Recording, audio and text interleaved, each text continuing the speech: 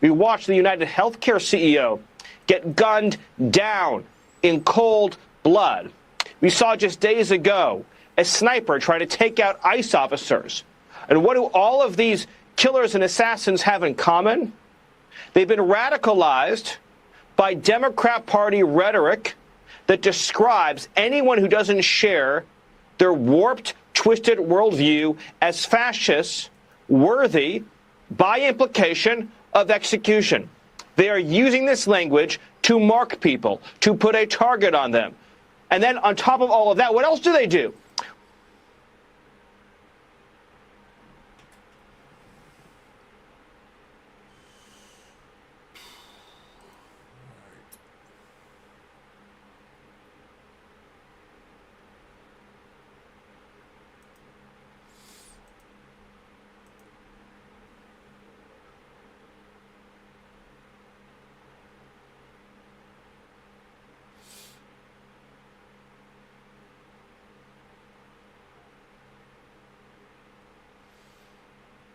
There's a lot. There's so much going on, man. There's so much going on.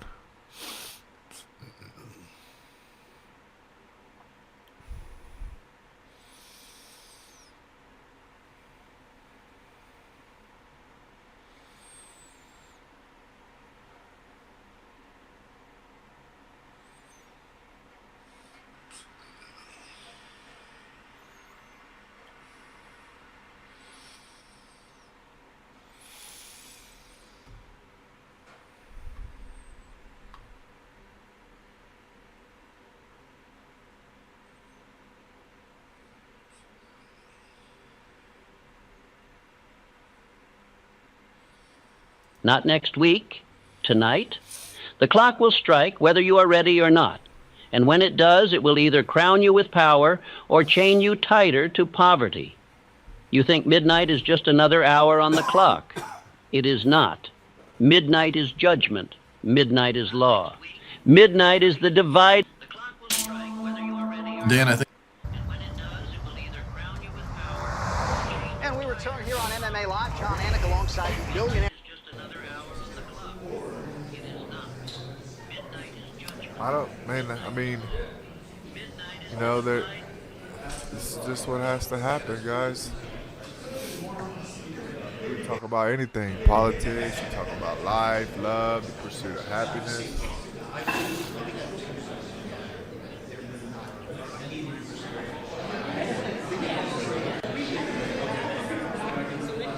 All right, here he comes.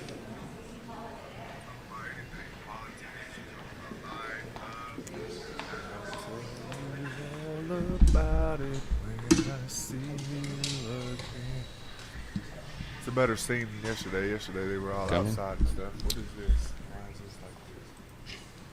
Oh, that's the chat. Well, welcome everybody to day 2 of the Democrat shutdown. Let's make absolutely clear what's happening here.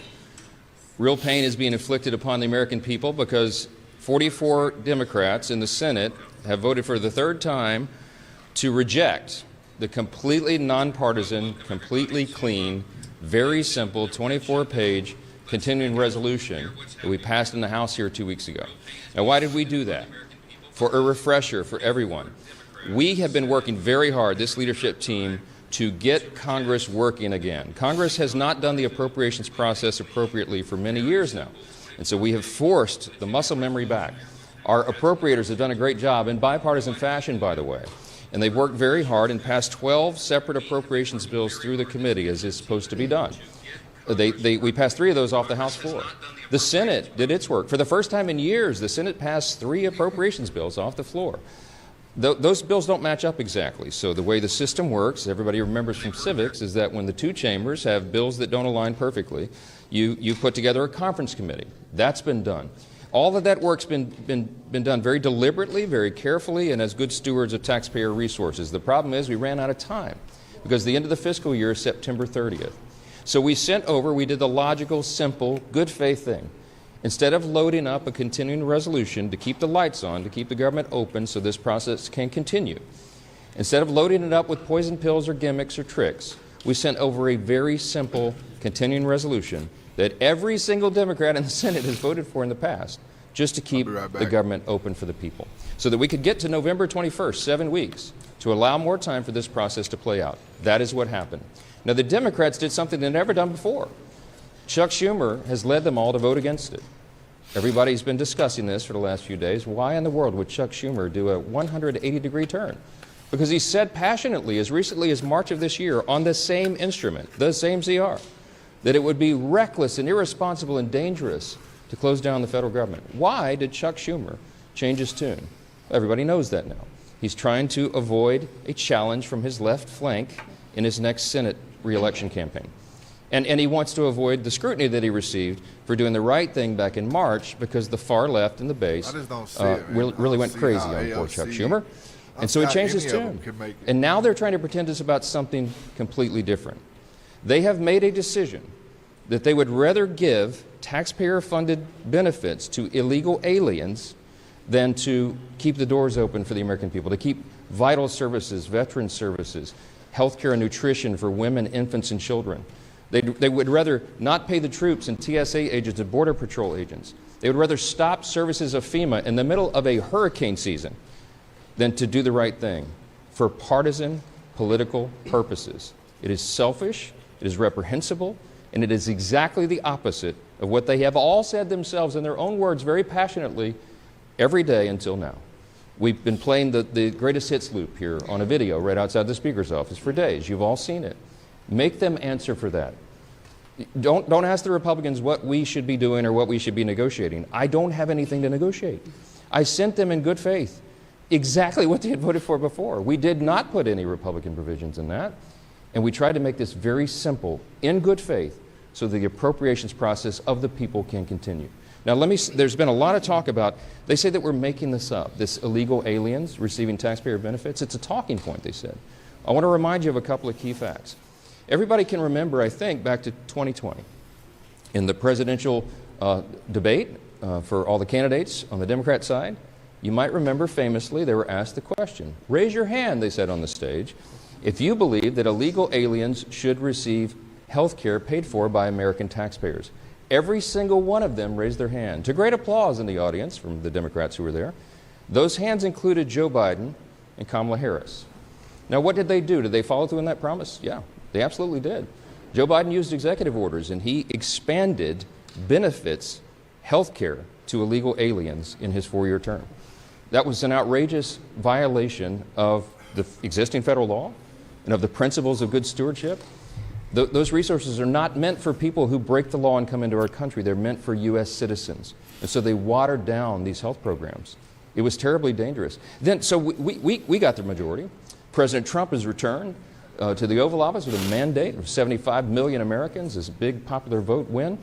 The House Republicans received our largest popular vote total in the history of this institution. Republicans went immediately to work. And we passed the one big beautiful bill, the Working Families Tax Cut. And we fulfilled all the promises that we made.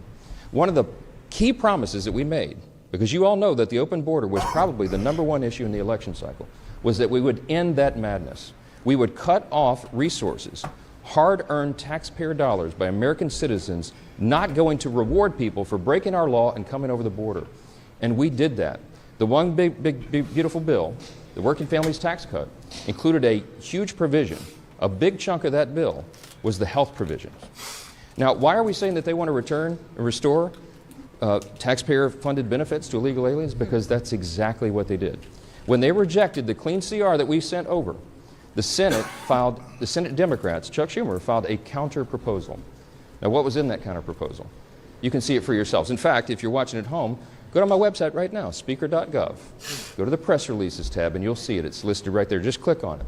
I'd like you to turn in your hymnals to page 57, okay? Section 2141. It is there in black letter. They filed this. This is not a talking point. This is what they proposed. They wanted to add, instead of the clean CR that keeps the government open for 7 more weeks to allow us to finish the work, they proposed a wild list of partisan priorities. Among them, they want to return $500 million to the Corporation for Public Broadcasting to prop up left-leaning and biased media organizations. We're not doing that. The American people don't want us to do that. We don't need the Corporation for Public Broadcasting funded by taxpayers anymore because we're in their age of ubiquitous media. There's, what, 200 of you guys here? There's so many outlets. We don't need to do that. We're not going to do that. They wanted to cut, in the Democrats' counterproposal, I want you to read it for yourself, speaker.gov, go there and check it out. They want to remove the rural hospital fund that Republicans fought so hard to put into the One Big Beautiful Bill. We set $50 billion aside to take care of rural hospitals. Why would Chuck Schumer want to get rid of that? I don't know. A lot of those rural hospitals are in red states. You have to decide for yourself what the motivations are here. But they say they're for health care. Why would they want to do that? The other thing that they put in there is very important. And on page 57 in section 2141, not a Republican talking point, read from the Democrats' document themselves. They said that they want to repeal the health provisions of the One Big Beautiful Bill. Now, why is that so important? Because I want to tell you what those health provisions did. They eliminated all of the taxpayer-funded benefits going to illegals. There was an amendment that was sent over to the Senate to ensure that illegals would not be getting health care paid for by taxpayer dollars. Illegal aliens, okay? 43 of the 47 Senate Democrats voted against that. This is just a few months ago. The bill was signed into law July 4th, and we cut all of that out. Let me tell you what some of those things are. The Democrats' counterproposal CR, the dirty CR we call it, as opposed to the clean CR, would result in nearly $200 billion being spent on illegal aliens and other non-citizens. Let me be specific. This is just a few of those, the reforms that we put in that they want to repeal and reverse. Number one, a provision that closes the California loophole. Now, that's a provision that's also been adopted by states like New York and Michigan and Massachusetts. Other states have followed, other blue states. The California loophole allows taxpayer-funded Medicaid for illegal aliens. We eliminated that in the big, beautiful bill. Their repeal, their counteroffer is to repeal and reverse that. That would cost $34 billion of U.S. taxpayer funds. Number two, a provision that prohibits Medicaid from paying more for emergency care provided to illegal aliens than it does for American patients who are disabled or elderly or children. We eliminated that in their counterproposal that they have filed that you can read yourself. They want to repeal that. That would cost taxpayers $28 billion. Here's another one. Number three, they've counterproposed a provision that ends the Obamacare funding for non-citizens. The cost of that repeal would be $91 billion to all of you. Taxpayers, hardworking American citizens would be funding that. A provision that repeals the Obamacare special rule for immigrants. That cost would be $27 billion for taxpayers. A provision that ends Medicaid funding for those improperly granted asylum and parole under President Biden's open borders. The cost of that would be $6 billion. I think that's actually a low estimate. You know, President Biden intentionally opened the border and Kamala Harris for 4 straight years. By some estimates, 20 million illegal aliens came from every country all around the world, and a lot of dangerous people came into the country. And you know what they did? They granted them all asylum. They gave them all this parole status so that they could roll on to taxpayer benefits. We've all been funding that. Republicans said, no, that does not comport with common sense. We're going to do right by Americans and not everybody else. We're not going to incentivize illegal immigration. And that's exactly what Biden and Harris did. It's what President Trump ran on to end, and we did that. It took the president about 2 months, and he closed that border tight. We don't have that problem anymore, but we still got to deal with the tens of millions of people who are here illegally. We're working on that. So the Democrats' so-called reasonable counterproposal would reverse all those common sense reforms I just listed and more. And I don't want you to take our word for it. I don't want you to regard this as some talking point. I want you to go read it for yourselves. Speaker.gov, go to press releases. You'll see it's the first thing listed. Click on the bill and go through it yourself and you'll see it. The result of all this would be $200 billion at least in taxpayer-funded benefits going straight to illegal aliens. Those are the simple facts. They cannot refute it. We have been making the rounds in all the media and every mainstream media outlet that we can get to over the last few days, and no one can challenge the facts that are on the paper. It's right there for everybody to see themselves. We have lots to say about that, and I'll answer some questions, but I want you to hear from the rest of the leadership team. And our majority leader who's been working really hard on all this is Mr. Steve Scalise. Leader? Thank you, Mr. Speaker. And as we mark day 2 of Chuck Schumer's shutdown, we know that there is a very straightforward way out of this. and that is for Senate Democrats to join with Senate Republicans and vote for the bill that opens up the government and allows negotiations to continue. Surely by opening up the government again, it doesn't resolve all of our differences, but it allows us to negotiate without Chuck Schumer holding the American people hostage. That's really what's going on here. You know, we had a vote on this House floor 2 weeks ago, and 99% of House Democrats voted to shut the government down. Led by their leader, Hakeem Jeffries, whipped their members to vote to shut the government down. And so they're running around this town right now doing podcasts and trying to be commentators. They're doing everything but being legislators. When they had an opportunity to actually govern, House Democrats voted to shut the government down. And now that the government's shut down, they're trying to blame somebody else for what they did. They voted to do this. They can get bailed out by Senate Democrats. The bill is still sitting over in the Senate. And so rather than trying to figure out who to assign blame to, what they should do is go over to the Senate, talk to their Senate Democrat counterparts and say, Senate Democrats, Chuck Schumer, open up the government again. And then let's have a negotiation over our differences. President Trump, you saw Vice President Vance as well saying, we will negotiate, but not while you're holding hostages of the American people. There are real differences we can negotiate.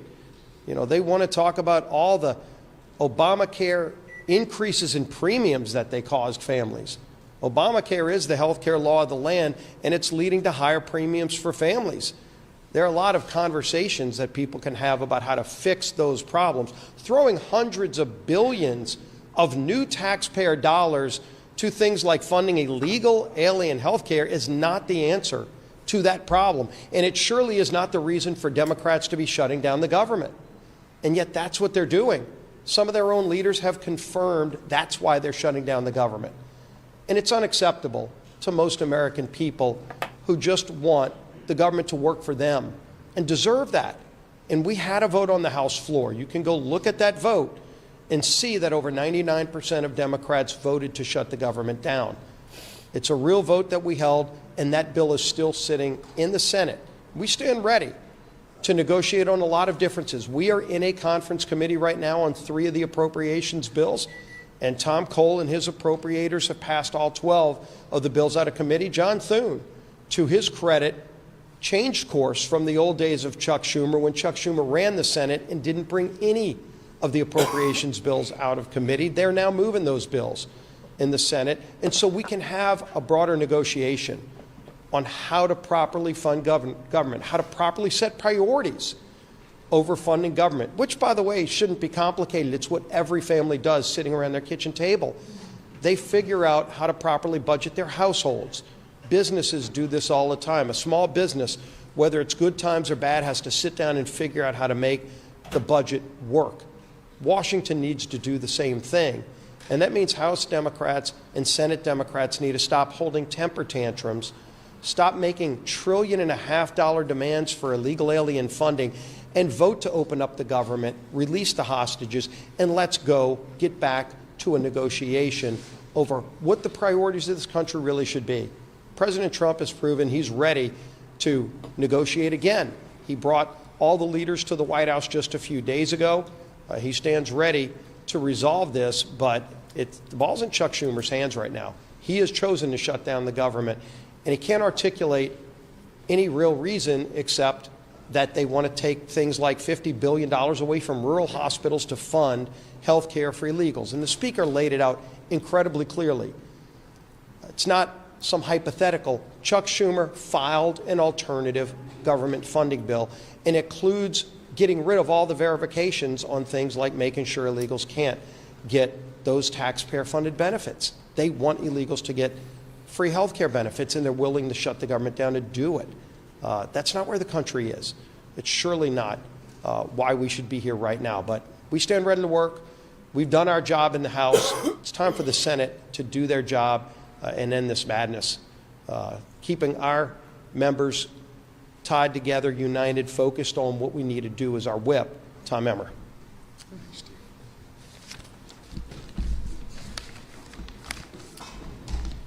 Our men and women in uniform, veterans, air traffic controllers, farmers and ranchers, federal workers and their families, Americans who rely on telehealth and home care services. These are just a few of the victims of the Chuck Schumer Democrat shutdown. All because Chuck Schumer and Hakeem Jeffries care more about appeasing the radical members of their party than working in good faith to keep the government open. They are trying valiantly to claim that they are doing it to fight for Americans' health care.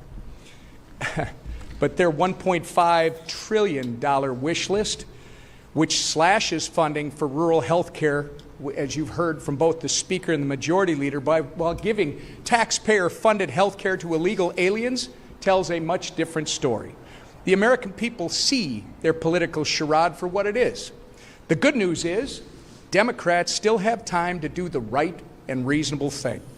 Because Republicans have done our job, there is a clean, nonpartisan continuing resolution ready in the Senate to send to President Trump's desk right now. The question is, how long? How long will Democrats hold the American people hostage to play their political games? How long y'all think I hope they'll they do it? come to their senses soon. Until then, we're going to force them to go on the record about their self-inflicted shutdown every single day. And the consequences will be theirs to own, and only theirs. With that, I'll turn it over to our conference chair, Lisa McClain.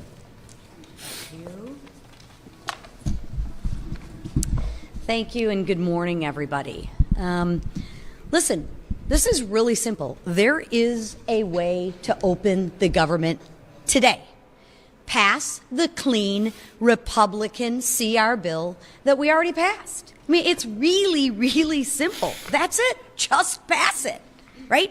Goodness, Democrats have done this 13 times before, right? The same bill, 13 times before. It's really, really simple. So what's the problem now?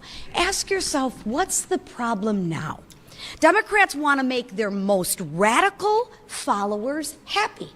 They're pandering to the radical Democratic arm of their party. And you know what? They want to spend your money to do that. They want to spend your money on government benefits to illegals. Your money. Where does that $1.5 trillion come from? It comes from your pockets. And you're going to give it to illegals. Nobody wants that, except the Democrats. They're going to spend your money on a climate crusade, and they're going to spend your money on radical media outlets. Gang, this is your money. It comes out of your pockets that you work very, very hard for. And more than $1 trillion they want to spend on their radical Democratic goodies.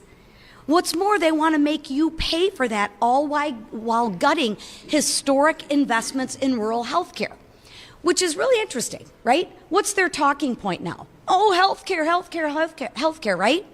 Then ask them, why would you gut $50 billion if you care so much about health care from the rural health care, right? Because they don't have any facts. All they have is talking points, right? And they can't remember what they're talking about. Right? They're talking out of both sides of their mouth. They want to take $50 billion away from rural health care. Gee, I wonder why. And since they didn't get any of those things on a silver platter, they want to throw a fit, a tantrum, and they want to shut the government down. And guess who pays the price for that? Real Americans do. So I ask Democrats, are you okay with this?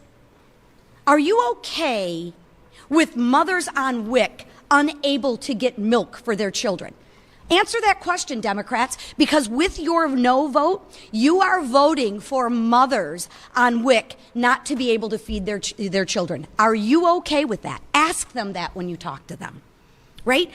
And ask the Democrats, are you okay with soldiers wondering how they're going to make ends meet when they aren't getting paid? That's their vote when they vote for the clean CR, when they have a no vote on the clean CR. They are voting, Democrats are voting, to make sure that troops aren't getting paid. Ask them if they're okay with that. and ask them if they're okay with delaying home purchases for families and benefits of veterans, right? Enough. Enough. Stop the hijacking of our government. Stop the political games. That's why the leadership team behind me put a clean CR on the table. We didn't play any political games. We didn't add a bunch of our wish lists, a bunch of our pet projects to the CR. No, we said talk a lot, you know. I'm playing outside with my friends. Right now? Yeah. What was he wearing? He was wearing he looked like he was homeless, and he was wearing basketball shorts and a black shirt. Basketball shorts? What color basketball shorts? I think gray.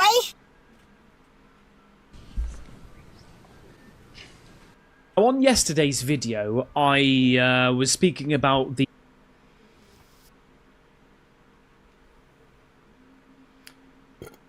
Am I allowed to just play stuff?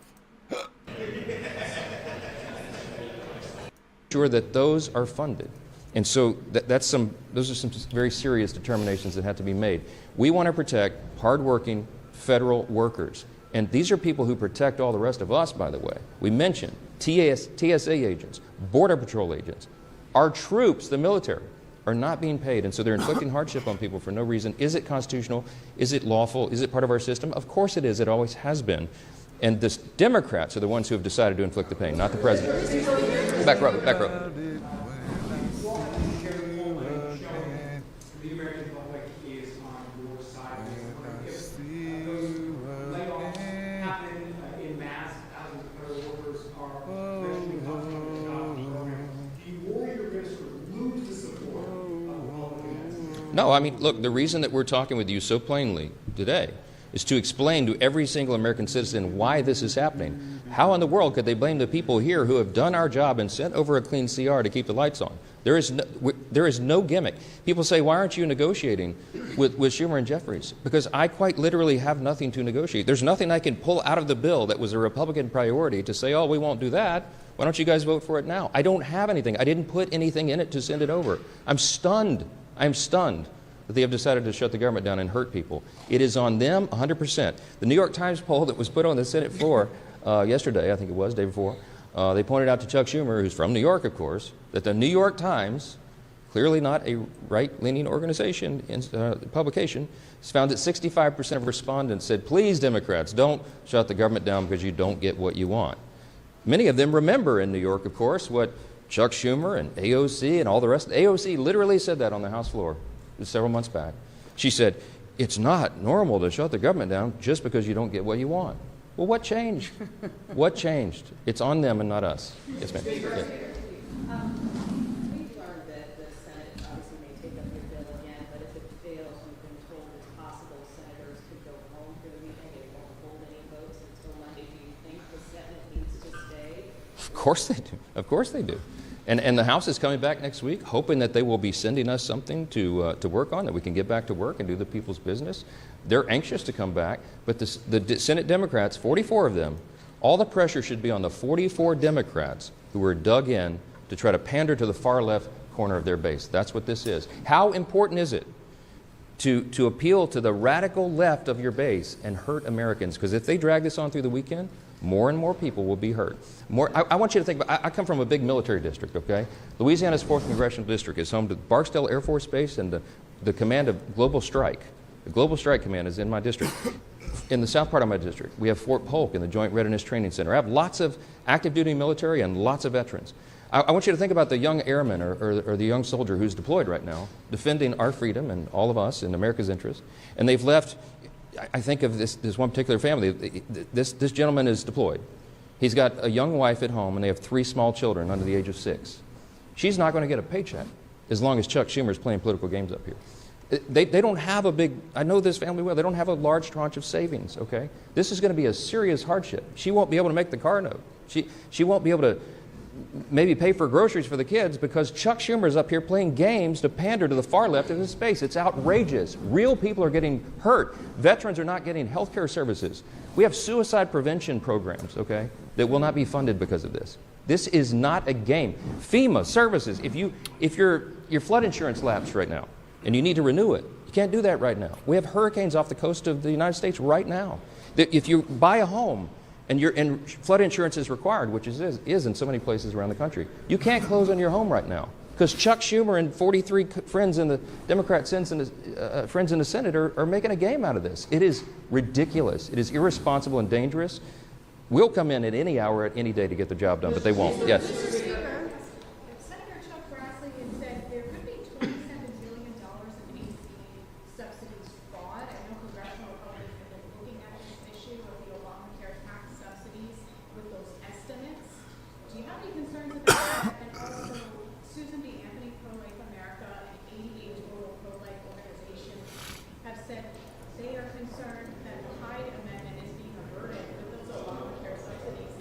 Nancy Pelosi's finna speak? Oh, hell no. Oh, we got to get down on that. I don't even care. I don't even care, bro. This conservatives are very concerned about the subsidies. Right, not only that, but they're subsidizing not American citizens. They're subsidizing insurance companies with that, which has driven premiums up. It's got lots of problems. Okay, I was in the Oval Office with the president, with Leader Thune, Leader Jeffries, and Leader Schumer a few days ago, and Leader Thune rightfully said to Chuck Schumer, that is a red herring in this, and you all know it. That is the subsidies that you're referring to don't expire until December 31st. We're at the end of September. You're trying to take a December policy issue and insert it into this discussion about whether we're going to keep government operating for the people. That is a ploy. They've done that simply so that they can show a fight against Trump and Republicans. Let me tell you what that is all about. There'll be lots of thoughtful discussion, deliberation, and debate about that because there's lots of opinions and it needs major reform. Leader Thune told Leader Schumer very clearly in front of the president, before that's even considered, you have to take on real reforms to address those issues. And they demonstrated right there in front of the president. He saw it for himself. That's not a simple issue. That's going to take weeks to deliberate and discuss and debate. But that's the beauty of the process. We have 3 months to do that. That is not an issue for today. Today, the only issue is whether they're going to vote to keep the government operating for the people. Clear, plain and simple. Yes, sir.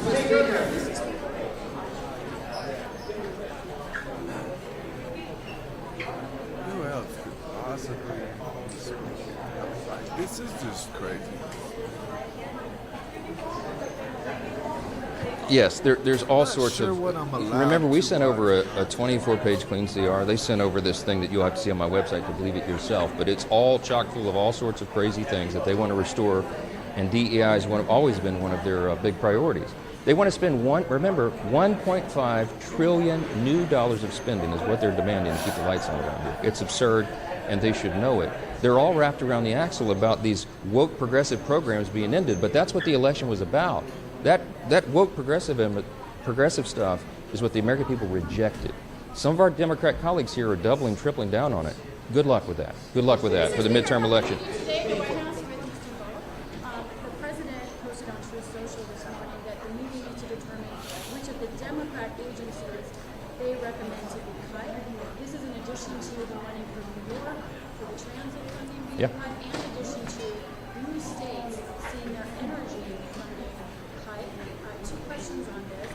Do you think this is political targeting? Is that appropriate? And in addition to HUD has on its agency webpage blaming radical Democrats. Is that appropriate as a taxpayer? I think what the HUD website says is the objective truth that we're telling you right now. There are 44 Democrats in the Senate, and by the way, every Democrat in the House except one who voted to shut the government down. They are the ones that made that decision. The White House and the executive branch take no pleasure in this. But when they are tasked with determining what their priorities are, obviously they're going to follow their principles and priorities and not the other team. That's the results of an election that everybody voted in. Popular election in Electoral College. I am.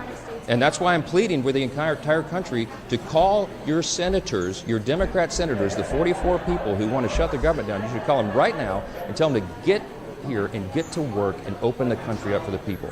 So many of you asked me this morning about sombreros and memes and why Hakeem Jeffries is all alarmed by that. But look, these are games. These are sideshows. People are getting caught up in battles over social media memes. We've got to keep this is not a game. We've got to keep the government open for the people. I don't know why this is so complicated.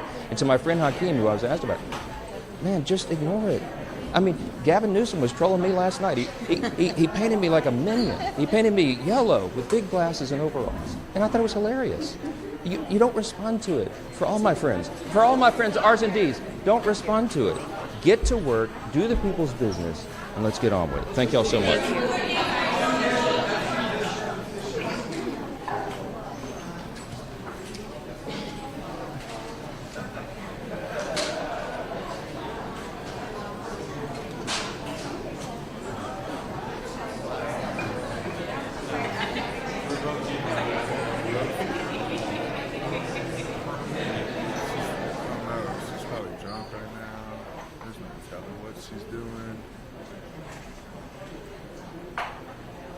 So I'm gonna run this live stream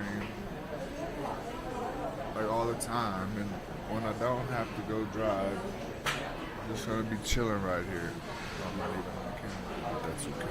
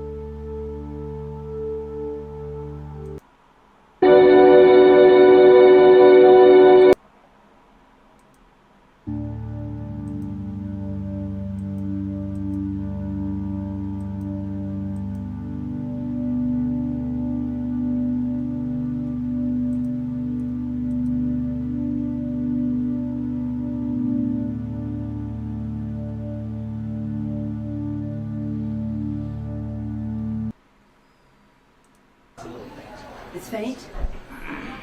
Okay. It's a little, this thing's wide. Okay, can you hear better now? Okay. Dr. Kenneth Tai, thank you for hosting us here at NEM's PACE Center in Chinatown. I'm grateful for the work that you do. And as I said, while it was faint, this is one of my favorite places because it meets the needs of the people in a way that is an intellectual resource to us back as to what really works. Not Dr. Tai's words, but mine. Very different from what the Republican shutdown is exacting on our country, on the health and well-being of the American people. I'm so proud to be joined by Kevin Mullen, who will be with us momentarily, whom I had the honor of sharing the representation of San Francisco with, and we're very proud to welcome from across the Golden Gate Bridge, Congressman Jared Hoffman. In 15 months, he will be the chairman. Now he's the top Democrat. He'll be the chairman of the Natural Resources Committee. All along, he's been a real champion for America's working families, and we're honored to have him with us. After this, we are here today to call attention and to hear what it means to people in their lives, to what the Republicans are doing with this shutdown of the government, and to make sure people understand what the challenge is. We could not vote for a bill that contained within it, and the other legislation they've passed this year, cutting $1 trillion out of Medicaid and SNAP. $1 trillion. Several $100 billion out of SNAP, feeding the children. A few days ago, earlier this week, we celebrated the 48th anniversary of SNAP when signed by President Carter. Feed the children, with women, infant children, seniors, Meals on Wheels, and the rest. They would rather take food out of the mouths of babies so they can give a tax cut to the richest people in our country who really don't need it. And then on top of that, $600 billion out of Medicare, and a complete horror show when it comes to the Affordable Care Act. Now, I feel proprietary about the Affordable Care Act and what it has meant to millions of people now with their legislation, which they wanted us to vote for, Get out of here. Would double premiums for many, many people in our country, and again, that's practically unaffordable for most of them. So that's what the fight is about. Who are you here for? America's working family, or are you here for the richest people in our country? Clearly, the Democrats are on the side of America's working families, and the Republicans are there for the richest people in our country at the expense of Medicare, Medicaid, even Social Security. They have said, we haven't touched the benefits, but they're firing the staff. This is one of the biggest, in the spring when they were doing this was one of the most objected to provisions of what they were doing, to take away the staff from Social Security, to put obstacles to people getting their benefits. Okay, so after months of making life harder, more expensive, Trump and Republicans are now inflicting a painful shutdown on the American people because they refuse to protect America's health care. And Congress doesn't extend the Affordable Care's enhanced premium tax credits immediately. Hundreds of thousands of families, now we're talking about California only, will lose their health care. Millions more will see their costs skyrocket, including 1.7 million families in California. Working families already getting invoices about skyrocketing costs.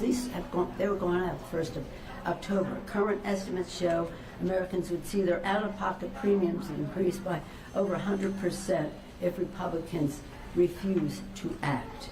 Republicans acted quickly to pass tax cuts for their billionaire buddies by July 4th. Oh, that was big. 4th of July, Liberation Day. We're giving money to the high end, taking it from the poor. Reverse Robin Hood. Where is the Republican urgency to lower health care costs for families, farmers, small business owners, and veterans? Our veterans are taking a big hit in this as well. Democrats are united. Would you say? I think so. We were in our caucus just so proud of our leader, Hakeem Jeffries, going in there making the case for the people. Democrats are united. We want to quickly reopen government while addressing the Republican health care crisis and lowering health care costs for working families across America. Donald Trump and Republicans must quit trying to make the shutdown even worse and instead come back to the negotiating table so we can reach a bipartisan agreement to open up the government. Now, just so you understand, we passed the Affordable Care Act. We knew, and when we did it, we had to make a fight in the country. And we said we're not going away until we pass this legislation. If there's something in the way that's blocking it, we'll push open the gate. If the gate doesn't open, we'll climb the fence. If that doesn't work, we'll pole vault in. If that doesn't work, we're going to helicopter parachute in. When we passed the bill, this press said, which one did you do? I said, well, what we did is we pushed open the gate because the American people were with us there pushing open that gate. the courage of our members, but the mobilization of the people.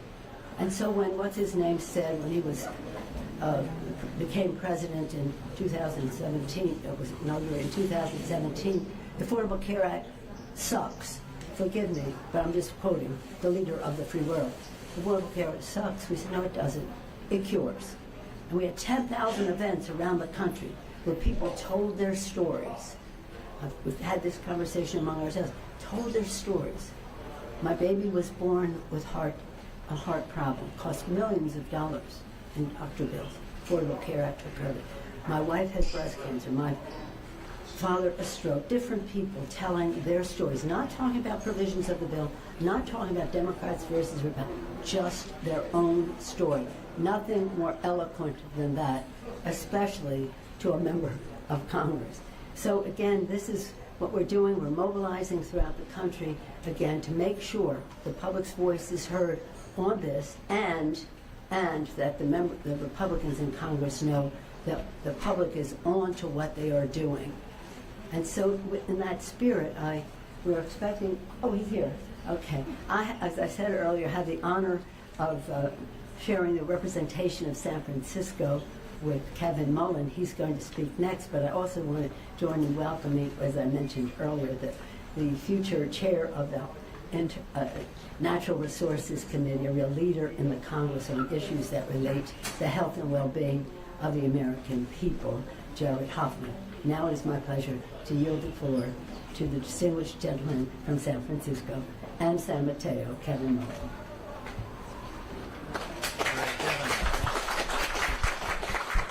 Thank you, Speaker Emerita Pelosi, for bringing us together this morning. Your continued leadership in our Democratic caucus and California delegation is so very appreciated, and the person who made the ACA a reality in this country. My House Democratic colleagues and I just got back to check in our districts. Unfortunately, House Republicans did not show up for work this week in Washington, D.C. Republicans control the House, the Senate, and the White House. This is their shutdown. They've chosen to shut the government down. A constituent called my office just this week and said they're scared their wife will die, that is a direct quote, if she loses access to her health care because of what's happening right now.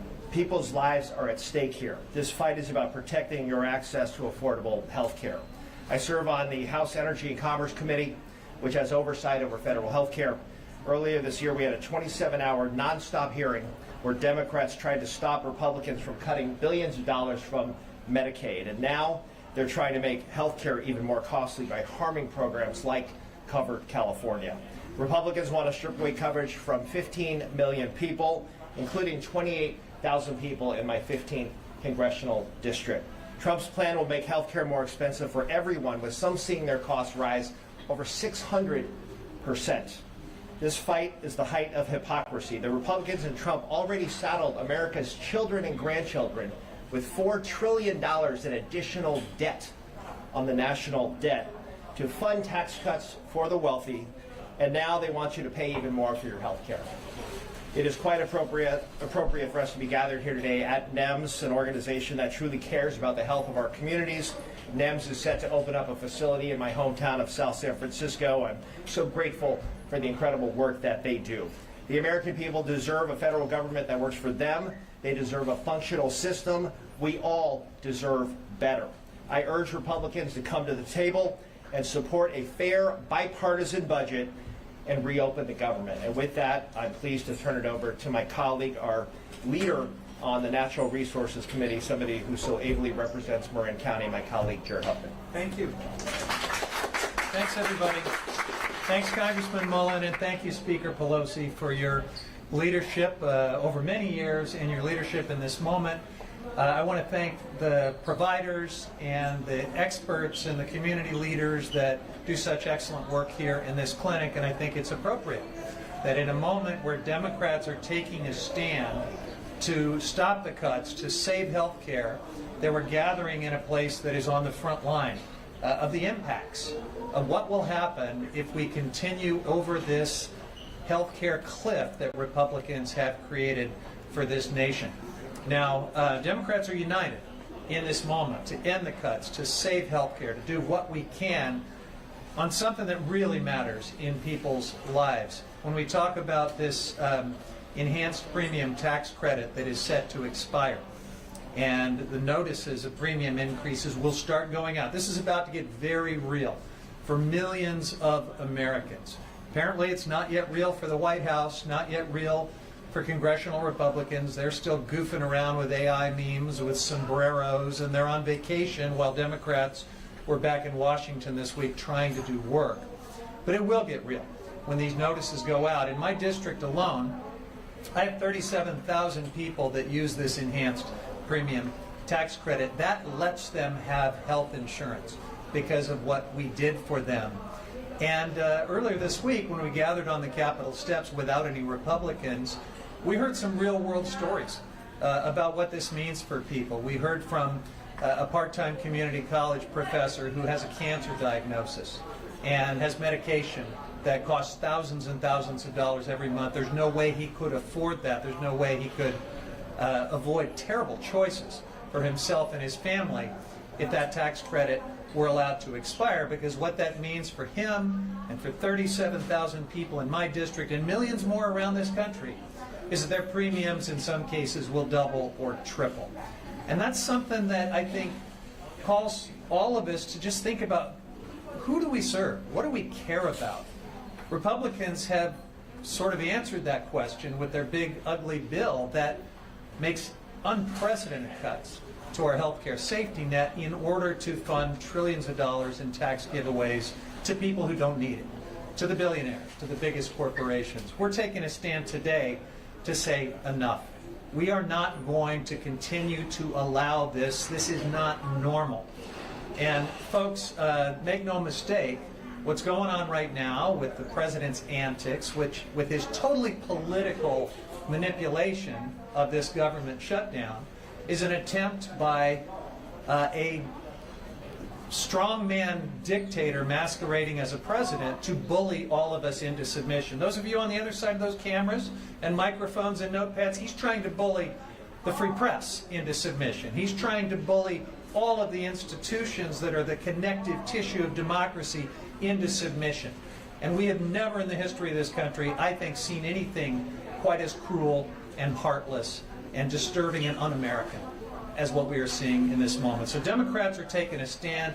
It is about health care for millions of Americans, but it's also about the bigger moment of saying that we will not continue to normalize and greenlight this deeply destructive, un-American thing that is happening in our name. And with that, I'm going to hand it back to Speaker Pelosi.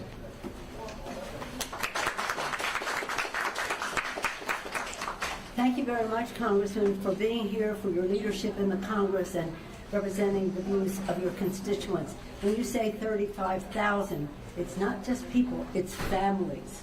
So it's many more people in San Francisco between what they're doing to Medicaid and what they're doing to the tax credits, the subsidies.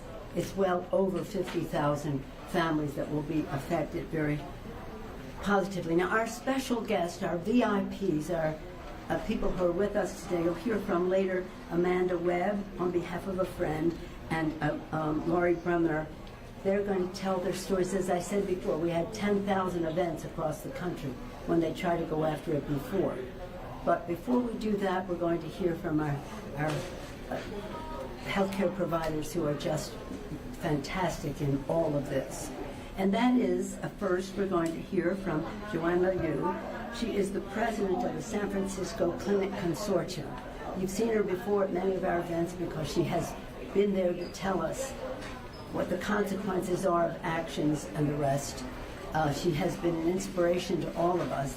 And I've said, and Dr. Tai and she have heard me say again and again, if we had a brand new country, we're starting from scratch, our healthcare system would begin by carpeting the country with the work that they do to have this consortium of clinics all over America. we have bipartisan support for this in the Congress, you understand, but it doesn't seem to reflect itself in their budget priorities. With that, with gratitude, I welcome Joanne Malou, Madam President of San Francisco Clinic Consortium.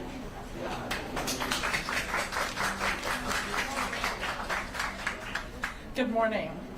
At our 12 San Francisco Community Clinic Consortium member clinics, including NEMS, where we are today, we focus on one thing above all else, our patients. Like community health centers across the nation, we care for people in every stage of life. Children needing school immunizations, adults trying to prevent diabetes and heart disease, and seniors trying to manage their chronic conditions. Together, we provide primary, mental, and dental health care and other essential services to over 110,000 low-income San Franciscans. It's these patients, hardworking, proud, from every background, but not wealthy, who will stand to be hurt the most by the huge reductions in Medicaid in H.R. 1 and the expiration of Affordable Care Act subsidies. These are the same families that will be impacted by the cuts to SNAP benefits and the same seniors who will feel the ripple effects of future Medicare reductions driven by the huge deficit increase H.R. 1 creates. I'm here today because these are our people, our patients, our staff, our community. Their health needs are not political, they're practical. They're here in clinic today. They're human and they're urgent. We will be supporting patients who work multiple jobs but do not have the paperwork to satisfy the burdensome new work requirements just to keep their Medicaid coverage. We will be explaining to families who once had solid coverage under Covered California, over 27,000 people in San Francisco, why they can no longer afford the skyrocketing premiums, an estimated 88% increase here in San Francisco without the tax credits that made insurance attainable. We will be talking to seniors who depend on Medicare-funded telehealth capabilities and services, which they can no longer access. We will be helping patients who come to us hungry because their SNAP benefits have been cut.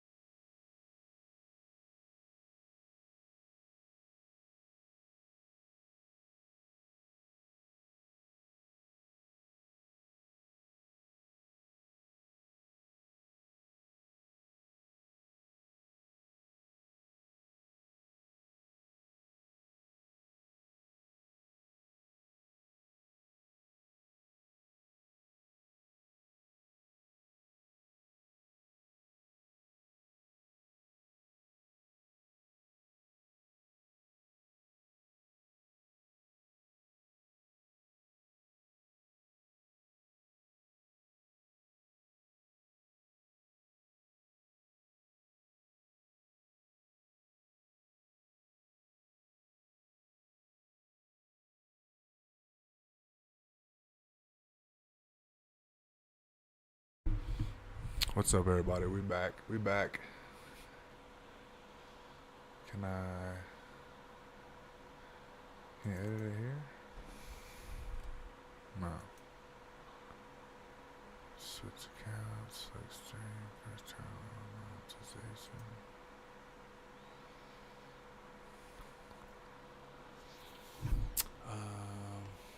Let's go to SoFi.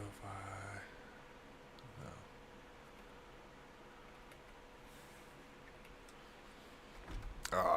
Gotta come up with $4 grand, man. That's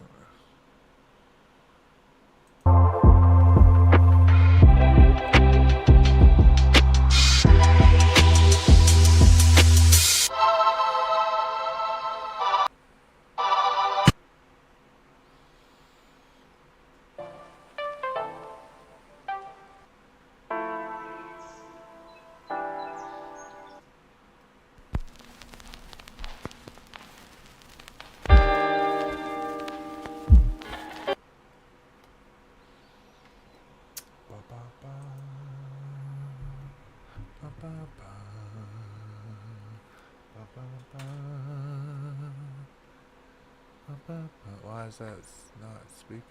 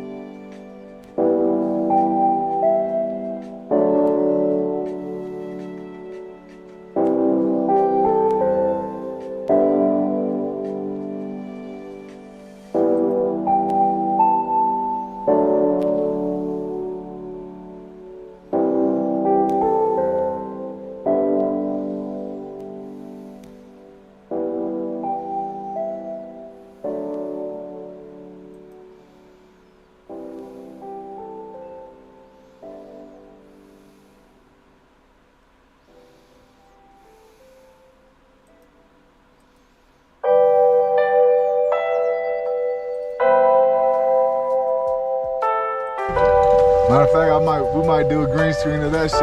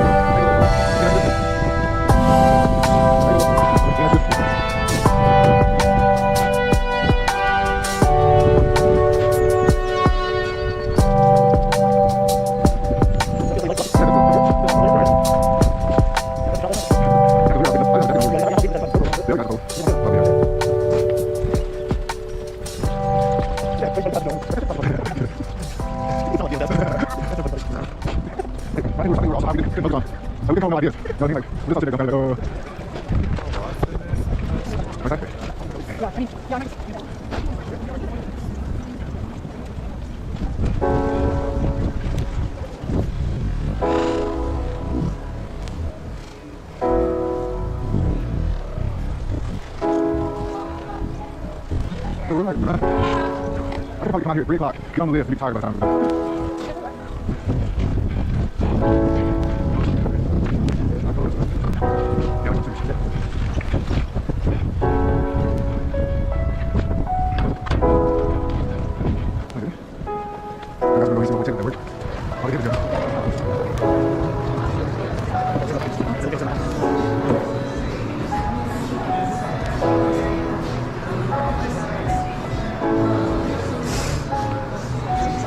Are you leaving us?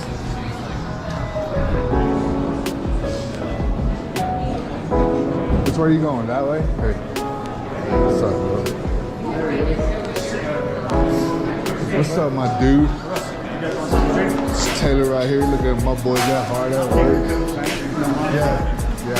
That's it. Hey, buddy.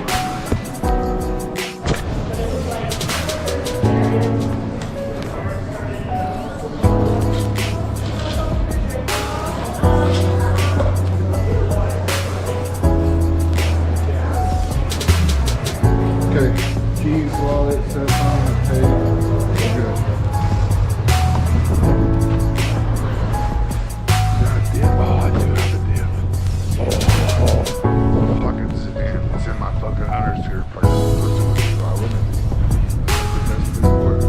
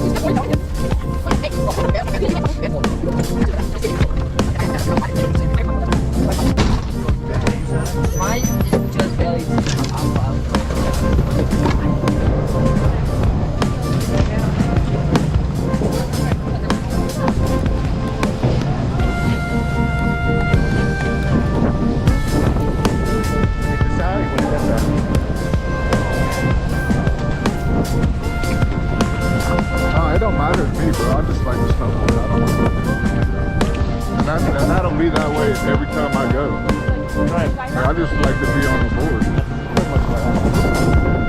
I don't know the mountain, you know what I mean? Right. Maybe in 5 to 10 years I'll know the mountain.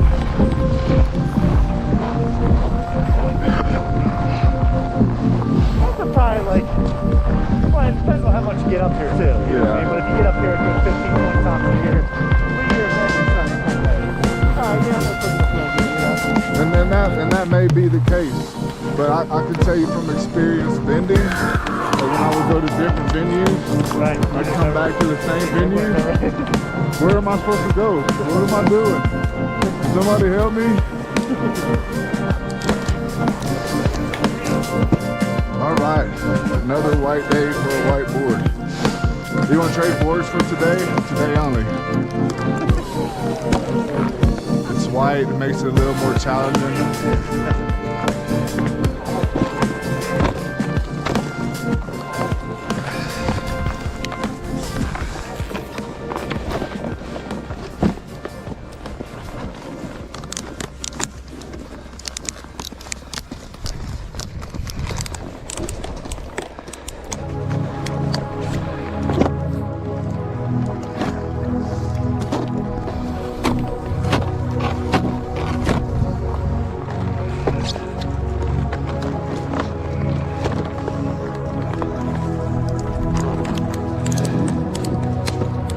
Y'all see that? I don't know. I'm trying to get y'all good. Over here. Leaving that.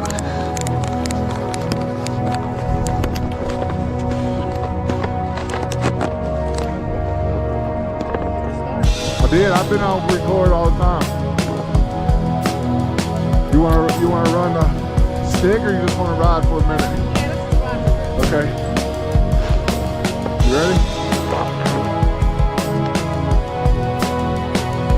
You may have to turn that one on.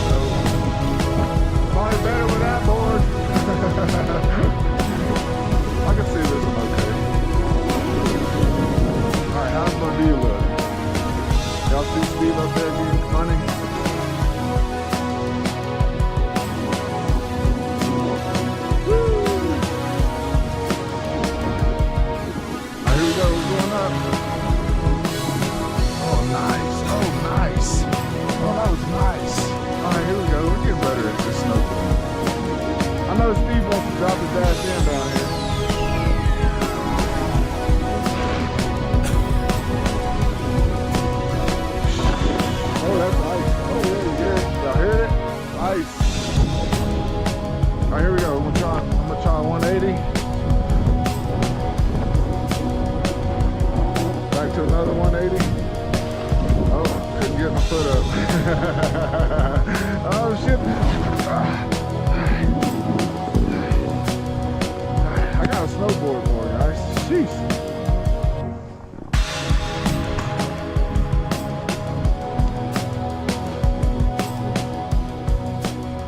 I'm gonna start trying to make videos every day, especially of snowboarding and mountain biking. Got a professional skier right here.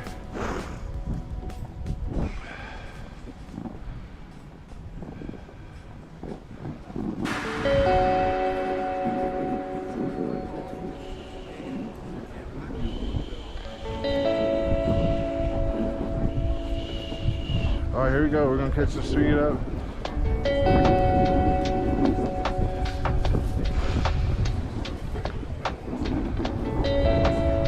Gliding pretty good, that's for sure. The wax job, appreciate you, Andres. Definitely tell the difference in the glide.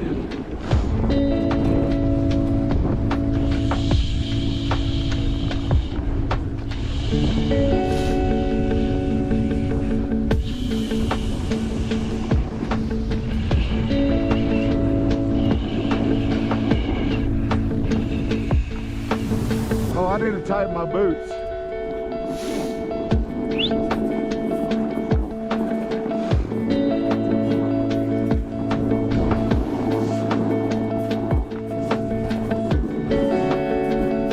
Come on, we're moving. I'm going faster and faster and faster. It's kind of cool. You can feel those bumps and this shit.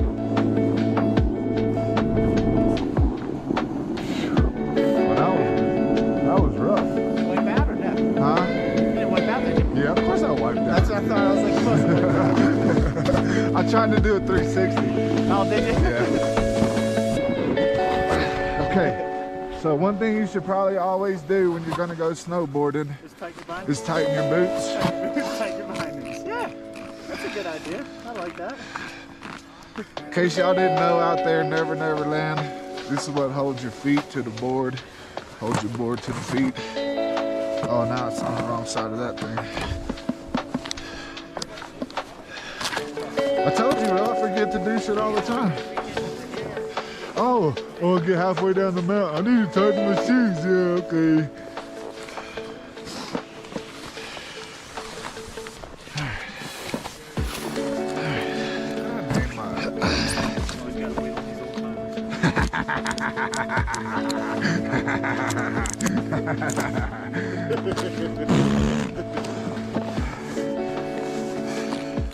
Yeah, I'm not even tight at all. Look at that, bro. That's crazy.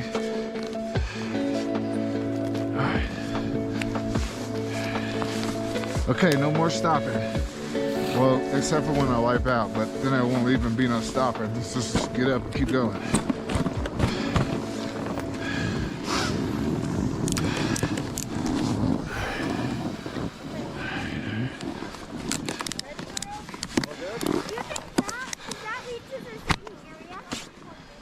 Follow me. We'll run a good one here. He's the professional.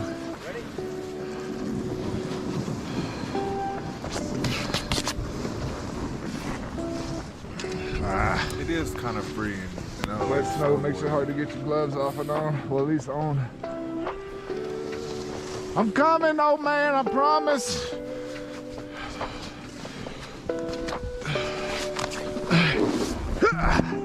All right, here we go. Let's see what we can do on this round.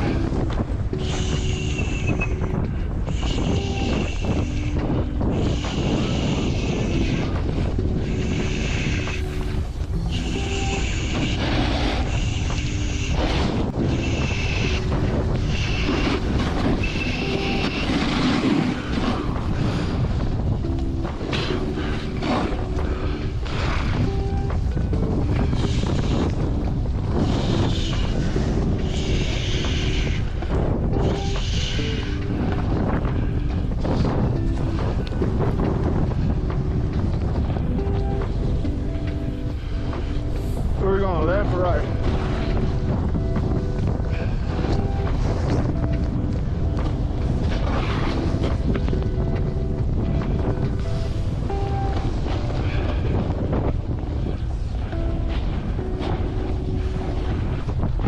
I feel like I can jump a little bit. My board's definitely faster.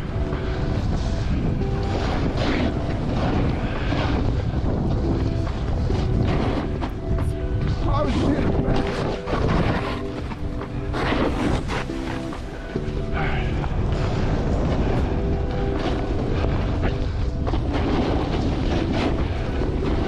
I tried to do a knuckle.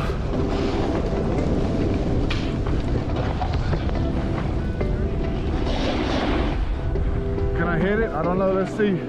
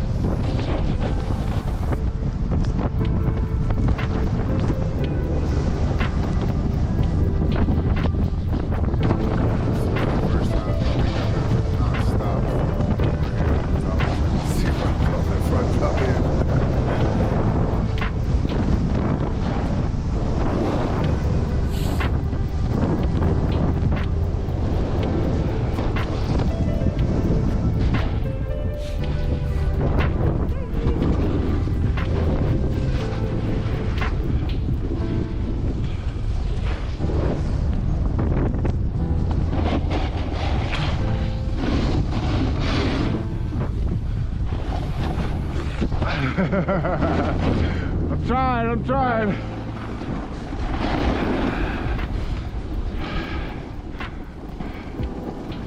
Nice and slow down the mountain. That's all we do. Just be riding.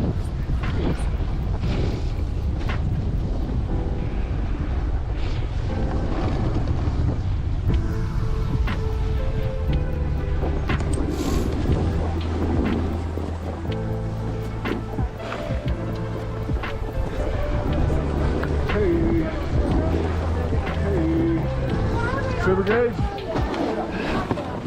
Sorry about that.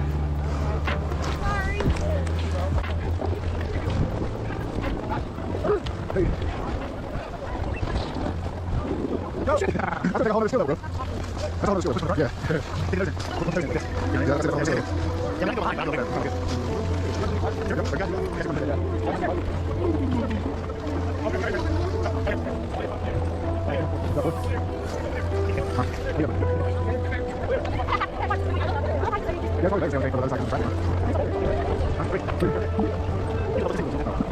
Okay, my bad. It's not first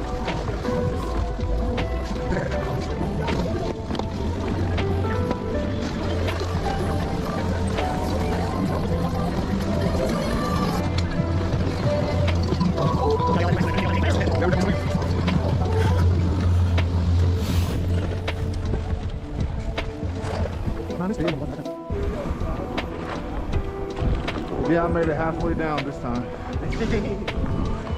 Yeah, just stay flat, that's all. That's the key. Yeah, that's all. And then I usually keep my foot off to the front or the back. Whatever way I'm taking my turn, that's the way you sit the back foot off just a little bit. And drag it, and it'll kind of make the turn automatic. Sure. Yeah, it's that easy. Y'all hear him. Y'all heard him. It's that easy, guys. It's like a Tesla, Dave. It drives itself. Yeah, it'll drive itself right to your face in the ground. It puts the lotion on itself. Oh, shit. All right, where are we headed? Just that way? What do we want to do? These trees? Oh, we can go that way. Well, trees, I was going to go back off a truck. Yeah, let's go trees. Are we going back to the gauge or what? Yeah, that's okay. That I'll make my way that way. All right, here we go. Big drop in. Oh, did you see me dropping in? Oh shit! Don't go that way.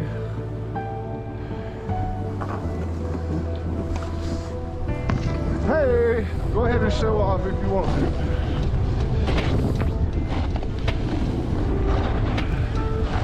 All right, you gotta keep your knees bent, body over the board. We're gonna try to do a little jumping from bump to bump here. It's not where you want to be as a snowboarder. This is the mogul side. Whoa, that would have been a hell of a launch right there.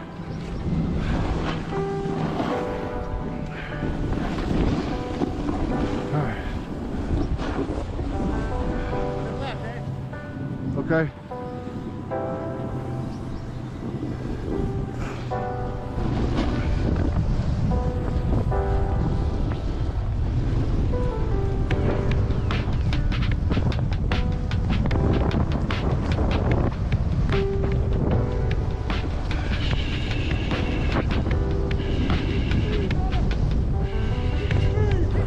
Keep your speed. Okay.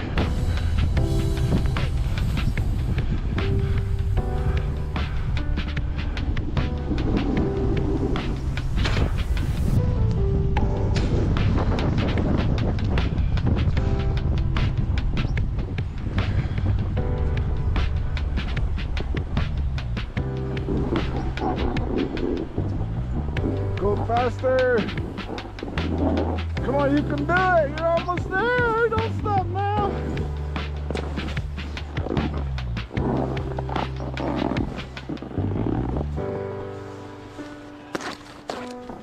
Damn it.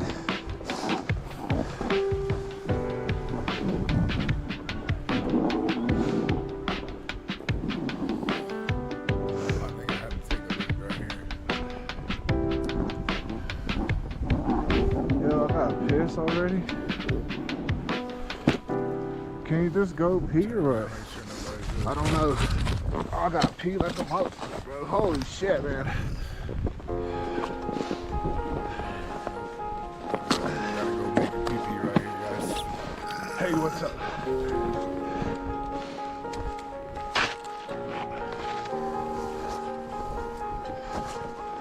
I hope I don't fall into too deep a snow. Go that way.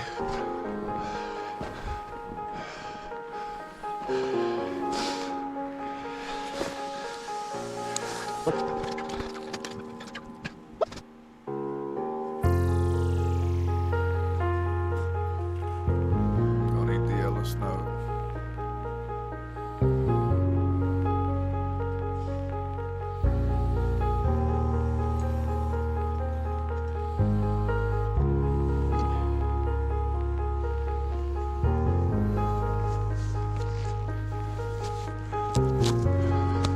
Okay, so the top left, that's where, guys, that's Steve waiting on me. He thinks I done messed up or something. There's no real way to communicate if you get too far ahead of each other.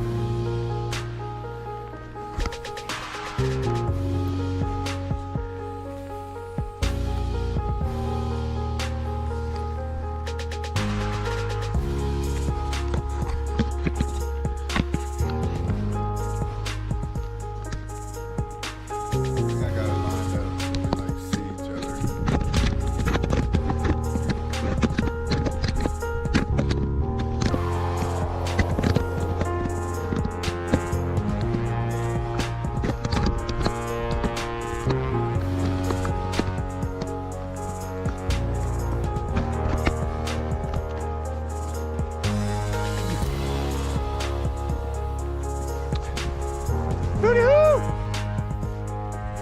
Hey, we're gonna dive in these trees. I was gonna go this way, but we could just jump in these trees. These trees are really good over here, bud. Yeah. And look, just kind of traverse them. You know what I mean? Like, look at this spot right here. Watch the ice, though. They're definitely a little icy on top and down the bottom.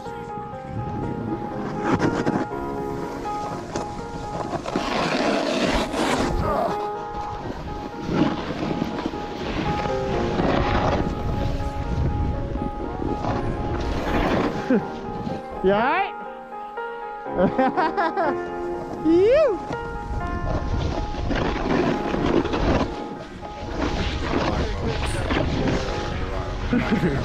Let's get in these trees right here, buddy. Follow my track. Follow my track.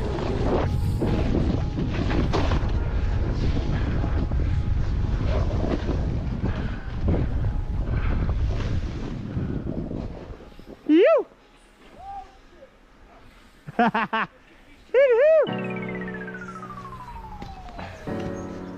Just follow my tracks. Just follow my tracks. That's all you gotta do.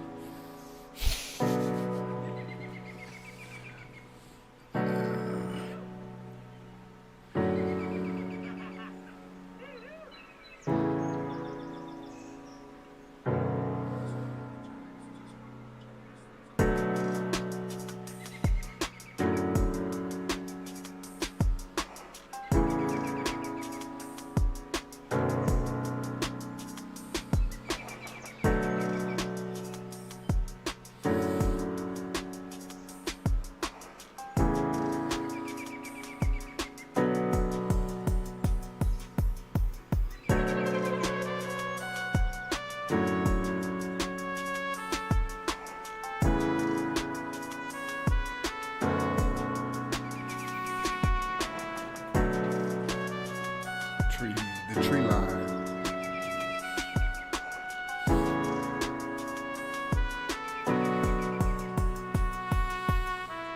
Is there a feedback or is it kind of?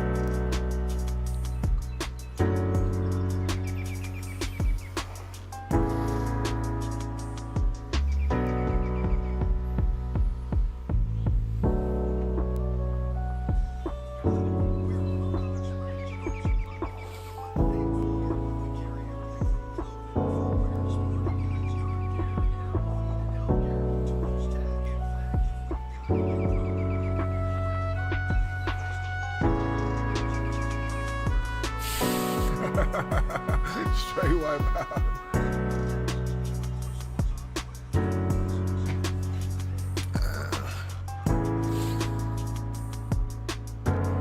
When there's good powder, it's really nice to ride on.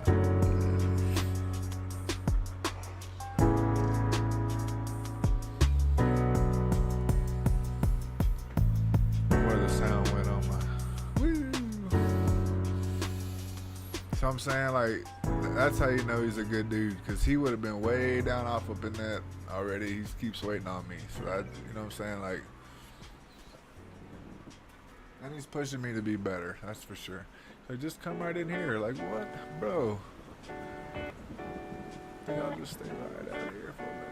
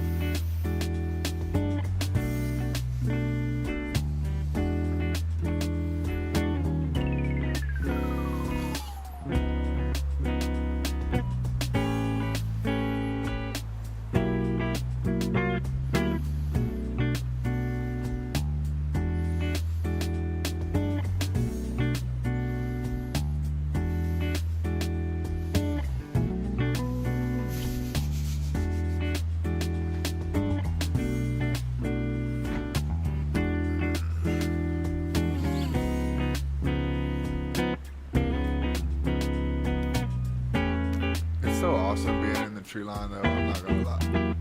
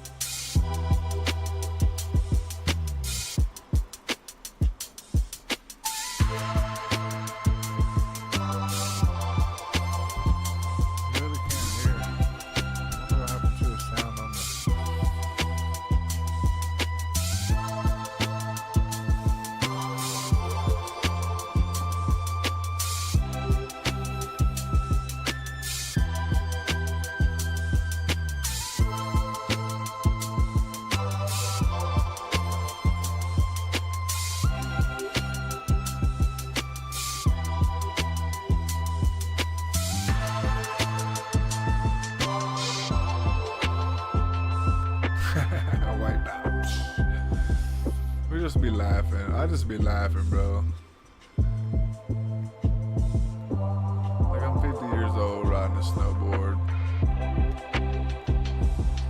Not that a 50-year-old can't do it, but I didn't learn till I was 48, so it's not like I've been on a snowboard my whole life.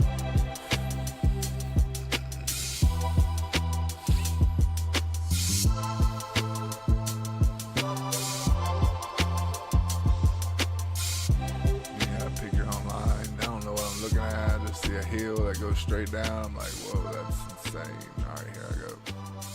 But I mean, you know, if you do it like that, then you're pretty much just pushing the snow down.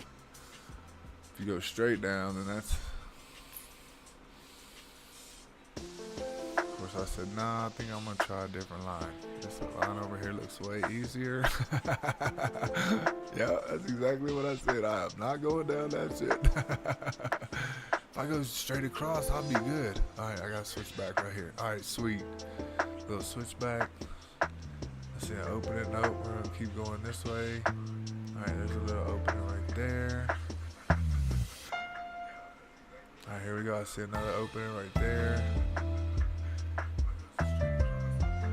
See how slow I'm going? Like, just creeping through this little forest here, man. Whoop, whoop.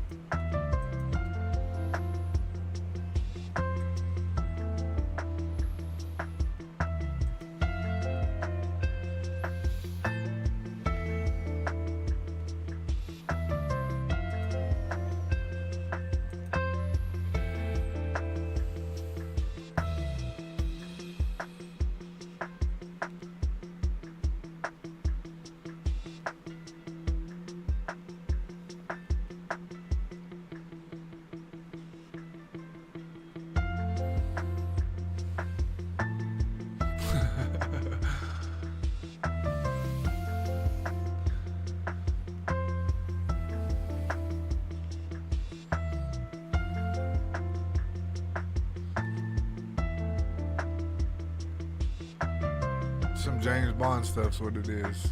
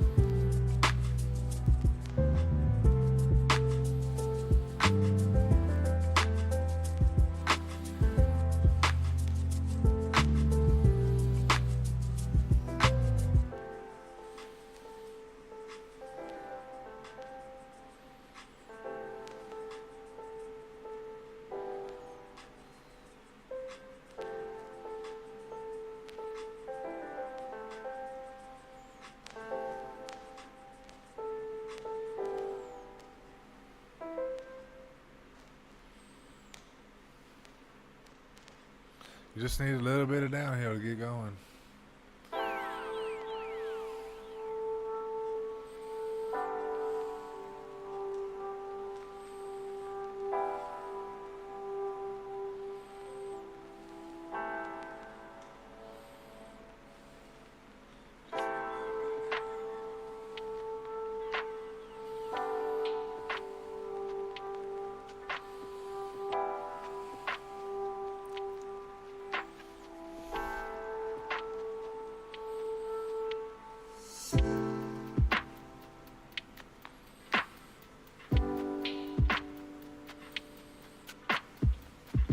Catching air, I caught a little bit of air right there. I was at least an inch off the ground, I'm telling you.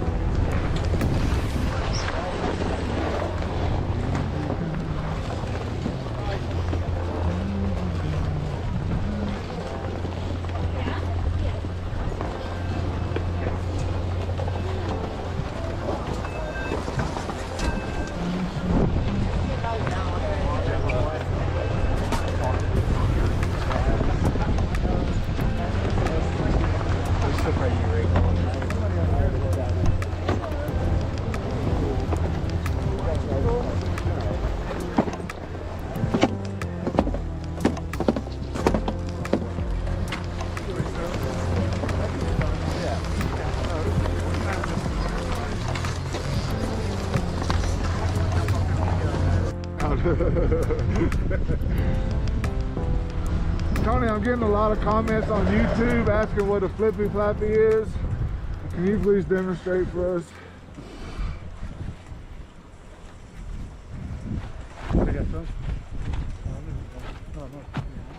Yeah, I'll look at that.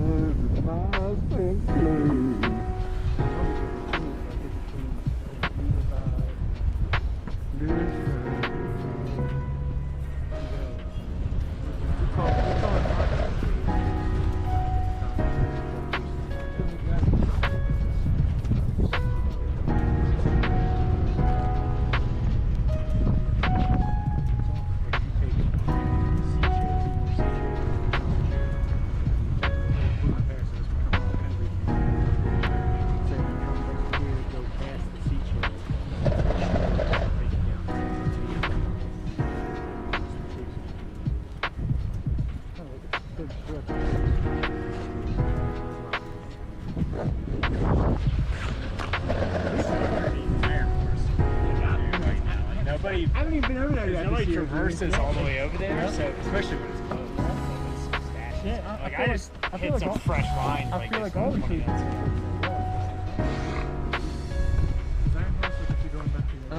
So basically, once you get to the top, you just come down the left line, then like as soon as you traverse across, you stay high, so you just keep staying. Because normally you could just take, normally you could take that lift right to the top, and then you just circle down and go right. You gotta come super good, come flying down, just stay as high as you can through the top. As far, and it's good up that there. Way. Like some of those trees up in there are fantastic too. Those trees deep. Now it's like over the other side. So you're going to go over the other side, go past the lift, and then keep going around, traverse to over the other side. And then you just kind of stay on the trails and you just see it. You'll kind of go down, you'll kind of go left, and as it switches right, you'll have two trails. You'll derail on the left, and I think, whatever, vice versa.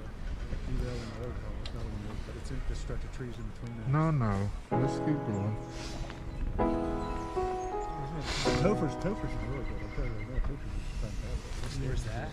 That's like over off Trestle. Yeah, so down in Trestle. Is it skiers right at Trestle? Yeah, exactly. Okay, as soon as they start about halfway down, get in the trees. They got some real steep areas. I just saw these people who look like they know what they're doing. In Trestle, kept doing the bombs like this. Oh, that's the triple decker. Yeah, they're no full smokers, man. People pull off the smoke. You can ride, like my buddy's, I ride with this kid Zach. He showed me 6 in one run like a couple years ago. And the one, like we rode over the top of it, he's like, there it is right there. It looked like a rabbit hole. Yeah. I'm like, that's not it. He's like, I'm telling you right now, you can stand up in that motherfucker. I was like, fuck that. So I unstrap, I go in there, I dive in there, and sure enough, you can stand up in it and everything, man. I was like, that's pretty cool. But you never know. There's one called Mission Impossible.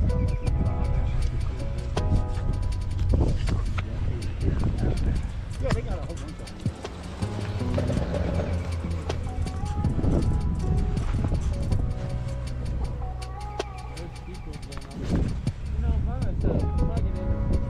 There's actually some cliffs over there, man. If you hike, when you go up, when you hike up that hike, you go way right, like 2 years ago, way right.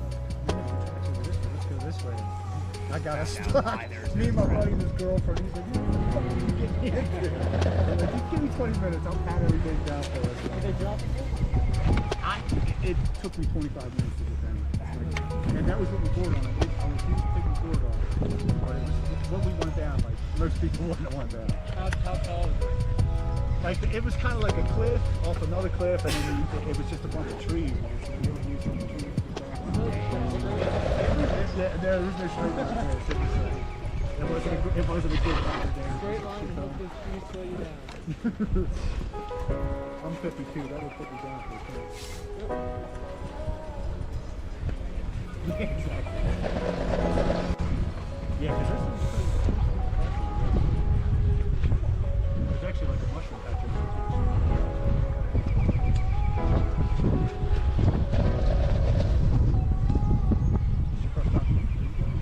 No.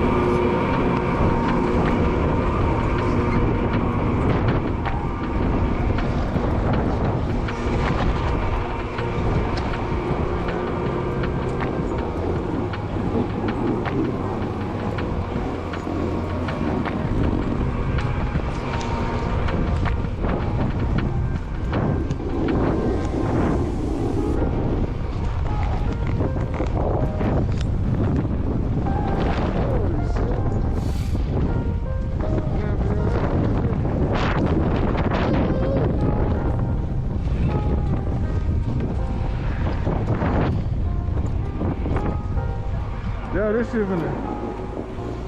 Yeah, that wind was blowing me off the. I couldn't stop, bro. This wind is brutal.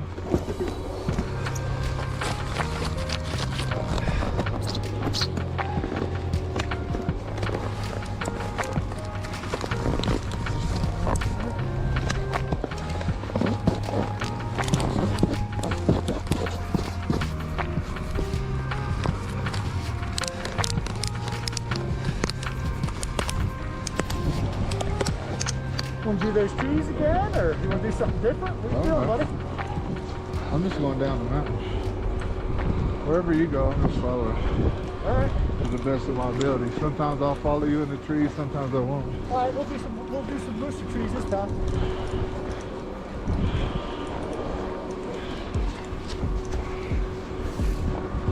Okay.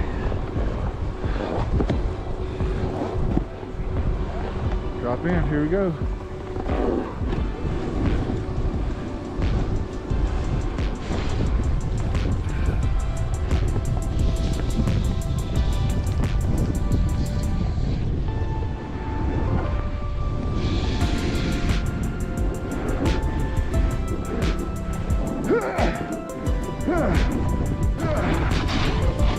Welcome.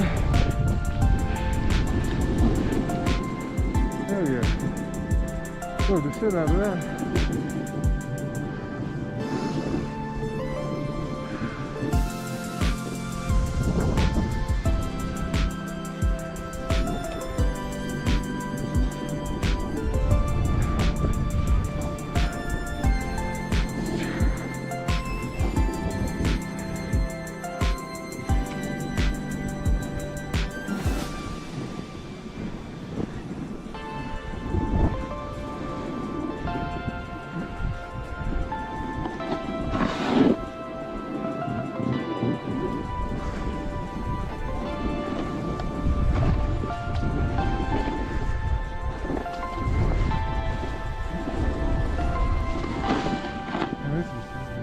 Love it.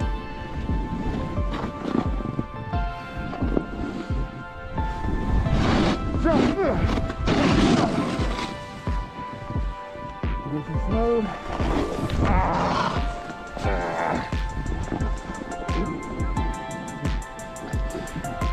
Oh shit.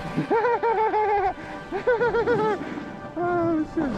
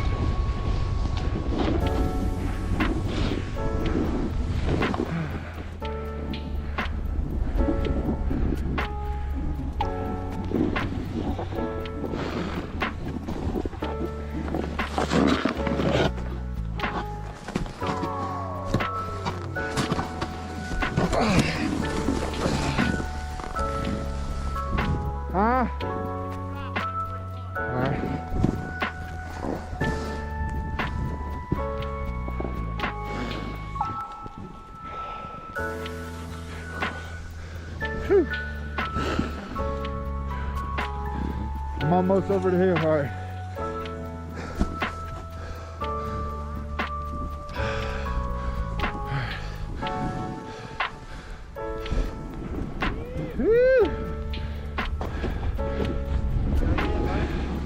Pretty good stuff in here. Yeah, this is really good. Yeah, take whatever way you want. I'll follow you, bro.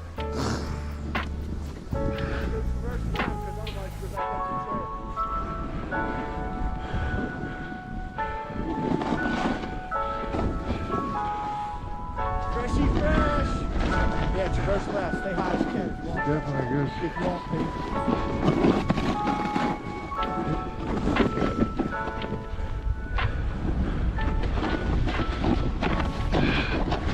Stay up, stay up, stay up.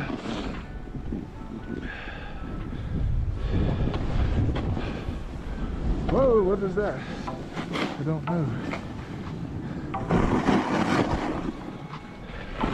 Oh shit!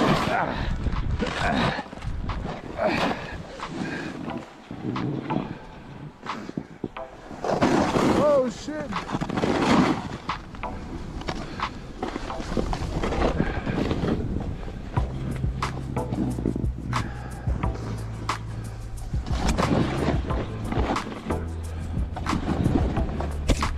Look at me go through the trees. Still gotta keep your knees bent though.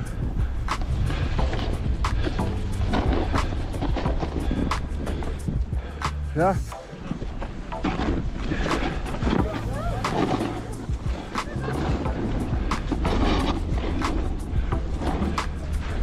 Trying to keep a nice edge instead of plowing through. Oh shit! Oh shit!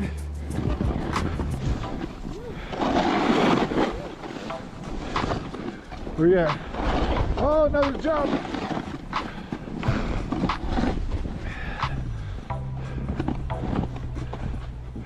Look at me!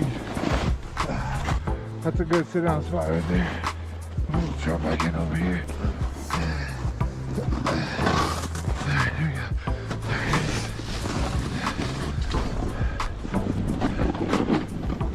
Oh shit!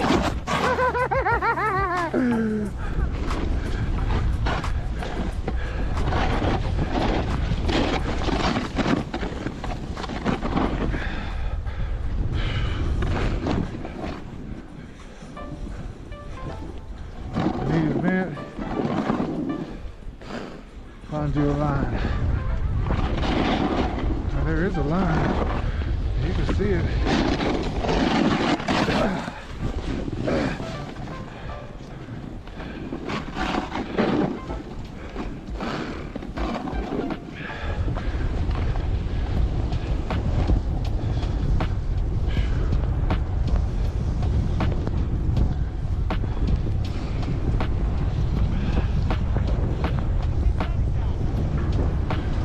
You want to go, huh? All right.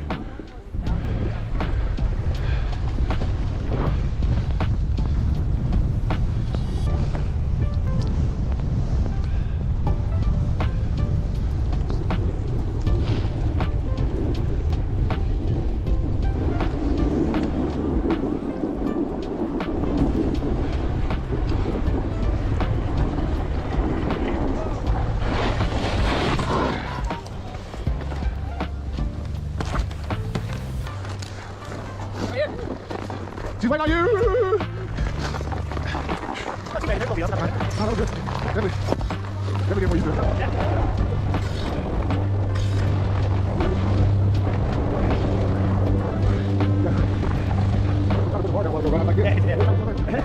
He said somebody,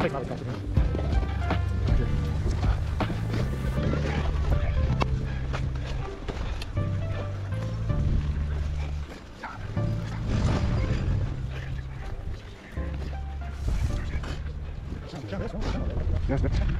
I'm going to need this. I'm speaking like that.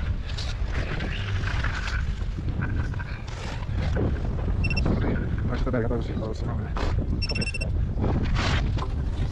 Okay, just need this. It's not very, it's got a blue battery, so it's not very long battery like that. That was charging.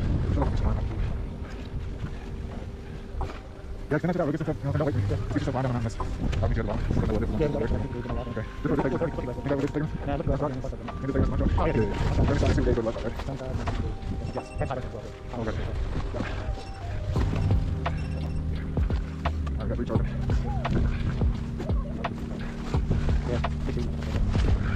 Yeah, let's go to the nose. For Taylor. Let's go to the video. I really need to get a video. My dude, he's kind of sore. Taylor. Oh, I think he's doing it. So I'm taking his nose. But he's stubborn. He's not stubborn. I think he's going to make a video. He's not Are you going to live? What's that? Are you going to live with the? Yeah. All right, we'll follow you. All right, follow him.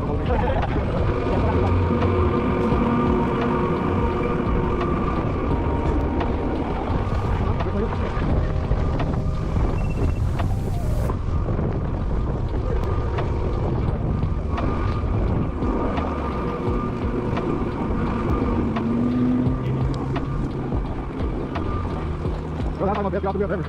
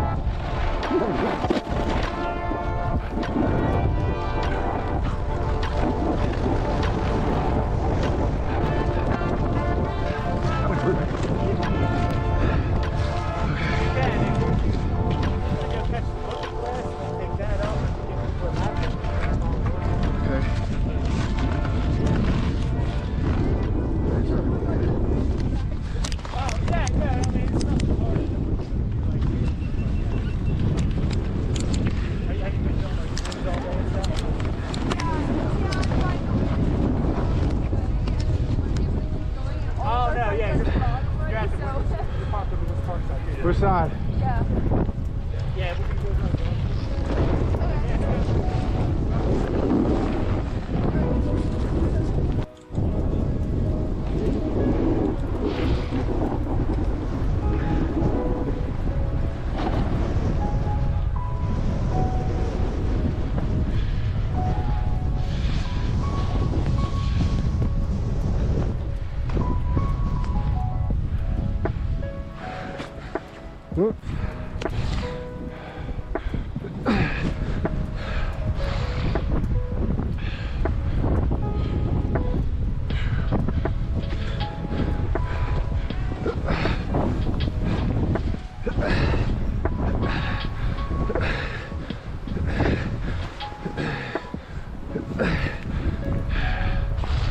Shit.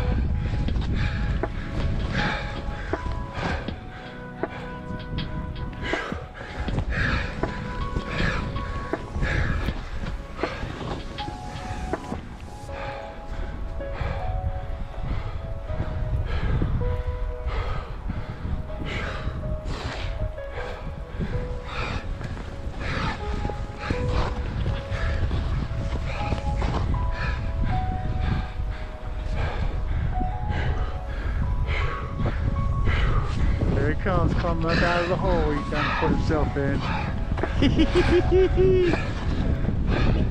You can do it, little buddy! Woo!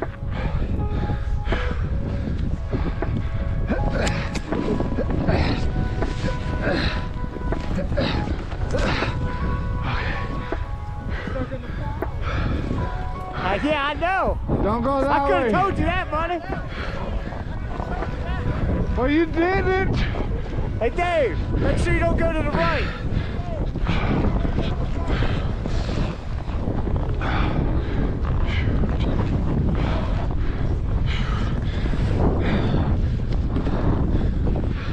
The snow isn't exactly fast either.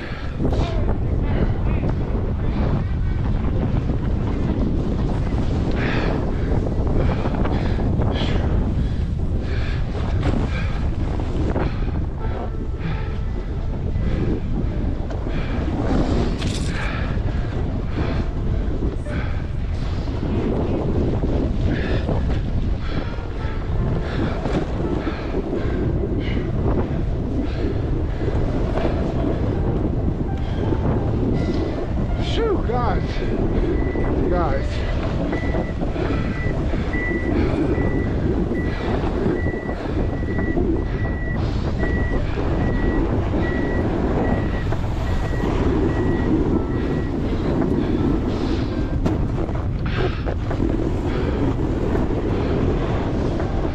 Come on, little buddy.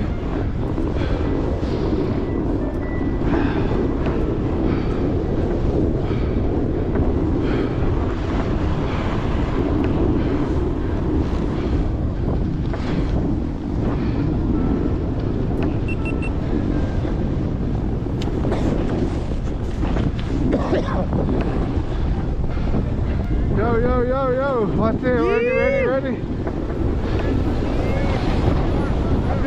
I did like 20 yards up there, bro. Fuck yeah, I was pretty sweet. All right. Look at that, fresh groomy, buddy, fresh groomy. Look at that, fresh groomy. Look, we got some fresh fucking groomers. Yeah. Don't look better than good groomers, bro. Feel that underneath your feet. That's the car shit. You.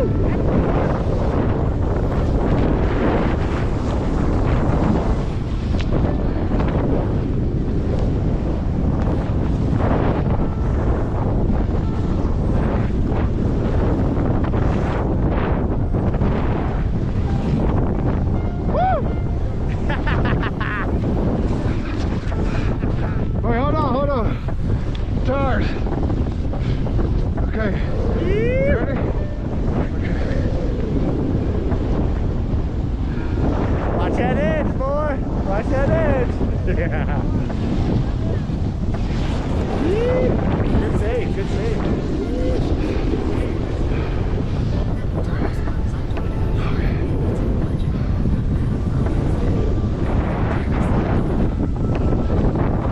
Ride some switch and shit. Yeah, boy.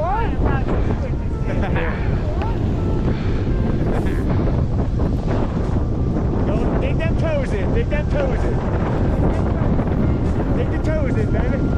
Dig them in. Woo! Man, let's go this way. We gotta hit the gotta hit the left. Go left. Woo!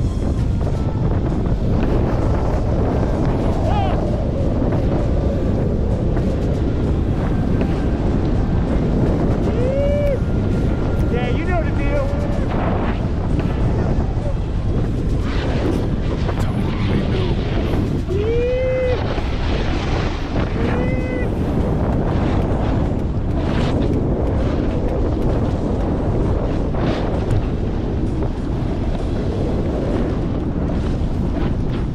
I was gonna get you coming out. I thought you was right behind me.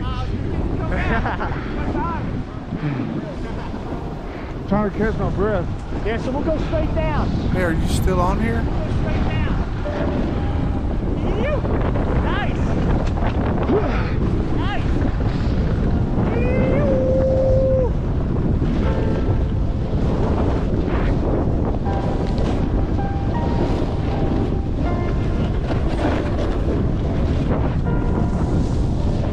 Are you still on here, woman? I'm talking to you. It says Dana Ogden hiding.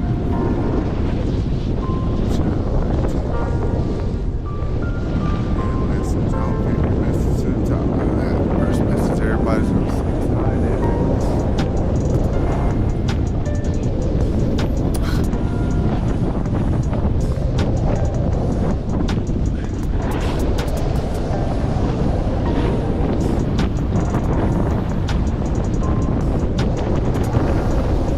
That almost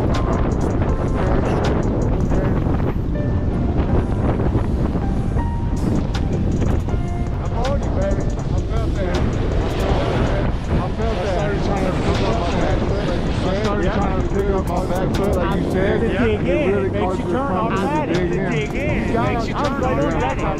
That way you can like look at your shit too. Like what you're doing as you go.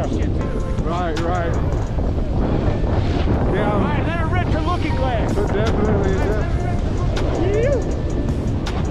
You ain't got to do as much with this stuff, yeah. Which way? Just go straight. This stuff, yeah. Yeah. Well, it's practice. Yeah. Practice. Keep the speed.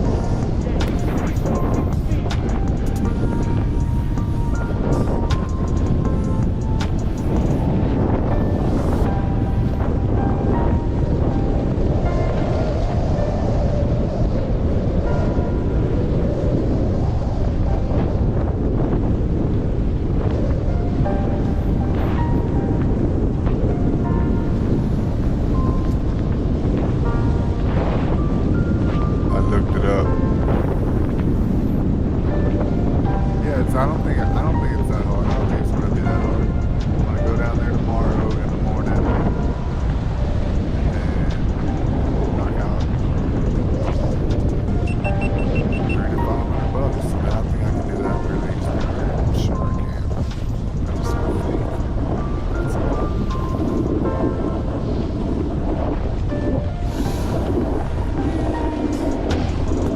Here we go round the mulberry bush, the mulberry bush, the mulberry bush. Here we go round the mulberry bush so early in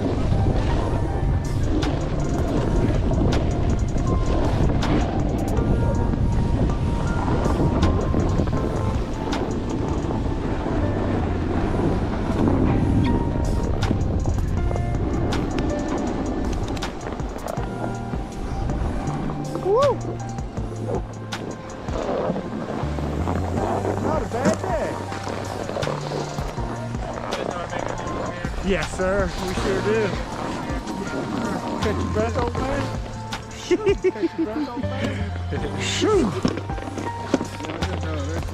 I didn't know. They're crawling out of that shit. Man. Yeah, I lost all kind of momentum, brother. I'm gonna go. I'll go in the next. Yeah. Appreciate you. All right, cool. Thank you, brother. Appreciate you. Thanks, mate. Hey, have a good one, bro. Appreciate y'all being here doing this. Oh shit! I wasn't ready for that. Oh, shit. Let it snow, let it snow.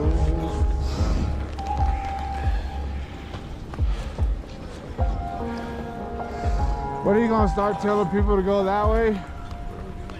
In a minute, or are you gonna start telling people they can't go that way?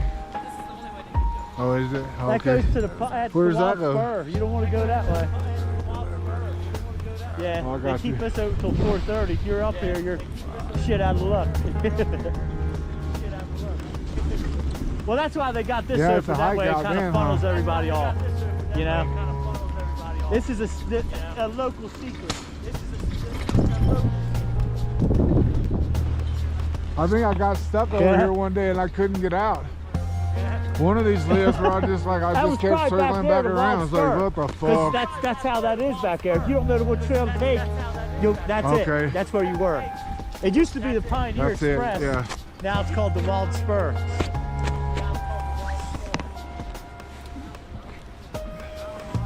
Yeah, that was interesting. Now I'm all like, I'm going to the tree line. Oh, this is probably not the right tree line. I was like, I looked up and I was like, oh, he's getting stuck. Well, You'd have if been I all would right, have kept my yeah. momentum, I'd have been okay. But Yeah, for it's sure. my slowing down that stopped And that's me. just so tiring crawling out of that shit. But, It takes everything out of you. oh man. Okay. God deliver. Yeah, it really does. Yeah, it really does. Yeah, them hot Did you see Silver them couple Springs are sounding 360s better I and hit better today? every run. Did you see my 360s I hit today? Huh? Yeah, buddy. I saw a couple of them. Yeah. I got a delivery. Yeah, I think I may have got some on film too. Yeah.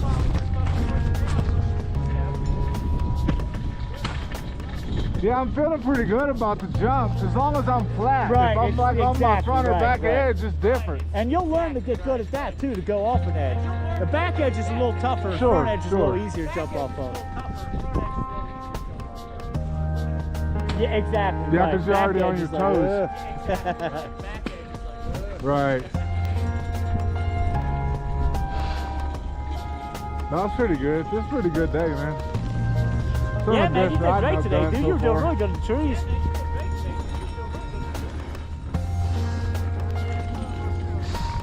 Yeah, I kept telling myself, don't be like Gabriel. Don't be like Gabriel.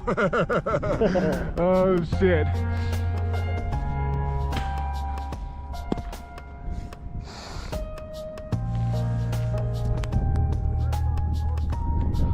The circ's Circ's on the over at north Japano. side, ain't it? But it's on the north That side I of the couldn't tell you, mountain, to be though, honest right? with you, brother. That I couldn't tell you, to be honest with you.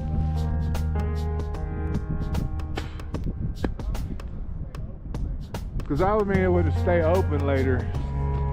Like it opens Right. later, but then it stays open later. Yeah, the Circuit Eagle, All right, they shut down that's our at exit fucking point. 3.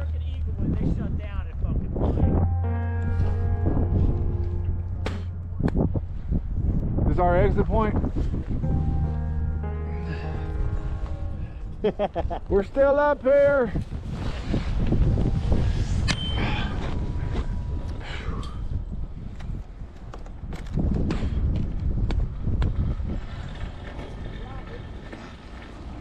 Yeah, it's like a whole nother side of the brain to get my left foot to start fucking trying to turn.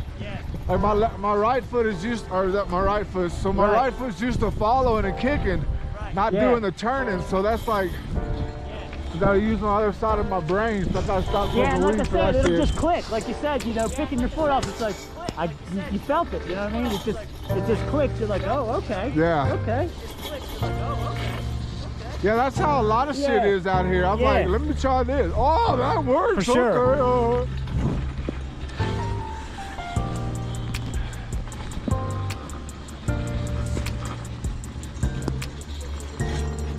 Yeah, we need to sticker these things, bro.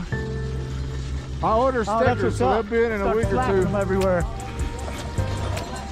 Thank you. Have a great Stickers one. and 4 business cards. Woo! Woo! I don't like it. I know this is so steep. Oh my gosh!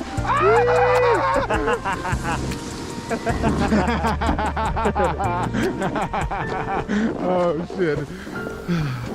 This will take us to the jumps and shit, or you want to just go down the trail? Take us to the jumps and shit, or you want to just go down the trail? It don't matter. Let's go this way. It'll be easier for us. You know I don't care, bro. Let's go this way. It'll be easier.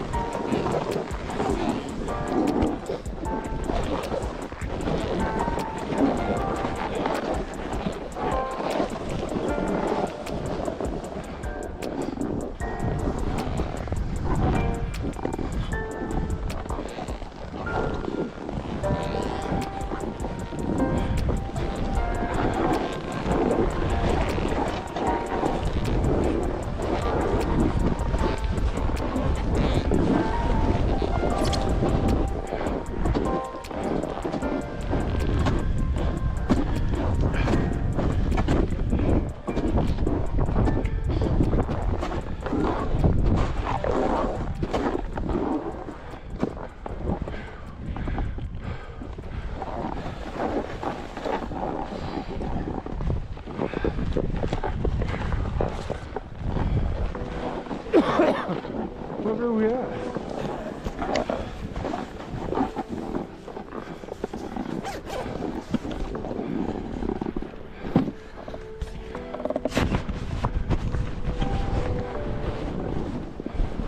Let's take a peek.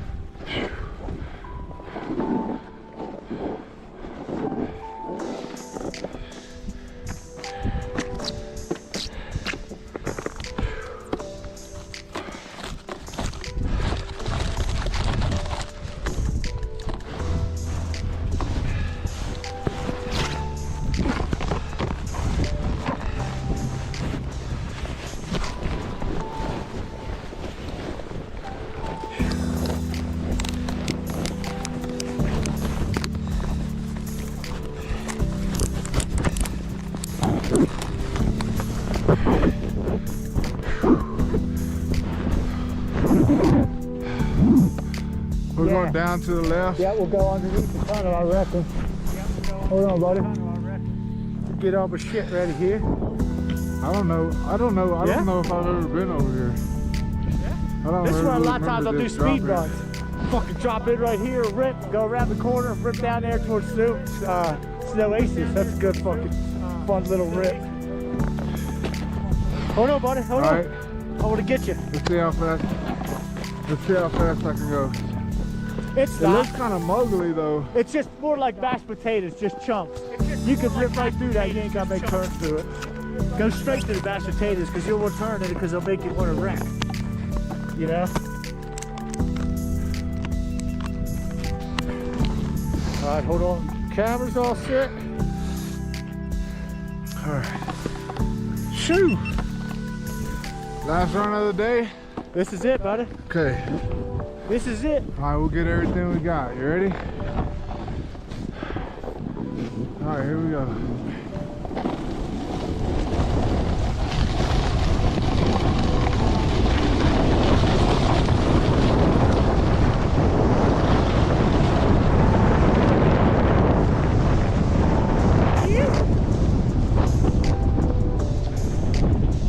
Wasn't very fast. Go that way or this way? Yeah, through the tunnel. Yeah. Huh?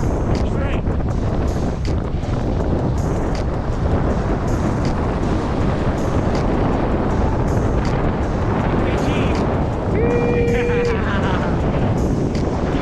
Stay up high to the right, buddy.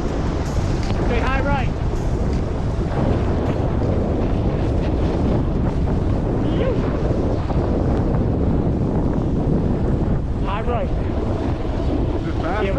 Well, yeah, we'll take Larry's sail down.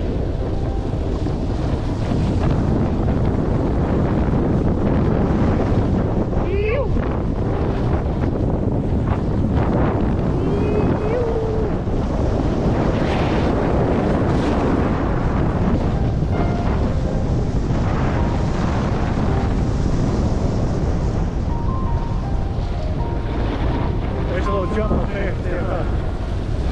It's not going to be ice on the landing, though. It is. It's going to be icy. It's going in. Oh, no, you're not. Oh, shit. I wasn't ready for that.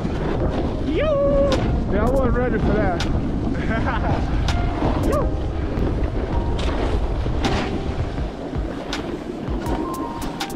Oh, shit. I cut the tree.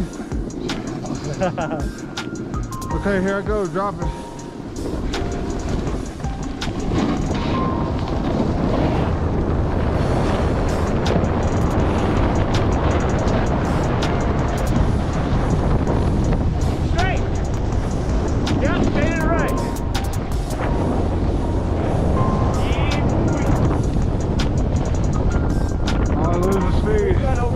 I'm losing speed. I hit that tree. Alright, come on. Get up, get up, get up, get up, get up, get up, get up, get up, get up, get up.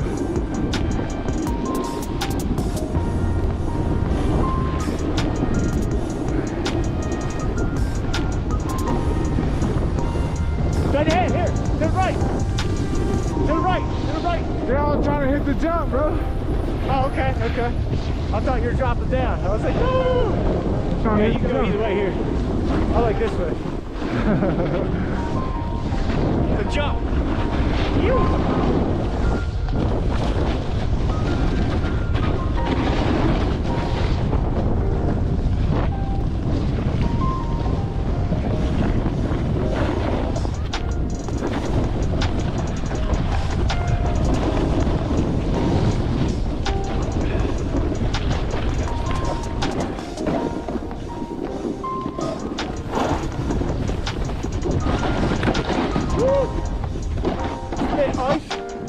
Oh, we made it. Oh, we a little bit of ice in there.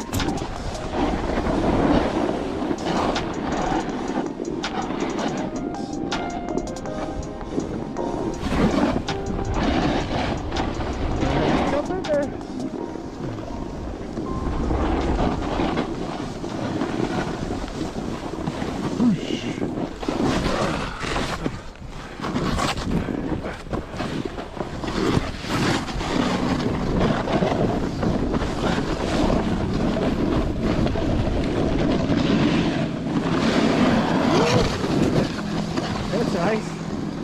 Who's here? All right, coming out top. Oh shit, there's a tree! Nice save, bro. Whoa, shit. Nice save. There's the fucking stump right there. Watch this ice right here. Yeah, This is all ice, dude. All right, here we go. Full speed, ready? Let it rip, let it chip.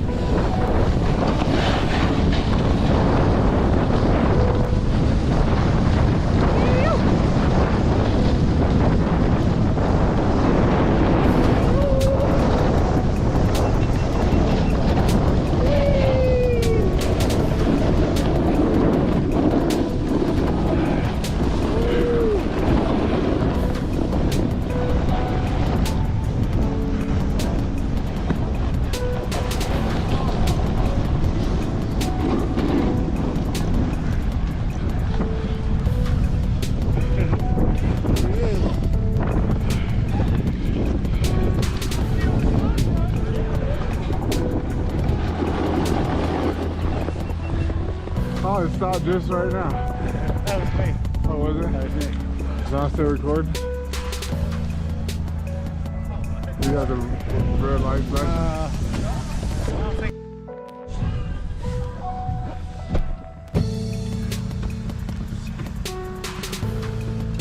Oh, I can't take that. Could you see me just snowboarding down the mountain with my sweet tea?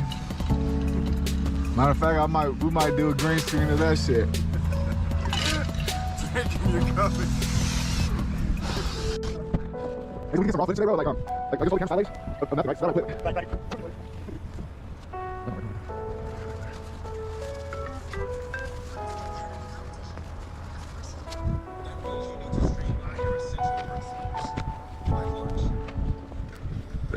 Oh, shit.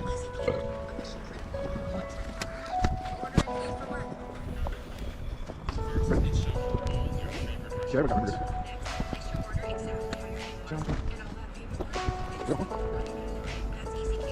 No.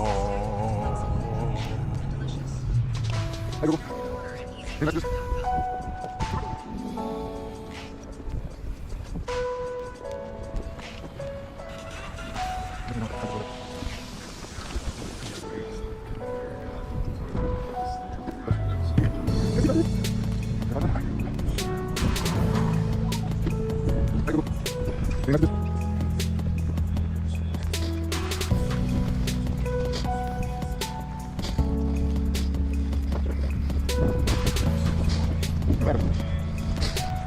My first comment on my video live stream.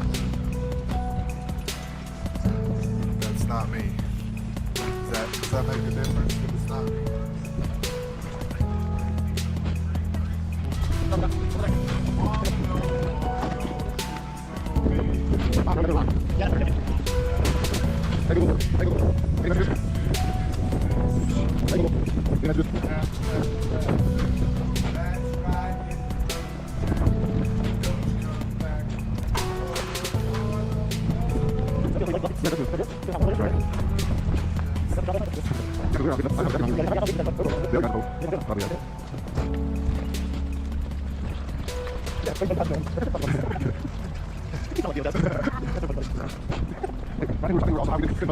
I can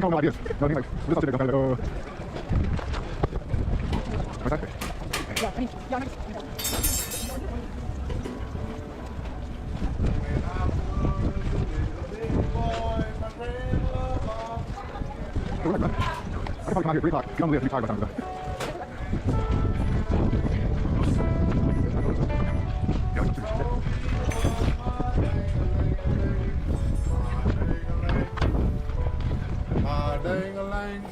I got to go and see my boy Taylor at work. Oh, they hit it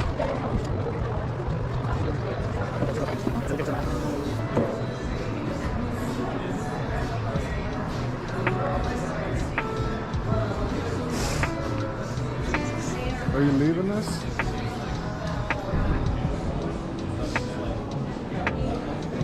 Which way are you going? That way? Hey. What's up, bro? What's up, my dude? It's Taylor right here. Look at my boys that hard at work. Yeah. Pepsi at work. Hey, buddy.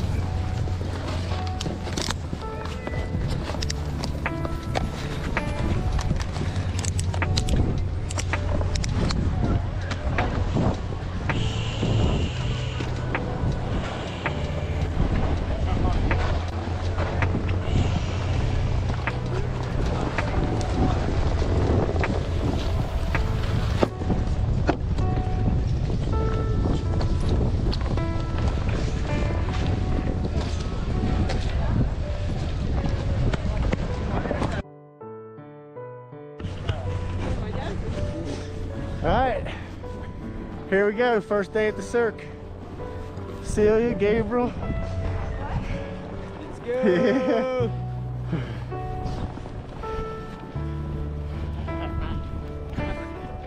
I know, I'm going.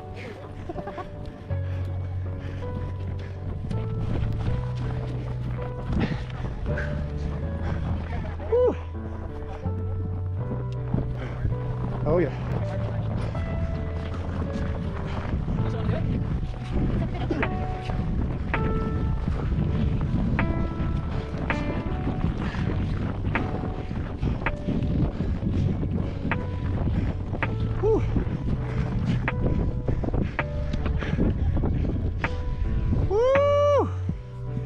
God damn. You sure? Let's do it. She can do it? You guys can do it. Like I said, worst case scenario, just stay on the back edge. You know, do the falling leaf down.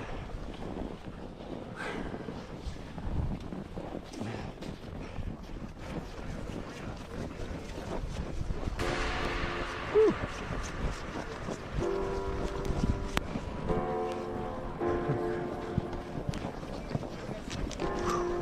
Holy shit.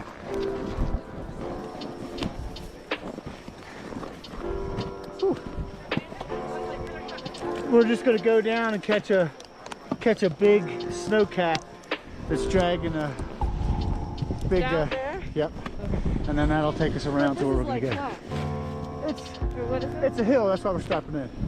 It's just a hill to get us down there. Like, it's not like... It'll go, no. Trust me, I'm not gonna push you. You've already scared me enough for this year, Celia. You and your little backflips.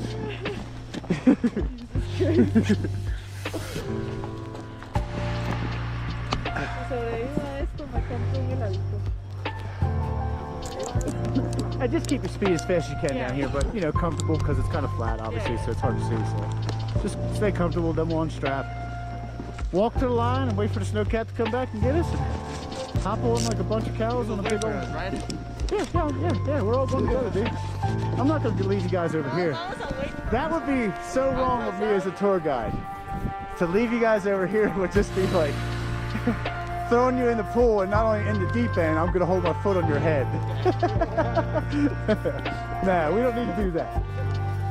Yeah, this is awesome though, guys, because you guys get to go home saying, like, yeah, we got a circuit. We have to take a picture. Yeah. Oh shit, that's right.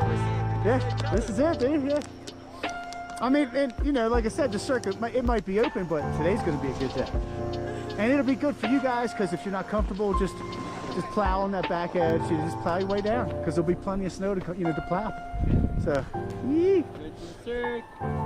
Let's do it.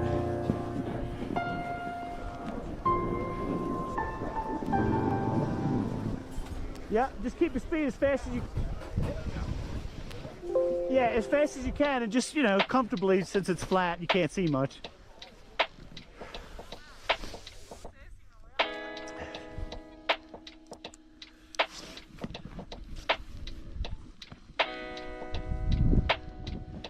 And away we go. All right. Yeah, it's not too bad. You can see pretty good, actually. You see the stakes and all. Ew. Stay on that powder, it's gonna make you go slow.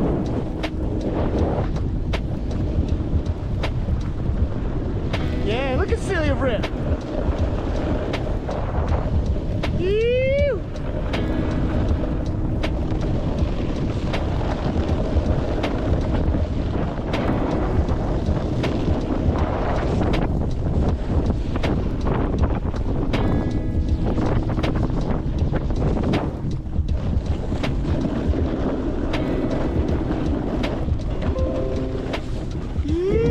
Good job.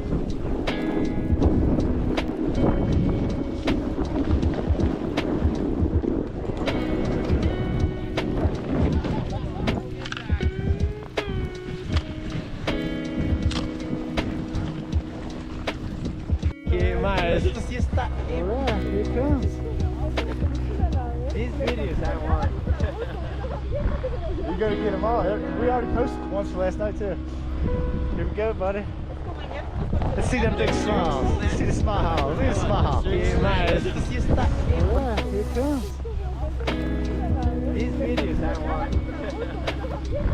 You gotta get them all. We already posted once for last night too. Here we go, buddy. Let's see them big smiles. Let's see the smile. Look at the smile.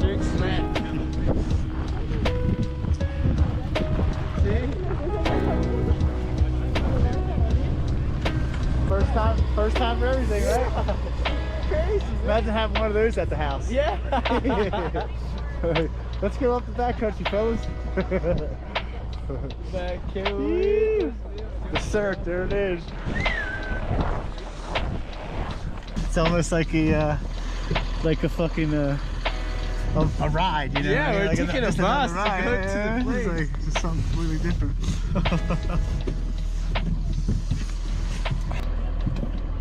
My birthday present. Yes, for sure. Yeah. And like I said, it's steep and I'm hesitant to take you guys over here, but I have faith that you guys can get down it because because it's steep and I know like a lot of people look down it and be like, oh man, I can't get down that, but there's enough snow that, like I said, I know you guys are good enough just to plow back edge, you know, if you don't feel comfortable with it, because the top parts, it's like no trees, it's just a big, you know, steep drop, and then you get down into the trees, and down in the trees, if we go far enough right, because there's, remember the mushroom patch I was telling you? There's kind of one over here too. It's like a waterfall with a bunch of boulders. I found it like second year I came out here, so it was pretty cool. But yeah, I mean, we'll just, you know, play, because we'll just follow you. Yeah, we're just, and like I said, I've only been over here a couple times, so I really don't know where I'm going. It's just, I play it by ear, look on the track, I'll jump off the track, look for some fresh stuff, and yeah, dude, we're gonna have a blast. It's gonna be good. I'll go. Let the smiles be had.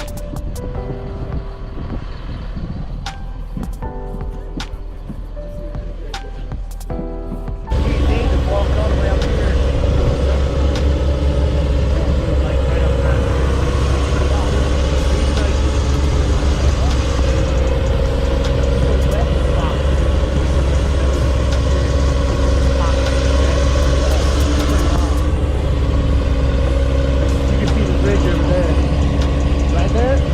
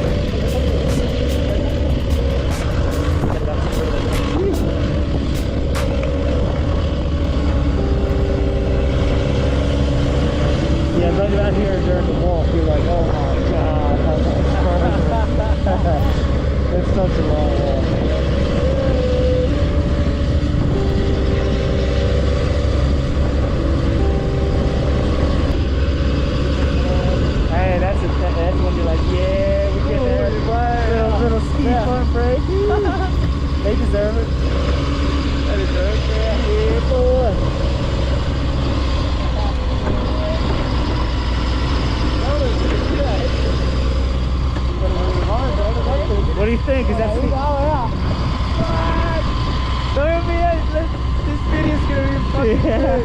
Is that steep enough for you guys? No, I think it could be worse. I don't think you think, but I look at this. But I know, but I say I don't think you think, but I look at this. But I know,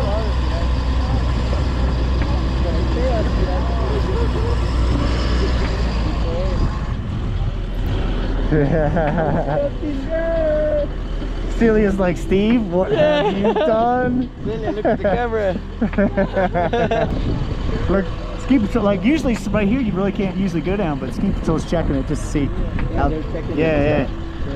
Yeah, they're gonna get some good laughs in there, boy. You.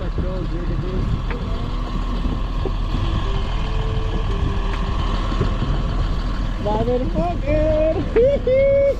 Va, que tomar una foto de arriba, ¿verdad? No, Eliseo estaría tan enojado. Eliseo estaría tan enojado que no pudo venir.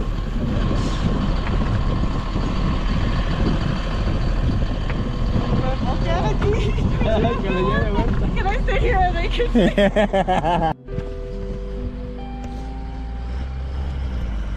Alright, let's turn this thing around here. Alright.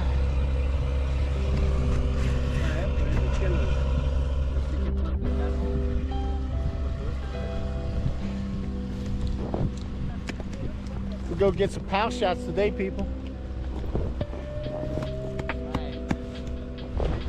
Vaya, tranquilos, no los vamos a dejar botados, no vamos a ir rápido. Nunca pensé hacer esto hoy.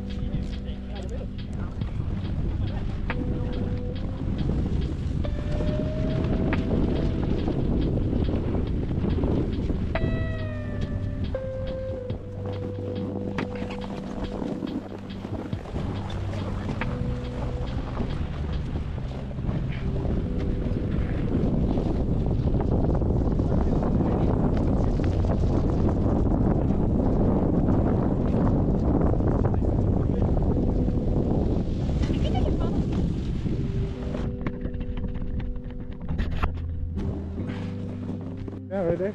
Dude just went down. What do you think, buddy? I'm excited. Super fun, right?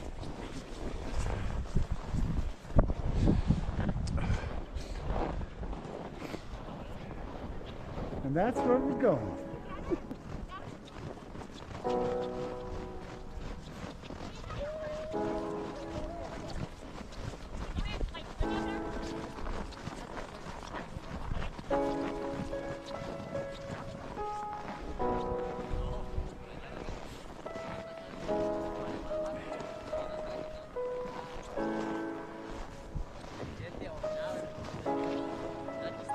So where's the jetties? Huh? Where are the jetties? The jetties, what do you mean? You know, the jetties. Monster. The monster. Oh, the yeah, Yetis. Jetties, yeah. Yeah, okay. Yeah, that's basically where we're at. I ain't feel safe. Huh? I ain't feel safe. You don't feel safe? Nah. You don't?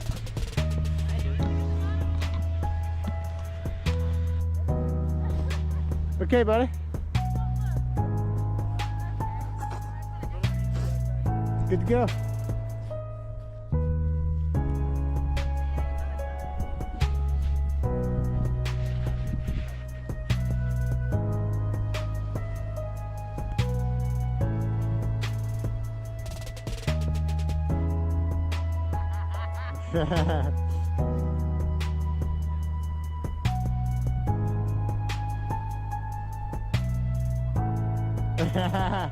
He almost went over.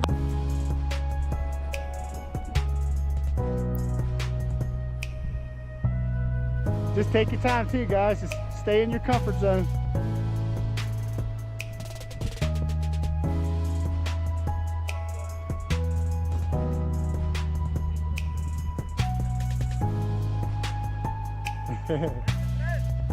He's down there.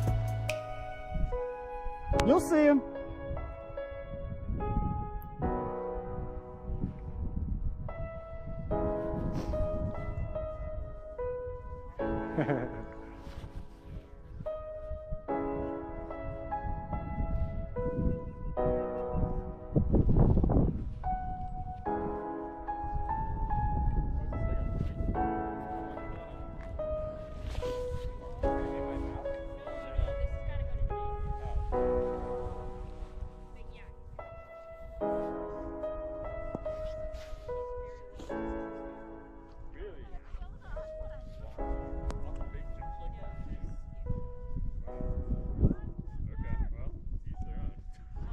Go ahead, keep working.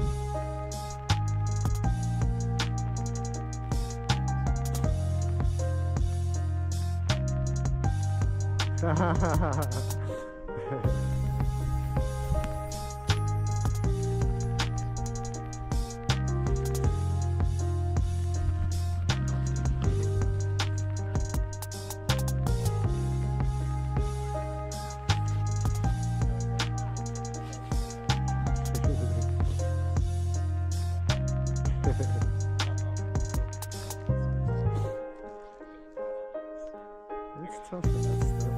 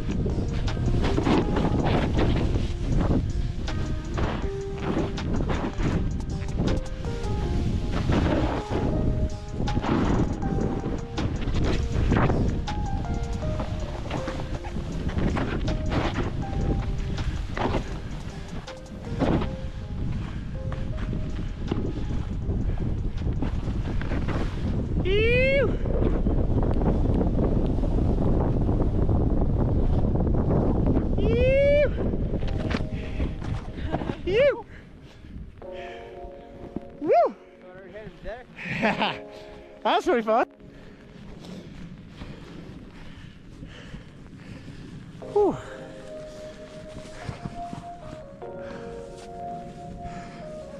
All right, how you feeling, Sue? You good? Yeah. All right.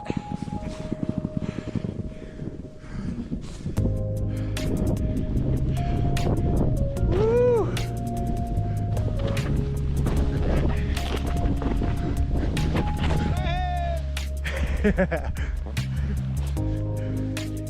Woo.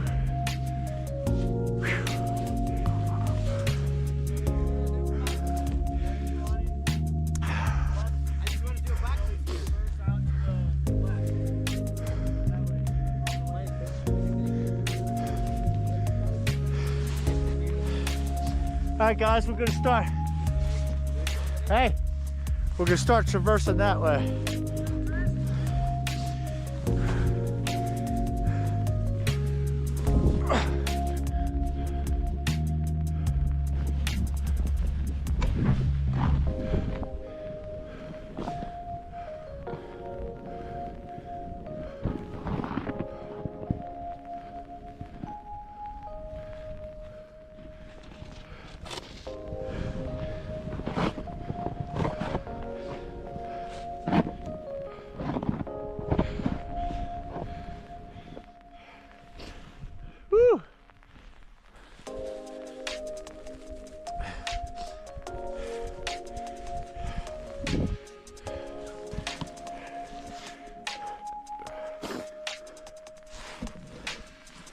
okay. And now they can come this way, and then we'll make some turns and drop down to where them guys are. This is untouched over here.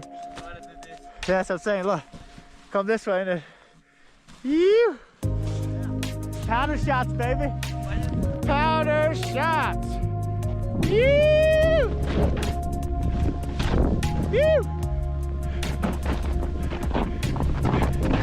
It's a little chunky.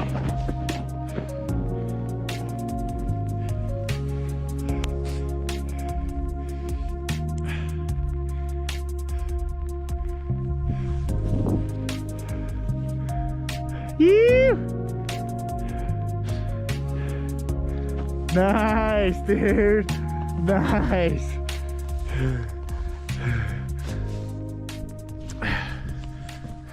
Por donde quiera, a los lados.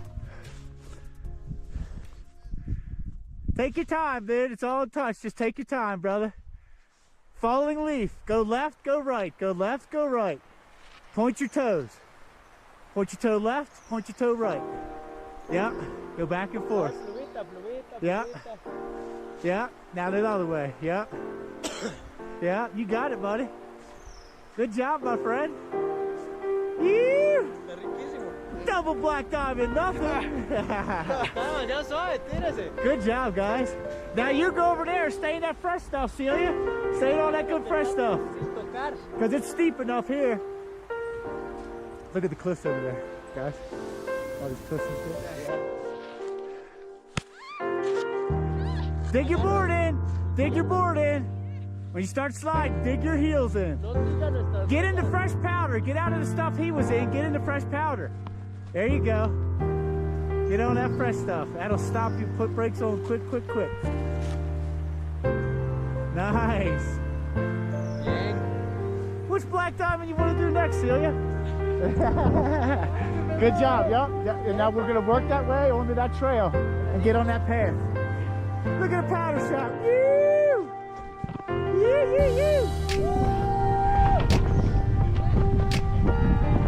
Let's go! Woo! Yoo-hoo! Yoo-hoo! You see that, dude? I cleared the whole thing. Oh my gosh, dude! Out here, so floaty, bro. Brinque, está suave. Brinque. Good job, guys. Yee, good save. Give me some. All right, it's gonna be probably tight. So here it's gonna be tight. So just. But it's untouched powder, just take your time, you know, if you want to stay on your back edge, kind of, whatever you want to do, just stay in your comfort zone. Okay. All right, hang on. We're going to kind of like, we want to kind of just go that way, just try to follow me, because, yeah, just stay tight to me, guys, yeah, for sure. No one gets lost.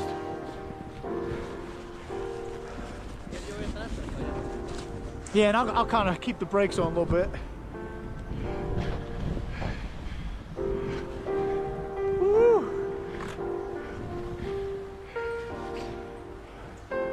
Nice. Look at these beautiful trees. Good job, Celia. Woo-hoo. Freaking ripping, man. Yeah. Beautiful day, my boys.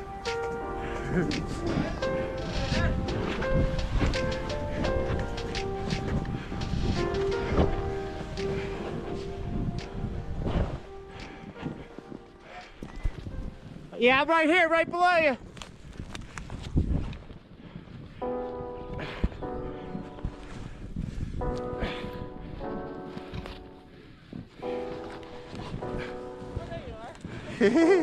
Just coming out of the tree. You guys are doing great, man. So worth it, right? Yeah. Woo! Good job. Good job, good job. Look, come over here, guys. I want to tell you, I want to show you what a mushroom patch is. Come here, look, this is it. So come right here, guys. See this rock? See how the snow is built up on it and it's calmed over? It looks like a mushroom. Okay, so have them guys come up here. So that's why they call it like a mushroom patch when you get like in boulders. Because see how it looks like a base and then the snow kind of starts to drift over? Isn't that cool? Oh, yeah, yeah. That's why I was telling you, like they look like mushrooms because the snow builds up and freezes. So the rock looks like the base and the top looks like the top. Isn't that cool? So actually we can dive right in there. We can go right past it. We'll take that trail right there to try and stay high. Oh, no, you're good. You're good. That just helps me get up. It's like a bug. This stuff's like, when you fall in this stuff, it's like being a bug on your back, man. It's like, what's that? Yeah, let's take a breathe, actually. Yeah, you guys are doing great, dude. This is the double black. Need I say it again? Look at the smiles. Double black, people. Yeah, good stuff, man. Good stuff. Just back in the woods, eating some snow.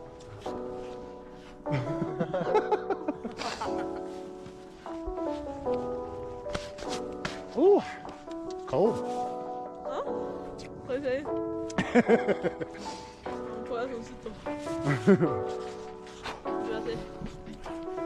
Good stuff. All right, let me put my gloves on. And... Calm down, sir. I know, I don't know what. me and Dave were talking about him last night. He's like, Andre's like, he just wants to go. It don't matter where. Yeah. No, dude, trust me, because that's the way I am. So I tell everybody, like, all right, man, put your diaper on, no bathroom breaks. Shit your pants, just keep on rolling.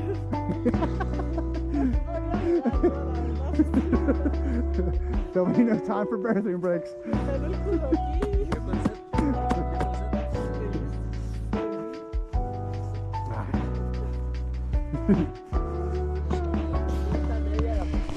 Yeah, now we're in the middle of the mountain. Oh, we're back here.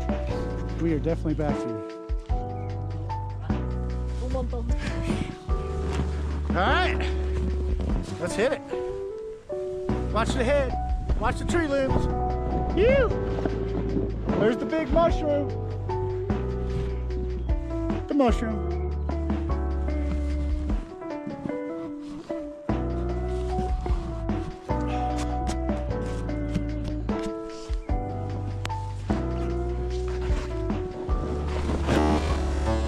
There's a little stump right there too, Celia. Watch that little stump right there.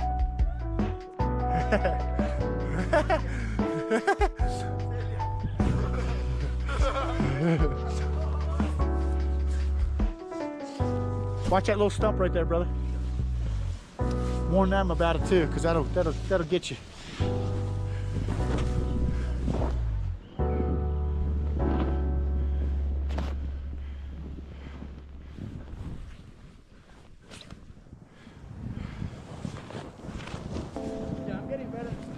Yeah, dude, you guys are doing great, man. Because these are tight trees, too. Yeah. And it makes it nice when it's not tracked out. Because then you can make your own tracks, stop, put on the brakes quick. You okay? Take that, tree! ¿Está bien? No worries, take your time. Sí, sí, no lo haga rápido. Tranquila. O sea, tipo, si lo hace rápido se cansa más.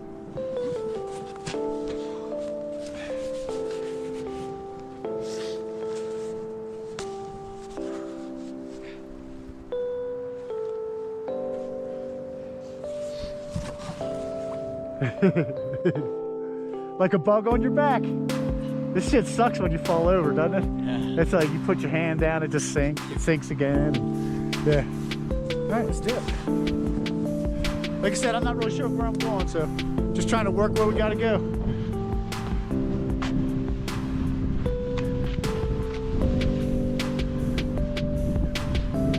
Yeah, opens up out here. Stay in the track. Stay in the track.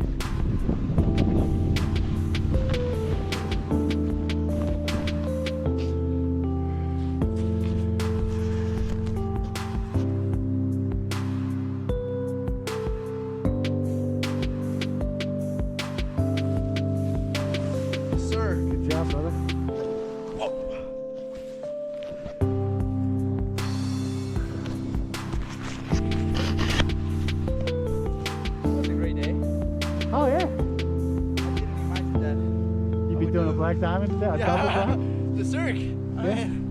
That's what's up. That is a good day.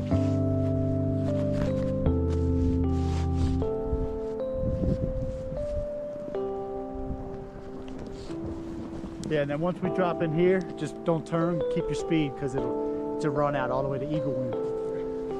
Yeah, we made it, bud. Japan, man. A little powder. Look at that. Oh, dude, yeah, that's man, all. Thank you so much. Yeah, absolutely, man. My pleasure. My pleasure. If it wasn't you, I didn't do this. Yeah, yeah.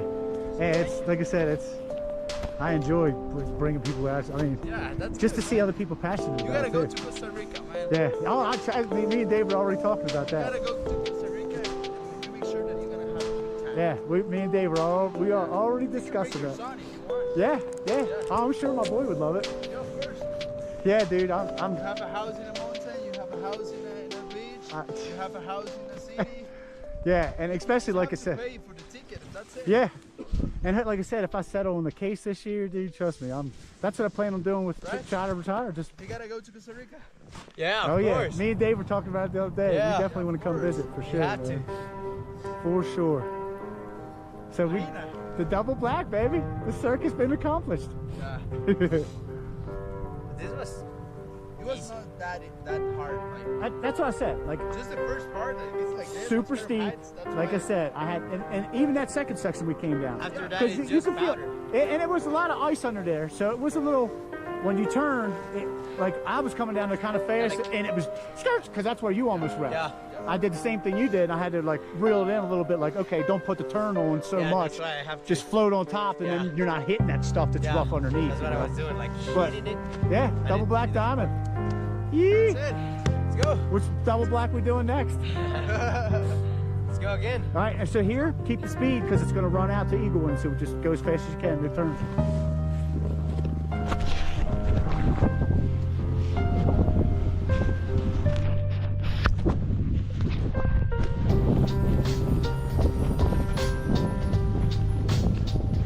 Yep, okay.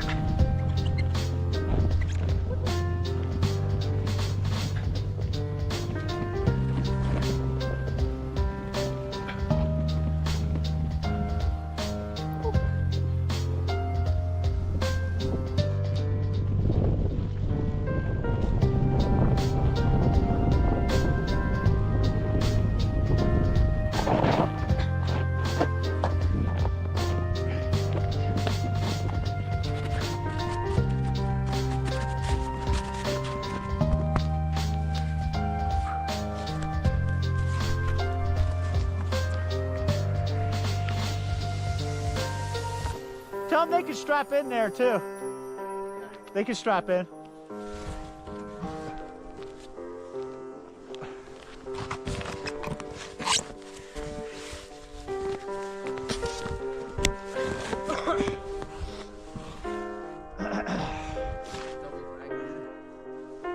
Yeah, that was good.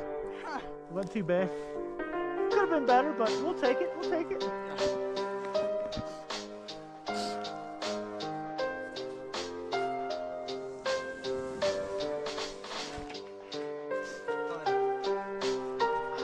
All right, here she comes. Let her rip, tater chip.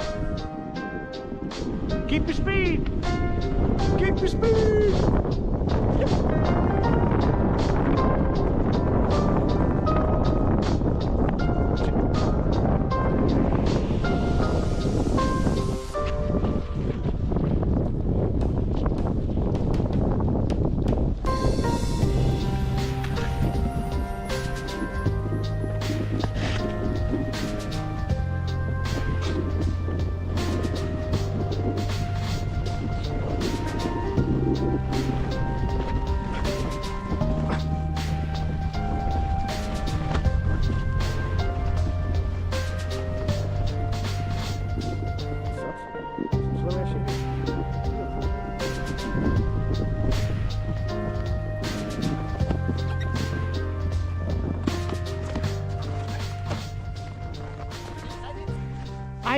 That one big jump, I wasn't sure how the landing was going to keep your speed this time for sure. Now I know where we're at.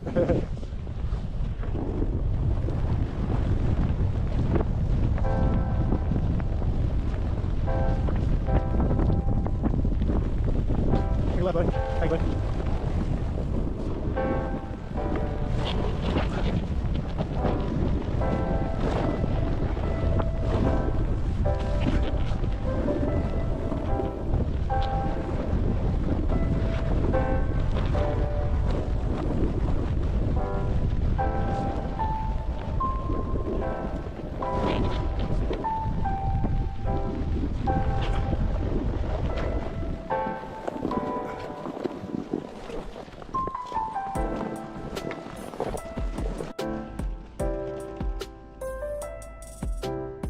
It was the second lap. I know, second So lap. we did the second lap? It Yeah, was the we circ. did the circ. Hey, that was a good second warm-up lap, right?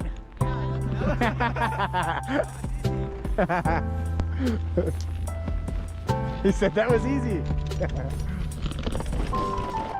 Yeah, Andre's doing good, man. Like he was, like when we first got the trees yesterday, he was a little bit more sketchy, but as the day progressed, he progressed. He's crazy. Yeah, yeah. He's like you. Yeah, he's got that disconnect. Yeah. I'm crazy, but that's not that crazy. Right, there's a limit. Yeah, there's a limit. I was showing him the clip that I jumped off of yesterday. And I mean, I can show you guys too, like, it's right off that first trail. And I was showing him, he's like, I was like, I'll get, like, today I was looking to do it. Because every year it looks a little bit different, but every year I'll go down and You I'll have look like at 8 it. years to work, right?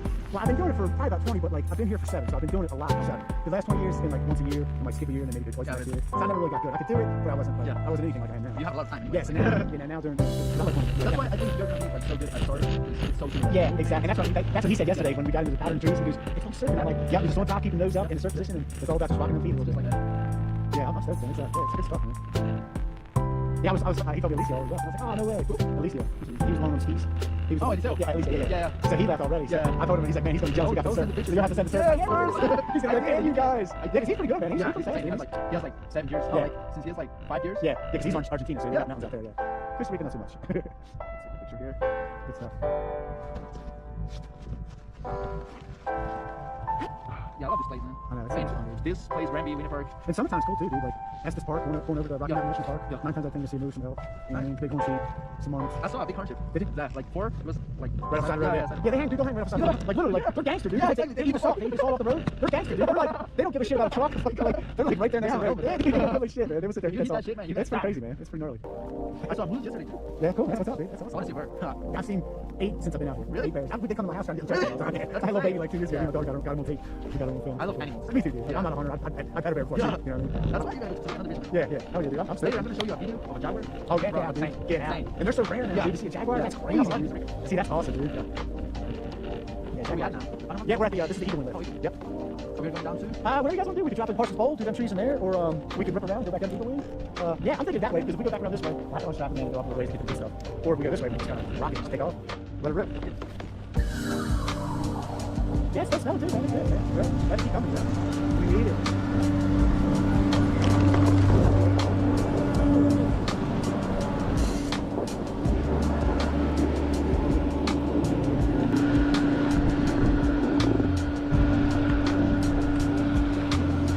What do you guys want to do?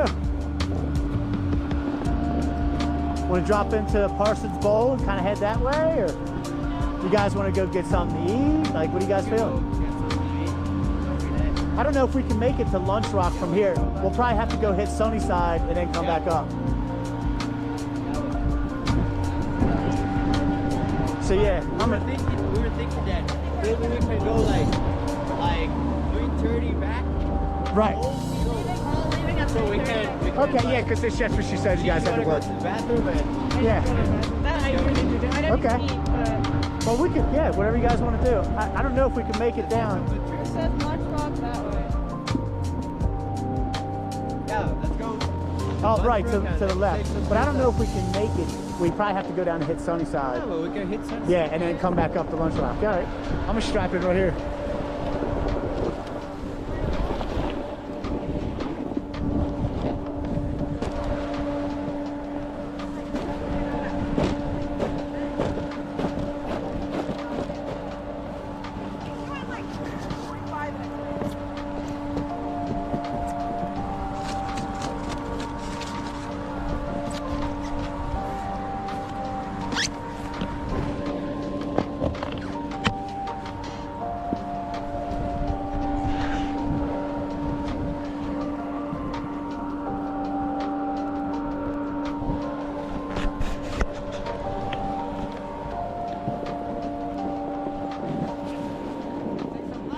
Ready? Oh,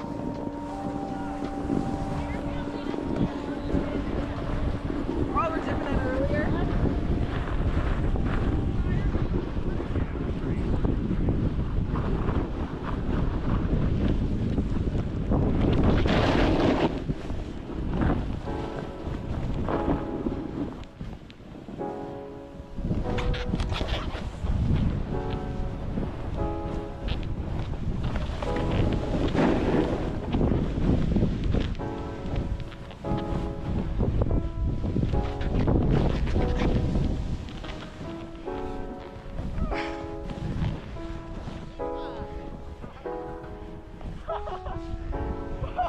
Yeah, we can't make it to Lunch Rock, so we'll go down and hit Sunnyside. We can't hit Sunnyside this Yep. So we can do whatever you guys want to do, man. You guide us in the trees. Yeah, you guys want to hit the trees? We Yeah. can go in there. You know, that's my favorite. Let's hit these jumps over here.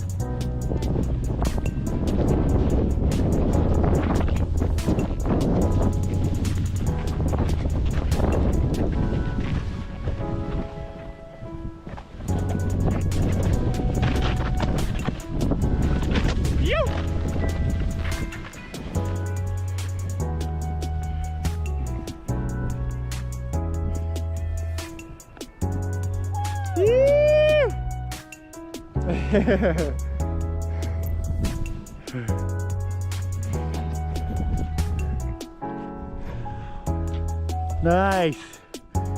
Good job, guys.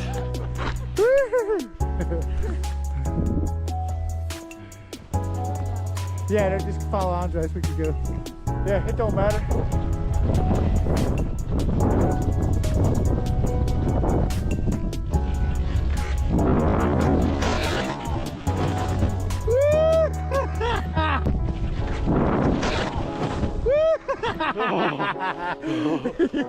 That was close.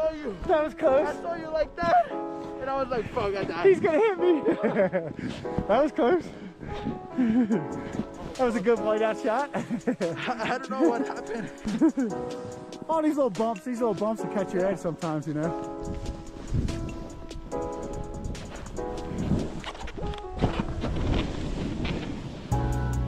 Woo!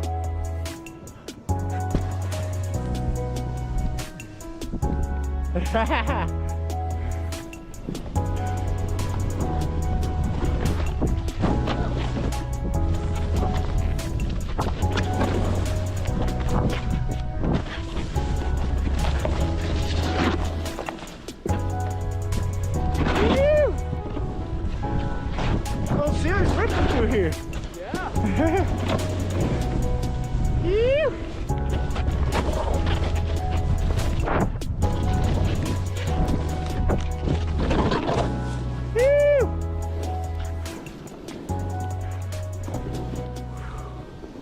Oh yeah.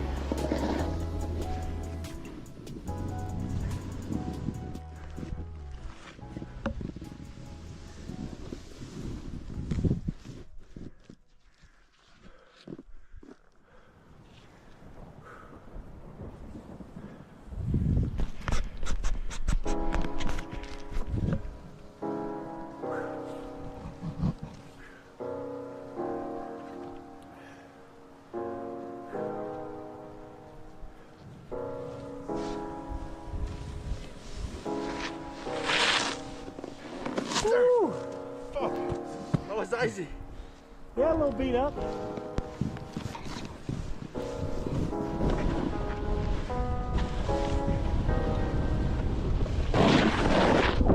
Woo!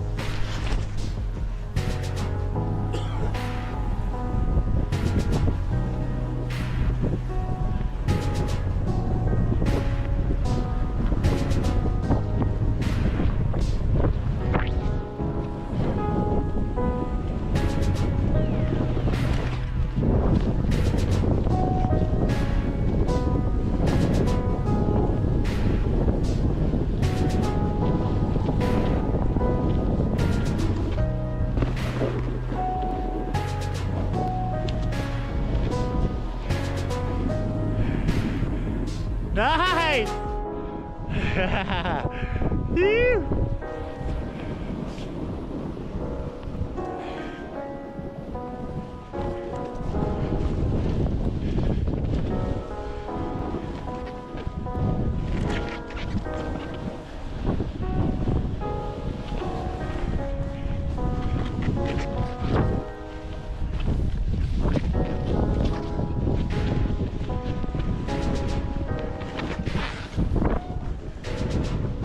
Yee!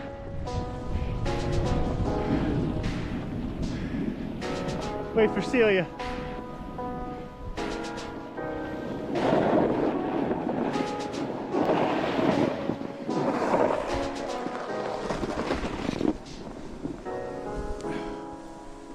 There she is. Oh.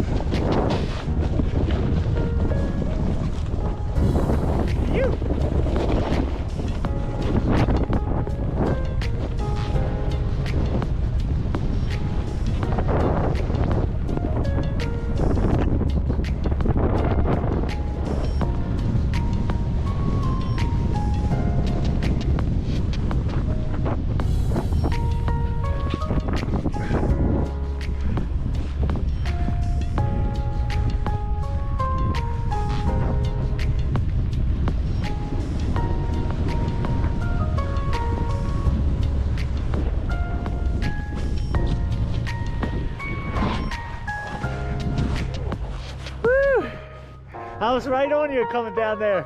I was right on you, dude. I got some good footage of you. Woo!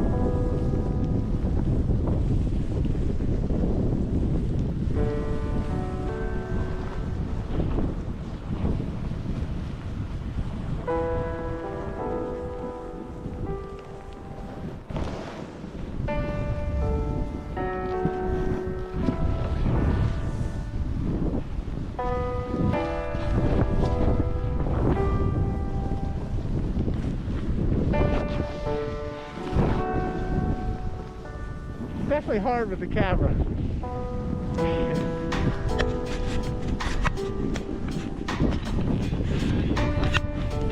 Where we guys gonna go? It don't matter. You lead the way.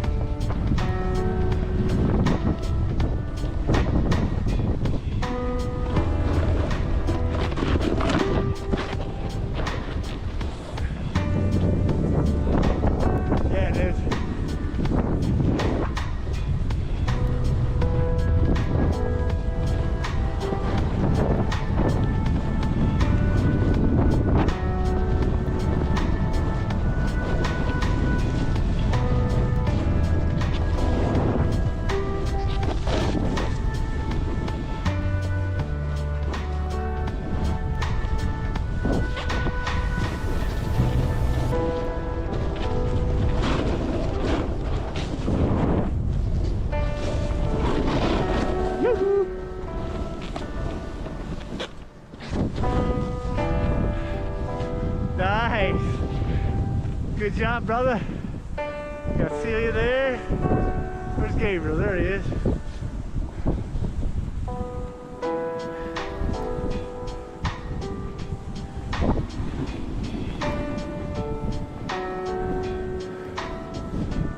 You.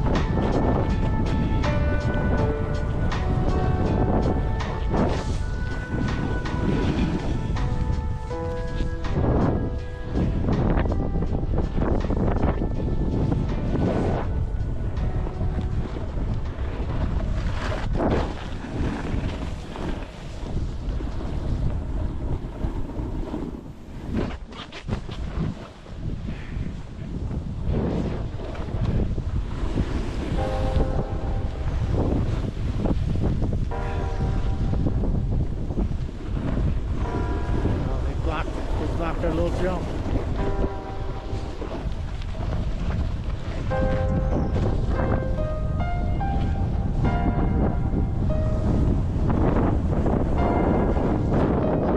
You.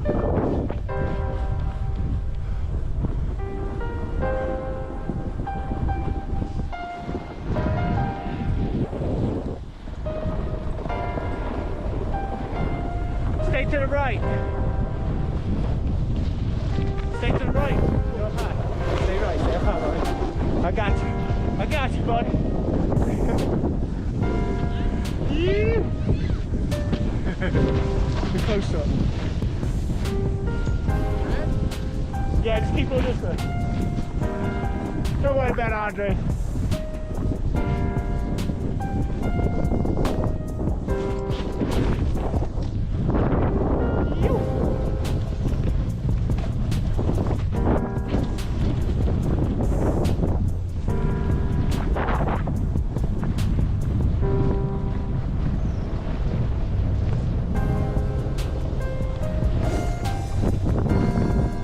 Let's stop right here, Gabriel. Hold it, buddy.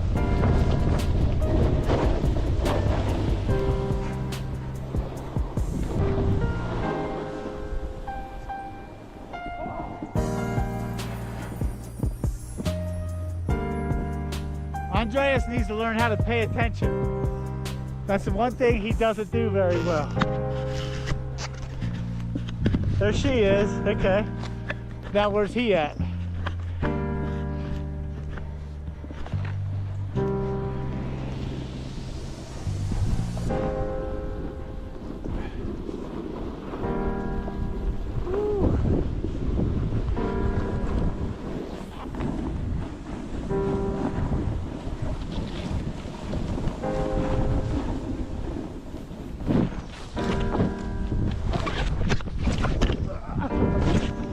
Man down. There he is.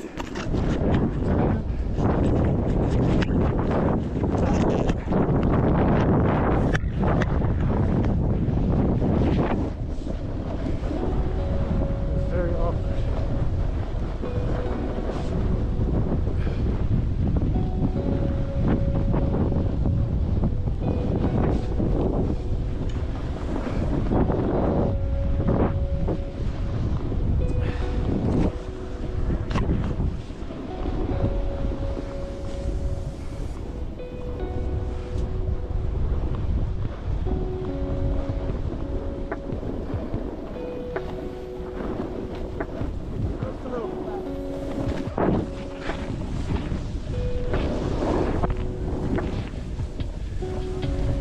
There he is.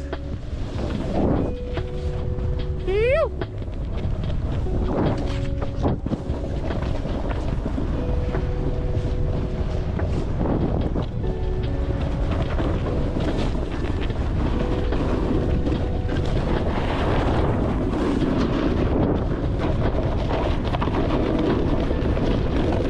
A little bit of ice.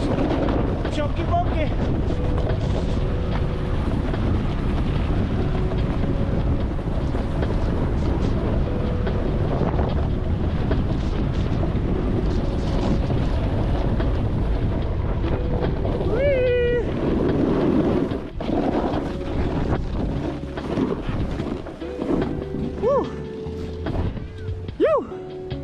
That's what I'm talking about. There's Gabriel. Look at him with his turns. He's doing good on his turns, man. He's like, yeah, I got this. Woo-hoo!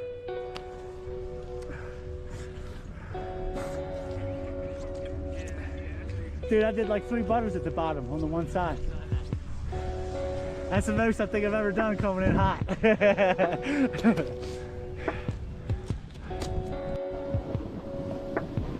Yep.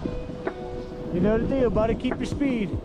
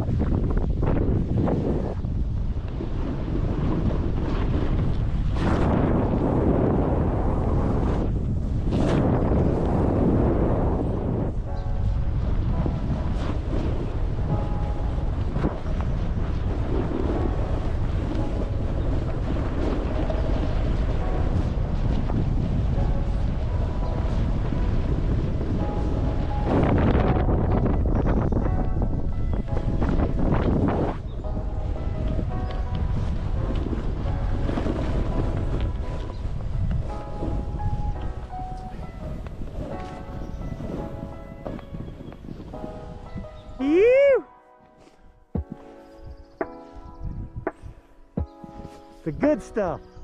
Yeah.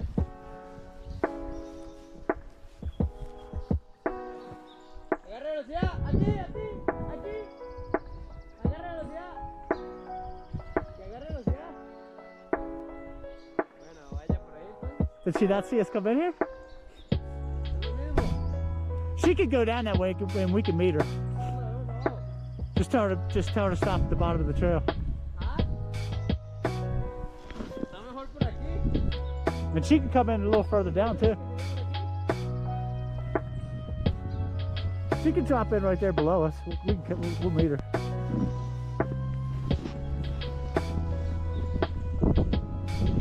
You.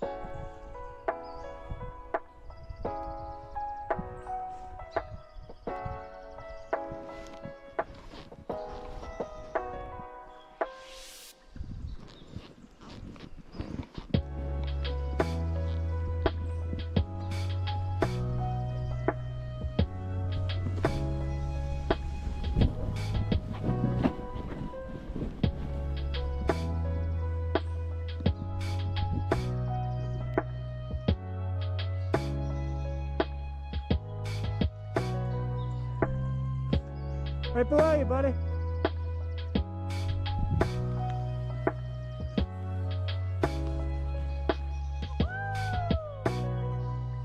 You.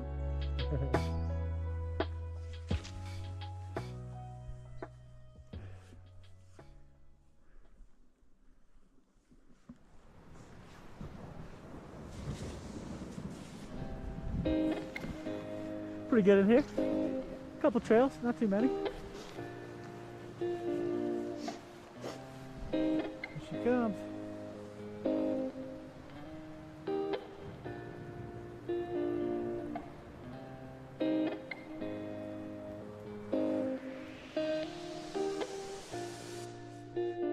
Let me see that front side turn. There you go. Yeah. Good stuff.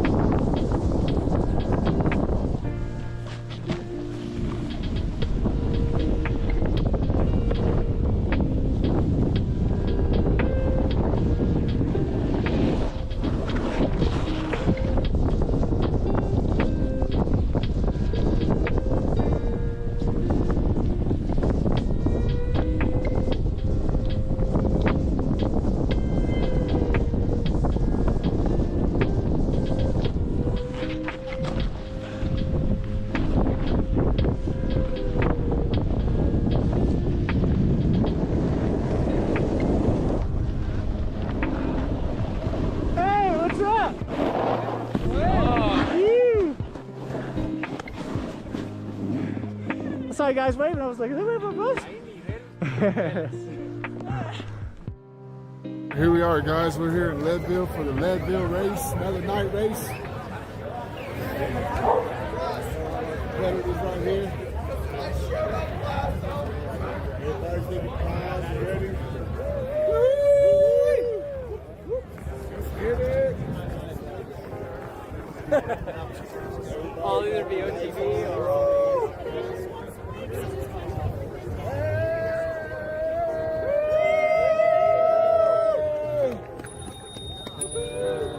Ding ding! Ah! You're not? Oh, we got us a nice little group. Right on, people in the back. Hey, these right here are leaders right here.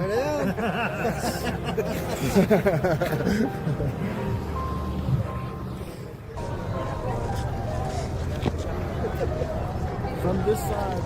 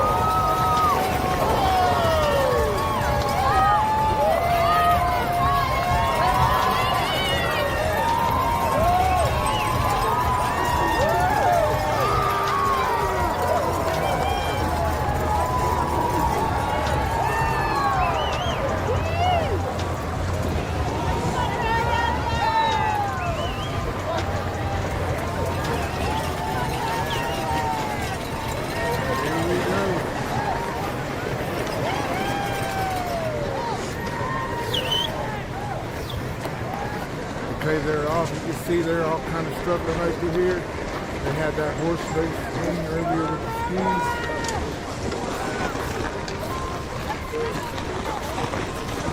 There's freaking horse poop everywhere.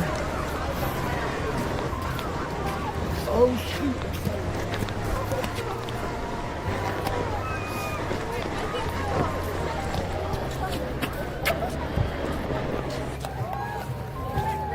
And they're off, guys.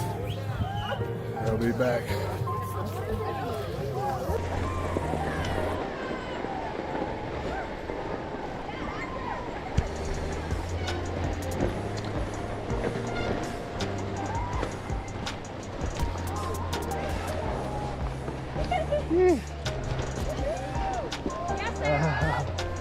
Let's go.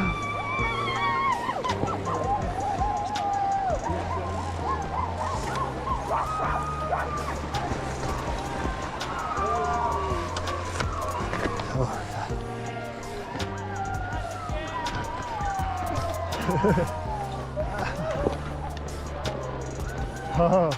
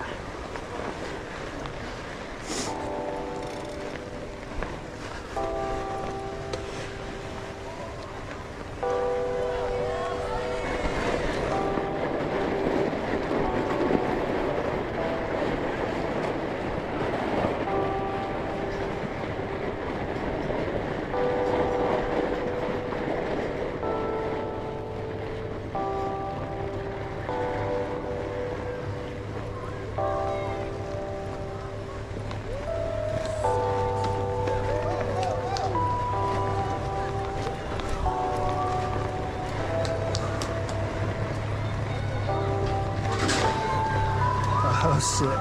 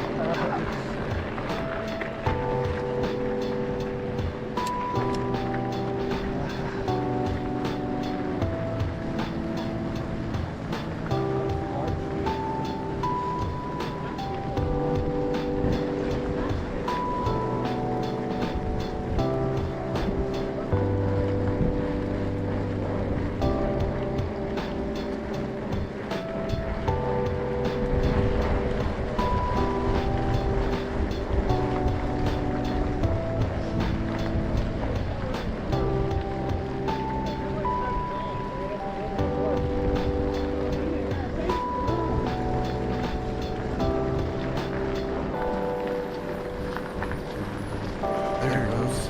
We're back. Outer space. It's all what you're right here. Not like this. Bad tire. Let it go.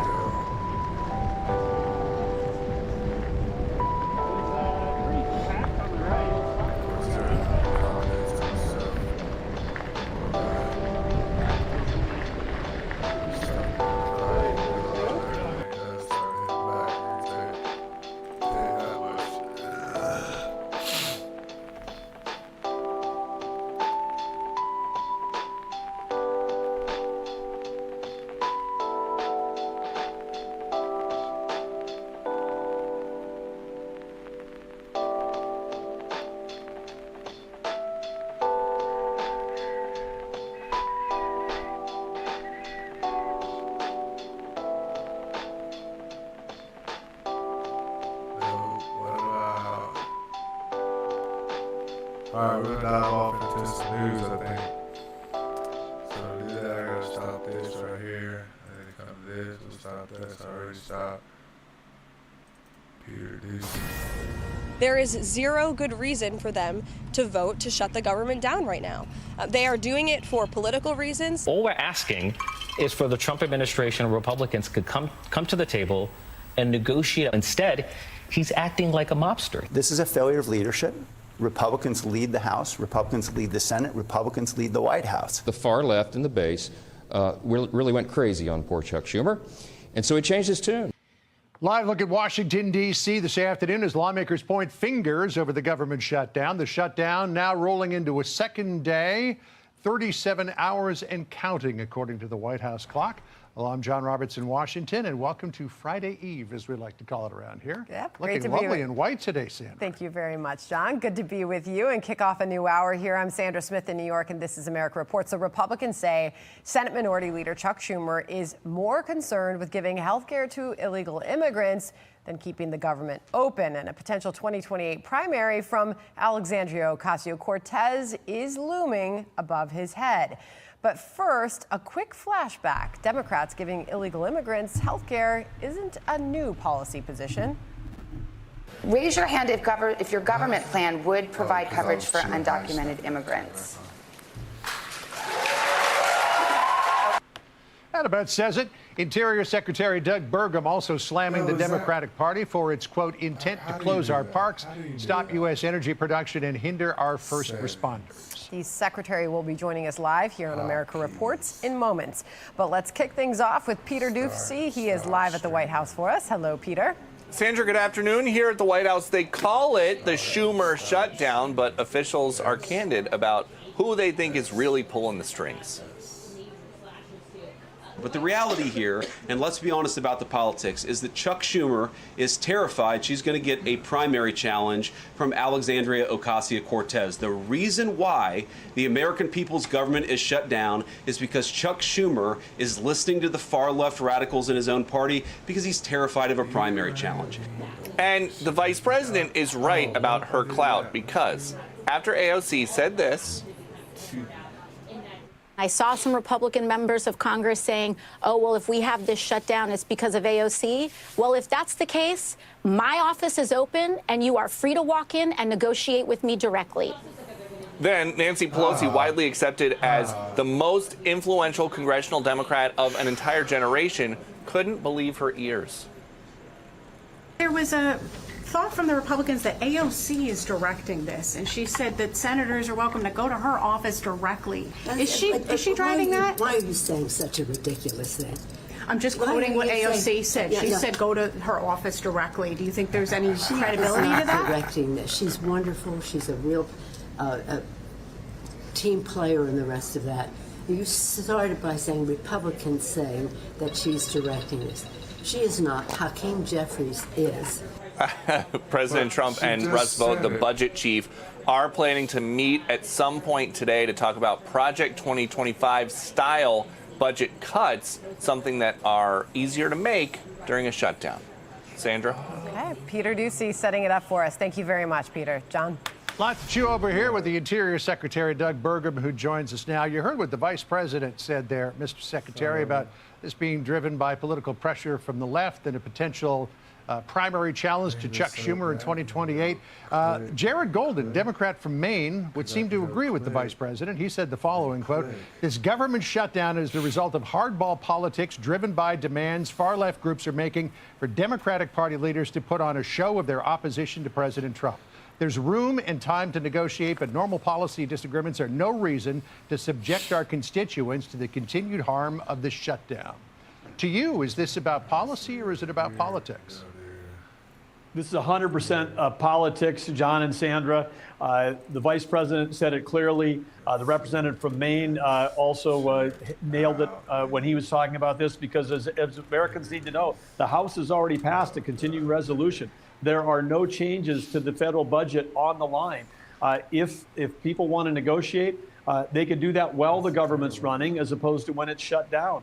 And Americans need to know this Democrat shutdown, this Schumer shutdown, for an agency like Interior, where we've got tens of thousands of people across the country. We're now doing everything we can to try to keep our parks open. We can't use any appropriated funds during a time like this, so we've got to be very creative about legally finding ways to pay people and do that. Our first responders, firefighters, law enforcement, all the things that we're doing to keep the essential services going. This just distracts us from advancing and moving things forward for the American people. You would never run a business this way. This is 100% politics. Spoken like a true businessman. Mr. Secretary, good to have you on the program. Here's Secretary Bessent. He went on CNBC earlier today. He is making the case that this is all about Schumer's poll numbers. Listen. Chuck Schumer did the right thing in the spring and led the Senate to a clean CR. What's changed since then is it's his poll numbers. The president, Vice President Vance, Speaker Johnson, Leader Thune, they're not negotiating with Chuck Schumer and Hakeem Jeffries. They're negotiating with Representative Ocasio-Cortez because she's nipping at his heels. And, so the American people are being held hostage by Chuck Schumer's poll numbers. Well, as you are also making a similar case, will the American people just see right through this? I hope that they do see right through this, and I hope they see through it quickly so that we can get back to work advancing the agenda that the American people voted for under President Trump, making so much progress on so many fronts.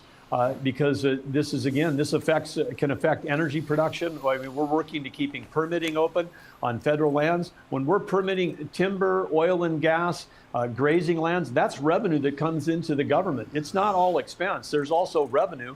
And when AOC is, trying to shut down the whole government, this is every American ends up paying for it in the end because this is hurting revenue, because they'll come in and they'll say, no, we're going to reimburse everybody for their expenses, even though they're not working. But we have the potential for lost revenue here. Mr. Secretary, Republicans are saying that the Democrats shut down the government because they are making demands to give health care to illegal immigrants. Chuck Schumer says, whoa, that's just not true. Listen to what he said. When they say that undocumented immigrants are going to get this money, it's a lie, plain and simple. All right, so let's put up on the screen here. This is page 57 of the Democrats' continuing resolution that they're proposing. This is section 2141. It's in ledge speak, so you probably can't even begin to understand it. But basically what it calls for is a repeal of restrictions in the big, beautiful bill that limited federal health care dollars for people who are lawfully present in the United States but don't have legal status. So if this was revoked, as the Democrats wanted to, it would give parolees, like hundreds of thousands of people admitted under the CHNV program or the CBP One app, access to health care. It would also restore full Medicaid funding for illegal migrants, illegal aliens who visit the emergency room. So do they want to give health care to illegal aliens or not? Well, they absolutely do. And as I said, this is not about smart policy. It's not about the Republicans that care about all Americans, hardworking Americans. This is about the extreme policies that the left is trying to jam down. They're upset about what the extreme policies they didn't get into the one big beautiful bill. Now they're trying to use this leverage, and they're holding all the American people hostage for something that the Congress didn't vote for. Congress didn't pass that stuff for a reason back in July, and trying to use this now at this point. I mean, if they want these policies, then introduce a bill in Congress and see if it passes. But don't hold America hostage right now against doing the work that we have to do for the American people every single day. That's what we do. We serve the American people. All right. So, Mr. Secretary, I wonder if you can quantify, as I circle back to something you just said a moment ago, because Secretary Bessent this morning suggested that as this goes on and the longer this goes on, he predicted that we could take a hit to our GDP. You just said a moment ago, suggested the longer this goes on, we could see lost revenue. Can you quantify that for us? I mean, we're about to have Austin Goolsbee on from the Chicago Federal Reserve, Mohammed El-Arian's coming on. The predictions are all over the place, but what say you? How big of a hit could we take to the American economy as this goes on?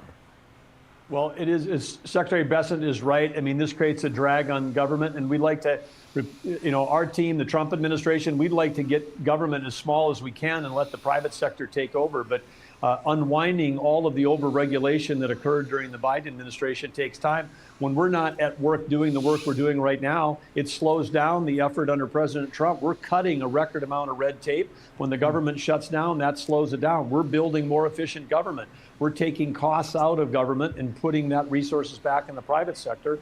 And like I said earlier, when you take a look at it, 20% of the land in America is public lands managed by the federal government. Most of that land in Interior, Interior standalone has got the largest balance sheet in the world. We've got 700 million acres of subsurface, 500 million acres of surface, 2.5 billion of offshore. When our team members are not able to go to work to help manage that land, we're losing revenue, whether it's a timber lease, a grazing lease, a coal lease, oil and gas permitting. We're trying to keep all those doors open as best we can. But when they shut down the federal government, you're shutting down the business of America. But President Trump appears to also see some opportunity here, Mr. Secretary. This is what he sent out today on Truth Social. I have a meeting today with Russ Vought, he of Project 2025 fame, the OMB director, to determine which of many Democrat agencies, most of which are a political scam, he recommends to be cut, and whether or not those cuts will be temporary or permanent. I can't believe the radical left Democrats gave me this unprecedented opportunity. They're not stupid people, so maybe this is their way of wanting to quietly and quickly make America great again, President Donald J. Trump. Is this going to be the pressure that causes Democrats to cave? Well, it's the pressure, but it's also the truth. I mean, President Trump named his social media for a reason, calling them truths, because what he said is completely true. It is easier to make cuts during a time when the government is shut down. And any one of us that have been in these positions that have worked in the private sector can see the amount of inefficiency in government. There's so much that we can take out of government in terms of cost and still deliver great services. It's possible to have a smaller government and better services. We can do that. I mean, you take a look at the IT side of things. I mean, the technology that's running the federal government today is so ancient, so old, generations behind, and so it's costly. Every single team member that works for the federal government might spend 20% of their time on working on stuff that that could be in the private sector, would already be automated. So President Trump and Russ Vought, I'm 100% behind their efforts. There's so many ways we can make it more efficient. If the Democrats are going to give us this chance, let's make sure we take advantage of that. Hey, Mr. Secretary, I appreciate you joining us today. Thank you so much for coming on. Hi, everyone. I'm Brian Kilmeade. I want you to do me a favor. I want you to click to subscribe to the Fox News YouTube page. This is the only money they make off of it. Yeah, 14 million Democrats just threw a shutdown party. Hakeem hosted it. Everybody on the Hill got an invite. They filmed it. Thank God they filmed it. Raskin showed up with a wingman and was like, "Is this it?" He just texted me. Oh, I think we're on. Hey, all right, there we go. good to see you. Yours now? Hello, Maxwell. Hello, Hakeem. Hey. Thank you, Thank you for joining. It's all you. And we're speaking live to the American people over the next 24 hours or so. Hibbs tried pulling off a Spartacus with a 24-hour shutdown live stream. But he couldn't talk that long, so he tagged other people in. The problem? No one could hear. You can't hear me? I just wanted to say we are here this morning. I can't hear anything. Can you hear me? I can hear you, Troy. I can hear you. And we're going to get that audio fixed. Oh, Don, we can't hear you. Hi, Congresswoman. Hi, Don. I just did not have my mic plugged in. Once everybody was in the door and they could hear each other, I make those mistakes Grandma all the dug time. into her purse and passed around sweets. Jill was kind enough to bring some treats as we prepare to So celebrate there's tricks Halloween. and there's treats. Yes. Show us Say what the you letter got. pineapple? Oh my Yes, God. you can pull or you can choose, but we've got everything. Yeah, Gummy pineapple. That's a White rabbit. that's a wasabi white rabbit. Wasabi white rabbit? Not everybody was able to get some wasabi white rabbit. What did they do? Swalwell showed up. He traded Fang Fang in for a new boo thing and wanted to know, yo, where's MAGA at? You got me? Am I here? I'm on here. Hey, AB, what's happening? Hey, Eric, how are you? I'm doing all right. How about you? I'm doing okay, all things considering. You know, I've been at the Capitol today trying to figure out what's going on with this shutdown. Well, I'll tell you who you didn't see there. Who I didn't see? You didn't see a damn Republican. Not a damn one. In America, there are 40 million registered Democrats. Guess how many were watching Hakeem's live stream? 36. And one of those 36 was us. Not everyone showed. Shri did his own thing. Hi friends, I'm getting ready to do a telephone town hall on the government shutdown and healthcare consequences. Join me at 855-905-3294. Thanks. They didn't show up to Hakeem's party or call into Shri's after-hours hotline because they were all at a rager with Bernie. Hello, everybody. Thank you very much for joining us for what I think will be not only an interesting discussion, but something of enormous consequence. Here's the bottom line. In a few hours, tonight at midnight, it is very likely that the United States government is going to shut down. Bernie's video had 100,000 viewers, while Hips just had a few dozen. Pocahontas showed up to the powwow, Van Hollen came through with Margs, and AOC was even pre-gaming with Burn Dog in the park. Hey, everybody. I was walking here in Washington, D.C., and who did I bump into? One of my favorite members of the United States Congress, Alexandria Ocasio-Cortez. And one of my favorite senators. A million Democrats watched Bernie and AOC. Bottom line, the country's like, Hakeem who? Almost half the country's never heard of Hakeem Jeffries. And the ones that have heard of him think he wears a sombrero. So now Hakeem's speaking Spanish. This year, they've done nothing. Zip, zero. Stingy with De Niro. DJ Jazzy Jeffries is just Kamala 2.0. The more he talks, the less people like him.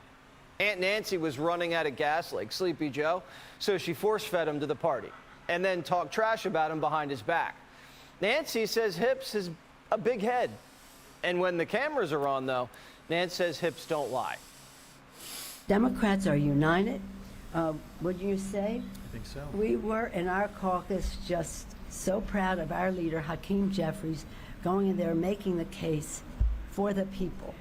She sounds like Jill Biden when she told Joe he did a good job at the debate. Remember, we're so proud of you. You knew all the facts. The party elders can barely keep it together, and Democrats are tired of respecting their elders. Boomers like Schumer are shutting down the government because millennials like AOC are jerking him around like he's on a leash. They're negotiating with a Representative Ocasio-Cortez because she's nipping at his heels. And, you know, so the American people are being held hostage by Chuck Schumer's poll numbers. Schumer's on thin ice, and the base has never heard of Hakeem. Bernie and AOC are about to take the party over, and they better make a move because everyone's moving to Trump's party. The White House was live streaming too. Clips of Democrats saying we can't shut down the government on loop. Hundreds of thousands watched. The White House says we're absolutely smoking them, for lack of a better term. Trump put Chuck in a hot dog bun and gave Hakeem a sombrero. And Democrats are posting cat videos like the internet just got invented. Democrat kiddies want you to have health care. Republican kiddies do not. Republican kiddies control the Senate, House, and the White House, so they're using that to cut your health care and give money to billionaires. We were posting cat videos in 1999. What are they doing?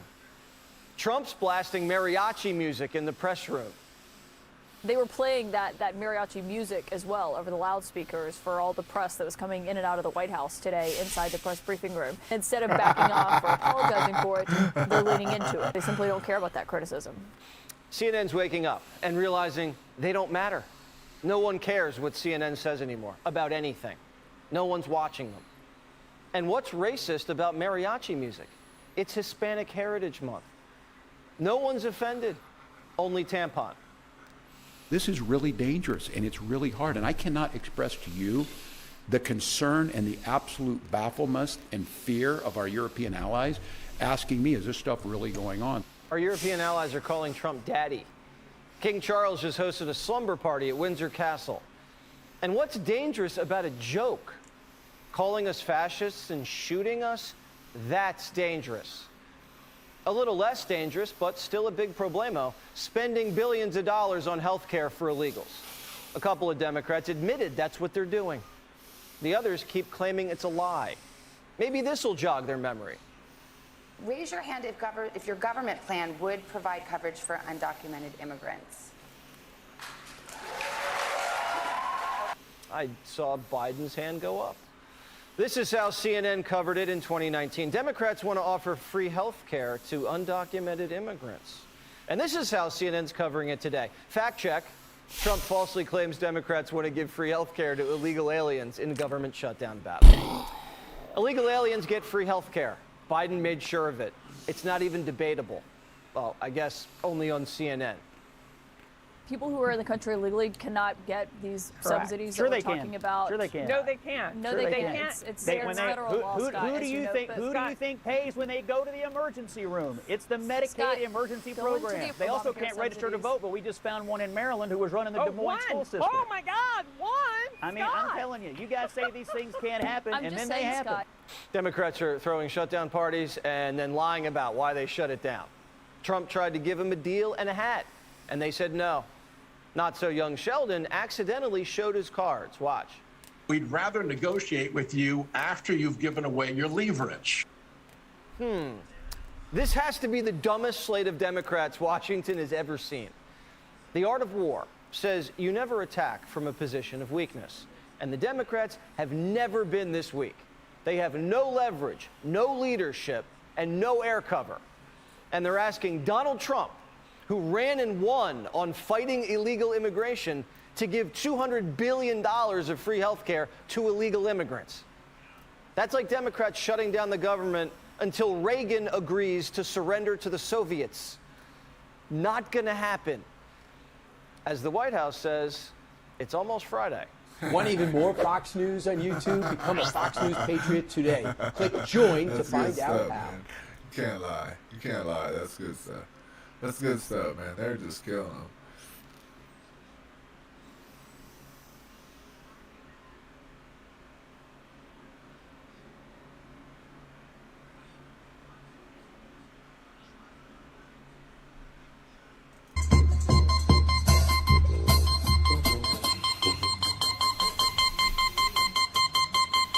Written by a nice reporter. Now the poor guy, you got to see this guy. Oh, I don't know what I said. Embarrassing yourself in public is rough.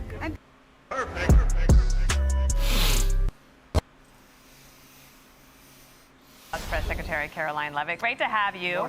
We should tell everyone she has a very important meeting in the mornings, which is why we don't see her all the time. But we're happy to have you here, Caroline. Thanks for being here. Thank you so much, Dana. It's good to see you. Okay, so it's day 2 of this. I think that it's important just to revisit, even though I know you've done it elsewhere, the claims that Democrats are making here. Watch. They're lying.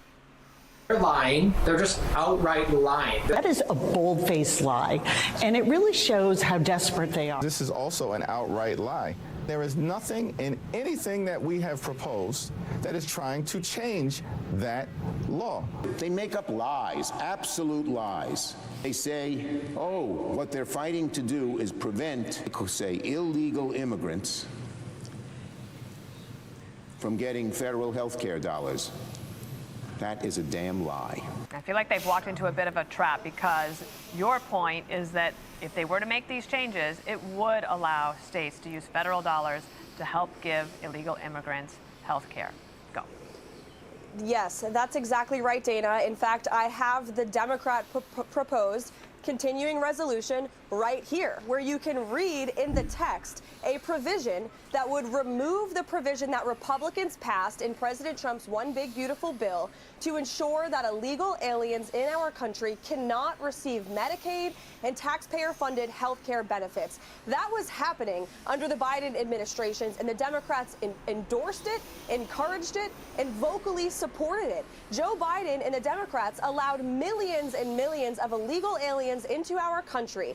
They paroled them into the country. They gave them a Band-Aid called temporary protective status. They completely abused our immigration system. And then those illegal aliens were receiving the taxpayer-funded health care benefits of hardworking American taxpayers. That's why wait times at hospitals went through the roof under the Biden administration, and that's why the Trump administration and President Donald Trump immediately fixed this and changed it into law with the One Big Beautiful Bill. And now Democrats, rather than just passing a clean continuing resolution to keep the government funded, which is what the president and Republicans want, they submitted a continuing resolution that puts this poison pill back into law. That's what they want to do. And it's completely unacceptable. President Trump ran on the promise to end taxpayer-funded benefits going to illegal aliens. And tens of millions of Americans across the country voted him back to this beautiful White House to implement that promise, and he did. And now Democrats want to undo it. And they are holding our country hostage. They are holding the American people hostage for this wildly unpopular proposal to give taxpayer-funded benefits to illegals. And now they're lying about it, and they know it. On that argument, 90 minutes ago, Jeanne Shaheen, the Democratic senator from your home state of New Hampshire, was here on Fox and said that's all, that argument's a red herring. That was her position when it was put to her. She's also one of 7 Democratic senators listed today in Axios who could defect or crack. Has the White House or leading Republicans heard from any of those 7 that would get you to a number that would be able to end the shutdown?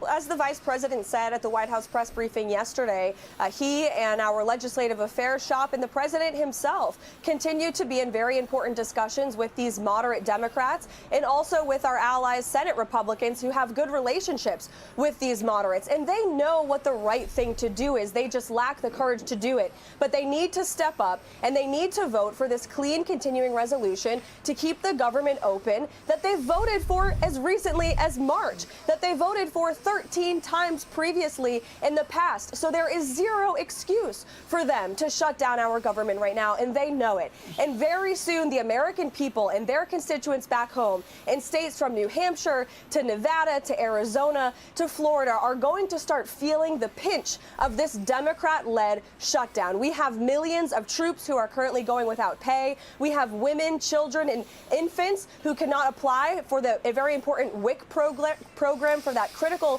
food and life assistance. And you also look at air traffic controllers who are now having to work without pay. These are critical consequences, and it's the Democrats' fault. And they have a chance to reverse course, and they should. Somebody earlier on our program said that Russell Vogt went ahead and signed off so that every military member does get pay. But are you saying that they're working now without? Well, we are certainly looking into how we can fix this problem. And look, we have $0 coming into the federal government right now because the Democrats shut it down. So what Russ Vogt is working diligently on is examining how we can fix this mess to ensure that critical funding continues, that we can get people paid. But the Democrats are making that very difficult. And that's why the president put out a statement this morning saying that we're going to start looking across the board at layoffs and at agencies that we feel do not best serve the American taxpayer that may need to be halted or permanently cut. So on that, I wanted to ask you about that because he mentioned Russ Vogt in that. I think that came out about 8 o'clock this morning about cutting certain programs that they deem are not necessary. Is that real or is that a negotiating tactic? Oh, it's very real. And the Democrats should know that they put the White House and the president in this position. And if they don't want further harm on their constituents back home, then they need to reopen the government. It's very simple. Pass the clean continuing resolution, and all of this goes away. We would not be having these discussions here at the White House today if not for the Democrats voting to shut the government down. This is an unfortunate consequence, and the president and Russ Vogt will be meeting on that later today. How much do you think this has to do with the personal politics of the upcoming race here in New York for Senator Chuck Schumer, who could be facing a primary from somebody like AOC or maybe somebody else who just wants to challenge the generational divide? Well, look, I can't speak for Senator Schumer, nor do I want to be tasked with that. But I do believe politics is very much at play here, and I think that's deeply unfortunate because if you look at the polling, a recent New York Times poll, for example, 2 in 3 Americans across the country want the government to be open, and that includes New Yorkers in his own state who are now suffering as a result of the shutdown that Senator Schumer is leading. Okay, last question on this. Do you brief today? And if you do, will the vice president be with you again? Not today, but I'm very grateful for the vice president's time yesterday, and I know he's continuing to work very hard alongside the president and our entire team to try and get this government back open. Okay, but are you briefing today? No briefing today, but I'll see you tomorrow. I want to move to different matters here. There's a report in the Wall Street Journal the president's willing to give intelligence to the Ukrainian military to hit deep inside Russia. Has that happened yet? Well, look, we don't comment on classified intelligence matters. It's just not something we do publicly. It would be irresponsible of me to do that here. However, I know the president has made it very clear that we are going to continue to sell weapons to NATO so NATO can provide those weapons to Ukraine. The president has extended an incredible amount of time and energy to try and end this war between Russia and Ukraine. He wants to see this war ended. He's made that very clear to both sides of the war, but you need both sides of the war to want it to end as well. And so in the meantime, the president in the United States of America will continue to sell those weapons to NATO.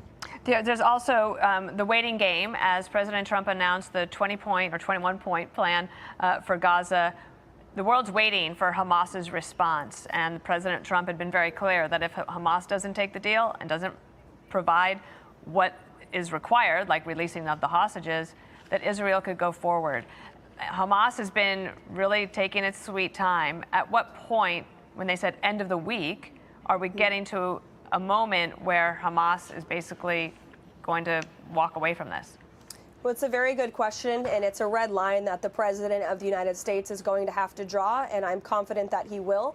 But the President and his team worked very hard on this 20-point comprehensive, detailed plan that has been applauded all over the world. Literally, everyone in the world supports this plan. Israel has accepted it. Of course, we had Prime Minister Netanyahu at the White House doing that this week. We've seen Arab and Muslim countries accepting and applauding the plan. All of our European allies have said that the president and his team are doing the right thing. This is an acceptable plan, and we hope and we expect Hamas should accept this plan so we can move forward with a more peaceful and prosperous Middle East, just like we did in President Trump's first term. Deadline is this weekend. We'll see what they say. Really appreciate your time. Thank you. And have a great day. Thanks, guys. I'm Steve Ducey. I'm Brian Kilmeade. And I'm Ainsley Earhart. All right, here's one for the books. Are Republicans about to win the New Jersey State House governor's race? Joining us now, Kellyanne Conway, former counselor to President Trump, Fox News contributor. And Jersey Kellyanne. girl. Jersey, that's right. Jersey Look, I'm girl. a Jersey guy, Yes, you are. too, as a matter of fact. Born and bred in Englewood, New Jersey. Not born, but bred. Anyway, this Jack Ciattarelli, can he win? He's doing great. Like Donald Trump, 4 years in the wilderness just made him sharper, funnier, more strategic, focused. And Mikey Sherrill, the Democratic nominee, is New Jersey's Kamala Harris. She's inarticulate. She has a radical record. She's enriched herself as a member of the Armed Services Committee. She has tripled her net worth, Larry, including trading defense stocks. She and her husband were both 1994 graduates, we think, of the Naval Academy, yet she didn't walk in the graduation. She says it wasn't because she was caught up in that cheating scandal of 100 cadets. She said it's because she wouldn't rat on her fellow cadets, which of course is in the honor code that you must call out, fraud and cheating. I think she skipped graduation at the Naval Academy. She has skipped 50% of her votes while she's been running. Yeah, but that's because she was so busy investing. And she was so busy. She's such a great investor. She's like Nancy Pelosi. She makes less than $200,000 as a member of Congress and has tripled her net worth. Look, she's got other problems. She is a doctrinaire radical. She still wants men and women's sports. She is for higher taxes. She has voted against everything that President Trump and the Republicans have tried to do in sealing up the border, in denying migrants essential benefits that the rest of New Jersey Is Mr. Ciattarelli a tax cutter? He sure is. Ciattarelli has a great tax plan. He's a deregulation, growthy guy. He's going to cut taxes. We have the highest property taxes in the country. Yeah. We also have bad fentanyl rates. We have sanctuary cities and state. Jack Ciattarelli said the very first thing he'll do as governor is that he will take New Jersey out of being a sanctuary state. And let me say one more thing. President Trump rocked it in the state of New Jersey in 2024. After New York, it was his second best state from 2020 to 24. Does he come in? He already endorsed Jack Ciattarelli. He endorsed him in the primary. He's endorsed him in the general. We need President Trump there to get him over the finish line. And let me say something. President Trump, we have 21 counties in New Jersey, Larry Kudlow. President Trump improved his margins from 2020 to 2024 in 8 of those 21 counties. He flipped 4 of them. In a place like Passaic, New Jersey, Democratic stronghold, Biden wins it by 17. In 2020, Trump wins it over Kamala by 3. Did Trump win Englewood? He came close. That's their fault. Next up, Mr. Trump is saying that Mamdani becoming New York's communist mayor would actually be great for Republicans. I have a problem with that. Really, you see the front page of the New York Post today. Mamdani wants to make the Civilian Review Board run the police department. They're going to slash cops. They're going to make decisions. He'll put his own people who hate cops on this Civilian Review Board. John Catsimatidis was quoted as saying how the real estate people are worried. And by the way, they're opening up stock exchange in Dallas. Yes. They have one in Miami. Two senior White House. Wall Street is moving out of New York. Mamdani would only speed that up. It's a industry. So I'm not so sure. I mean, I don't really think Mamdani would be great. We need to be Mamdani. I'm not sure how. I'm still for Curtis Lewa. In fairness to President but Trump, the Truth Social Post, Larry, says it would be the best thing for Republican Party. He didn't say it'd be the best thing for New York City. He's a New Yorker through and through, and he knows it would be a disaster for the economy here, for businesses, for growth, and for crime and safety. All the things that he is improving and got elected on. I mean, he swept everything, President Trump. Did much better in the state of New York and in the city of New York than he had previously. Mamdani the commie, as mayor, we've already done this in New York. This is not new. He's just broadcasting it. We had Bill de Blasio. He was terrible. In 2020, he defunded the police by $1 billion. And if you'll remember, Larry, in his first year as mayor of New York City in 2014, Bill de Blasio went to the funeral and they all turned. Of Rafael Ramos, and 25,000 police officers turned their back on him. Yes. So we've seen this before. But we don't want to. We don't want him, but I think Andrew Cuomo should stand up and say, hey, I would invite President Trump's National Guard in here immediately to help clean up New York City. He's not saying that. He's sort of pussyfooting around that. Curtis Lewa is a tax cutter, legitimate Republican. Anyway. And he's the Republican nominee. We should stop Mamdani. We should not give in to that. But I think the president's making a political point about how great it is that the AOCs and the Mamdanis are the face of the modern Democratic Party. And how about if it is non-essential, it should stay non-essential. Don't we all know that in our lives? With respect to the budget. This could be the biggest change in the federal budget in 100 years. The Democrats have walked into this. I don't know why, how, when, but it sure could be fun. Sure you do, because a year after Trump dominated them at the polls and Republicans control everything in Washington, D.C., they've not learned a single lesson. You see it playing out in New Jersey. You see it playing out in other places, Larry. The president owns them online. He owns them offline. And our friend, fellow traveler, and former colleague Russ Vought wrote of the OMB. This is his moment. This is his moment. And the president is right. Things don't align with the agenda. If people got contracts in New York City, infrastructure, Larry, I want it based on safety and merit, not based on race and gender. This is the 2nd Avenue subway. These are our bridges and tunnels. We need safety and meritocracies. So let Russ do his job. And the president's like, I can't believe, because guess what? The government in Washington is shut down. Trump never is. The guy outworks people a third his age.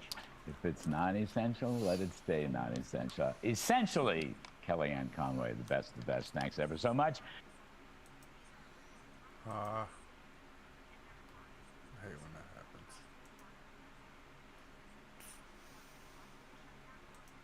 happens. Yeah, there's 20 lawmakers who are meeting informally, trying to maybe circumvent their leadership to come up with ideas. But I don't see.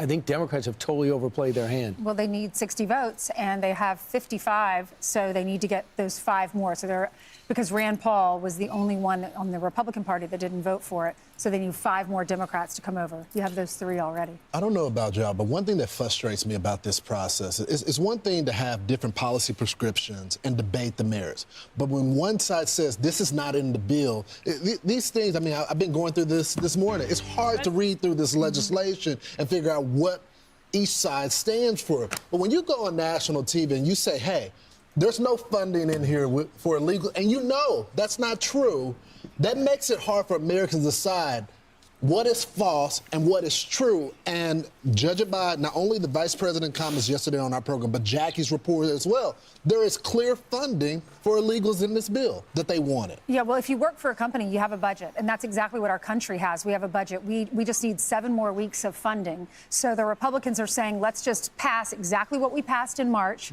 and fund our government for the next 7 weeks. And they're angry at the Democrats because they're saying people are going to go without paychecks. People are going to be furloughed just because they want to throw in this money for illegal immigrants. And they're blaming it on Chuck Schumer and AOC because they say that she will probably be primarying Chuck Schumer in his next election. And he was killed for supporting Republicans in March, and he doesn't want it to happen again.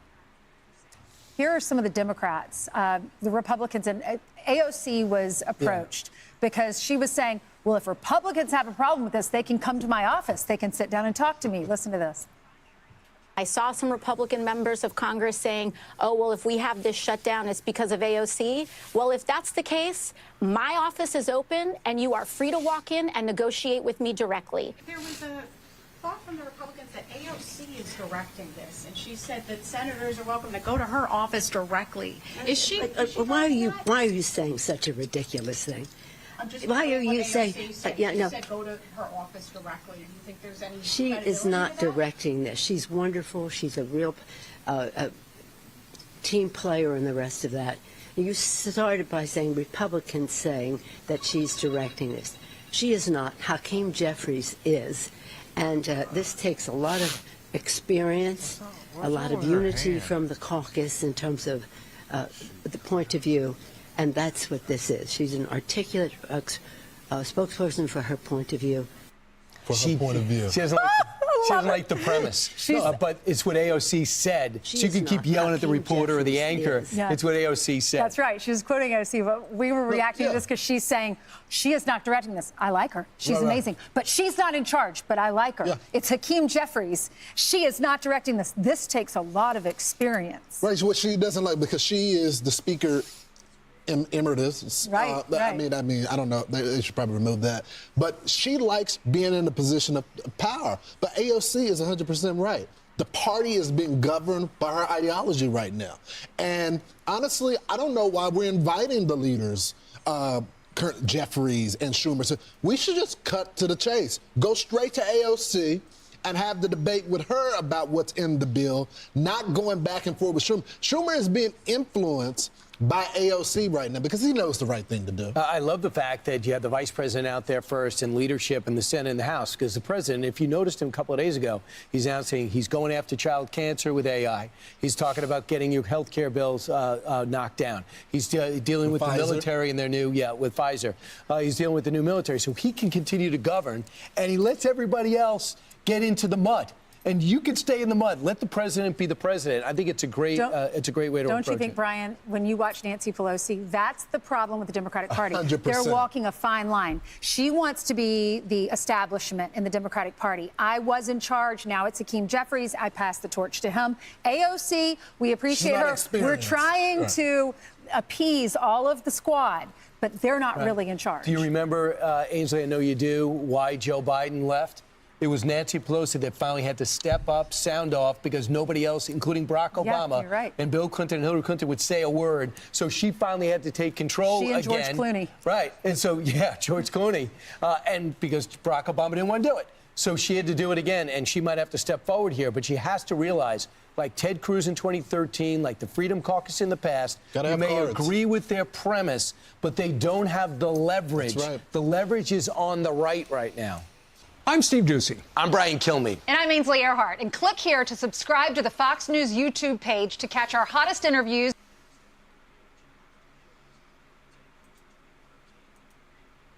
President Trump vowing to clear out dead wood on day 2 of the shutdown as both sides dig in for the long haul. The White House has been freezing billions in funds for Democratic states, and the president was meeting with his budget chief, Russ Vought, in order to determine which, quote, Democrat agencies will be on the chopping block next.